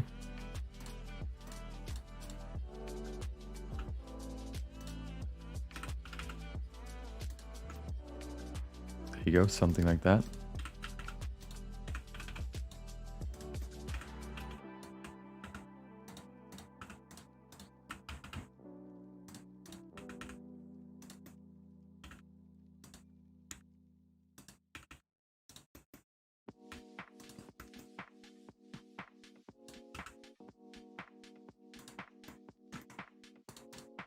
Okay. Let's see if we could see that in the camera. Let's simulate it again. Camera. Ooh. I feel like 1 is better. I think 1 makes it look better because you can see his hunched over pose better.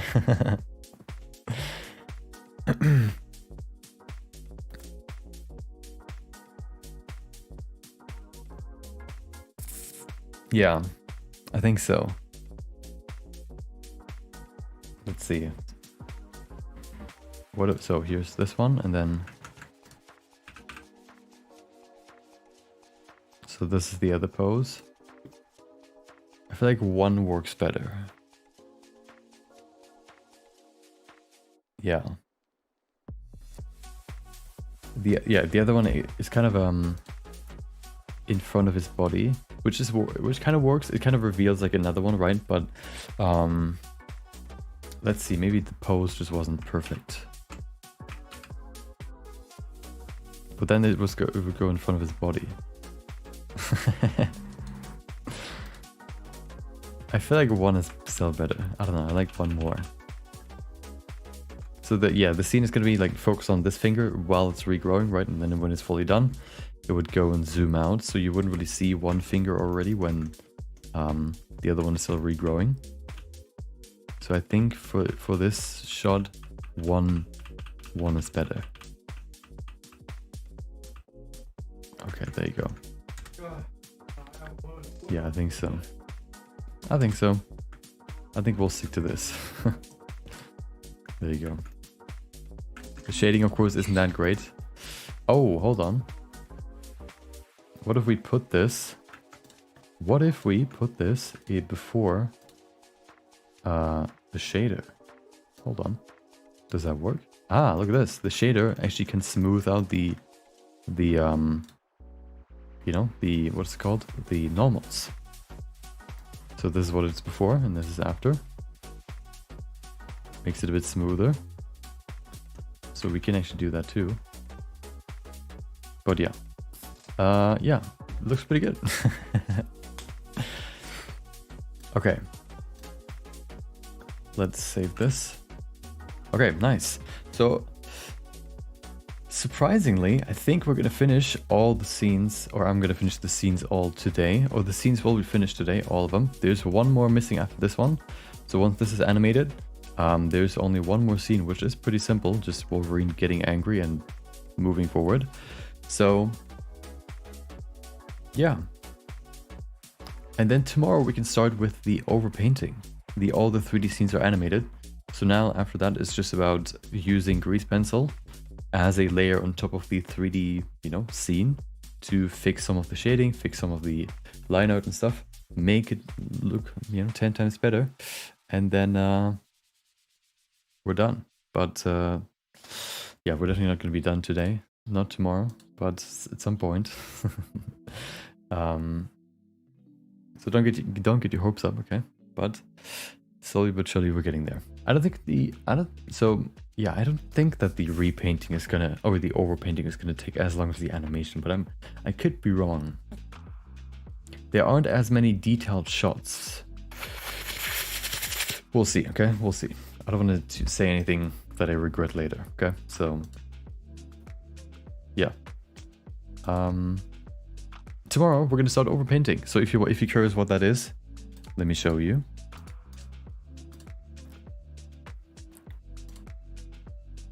Hello? Oh, right. Here you go. Overpainting means this. So first of all, if you want to see one, this is one scene that I already overpainted. This is what it looked like before. Okay. Boom. And then afterwards, boom. Okay. That's kind of what the overpainting does. Fixes shadows, fixes lines, adds more structure. All that kind of stuff, right? To create this, for example, or for an actual animation, this one. This was the original. Boom, right? Original, and then refined. Looks like this. Like much better shadows, much more structure, like these lines for the fingers, for example, to create the knuckles a bit better. All that kind of stuff comes now. So this is what most of the scenes look like right now. And now it's just about turning them into this. Yeah. So many streams today? You mean hours? And you're already done? Yes. Welcome Wands, welcome Rudolph. Unfortunately we're done for today, but I guess you get to rewatch the stream if you want. Yeah, so that's what we're gonna start with tomorrow. Probably the first scene we're gonna do. Let's see what we have here. I think the one that I just showed you is the last one that I actually finished, which should be 6, I think. No, 6 is the last one that I finished. This one. So the next one is number 7. This one. Okay, that's the next one that we're gonna do tomorrow. Over repainting, and you're just, finalizing the scene, the shot. I don't know how long that's gonna take, but that's what we're gonna do. That's what we will do tomorrow. And then this one is next. This one is actually pretty fun. Might take a bit longer since it's a bit more complex, but yeah, we'll get through it slowly but surely. And this is what we're gonna do for the next, at least next week. I don't know how long it's gonna take, so yeah. If you want to see, how we do this, I start tomorrow, same time, 4.5 hours, let's say, 10 p.m. UTC. Okay, hold on. Time zones.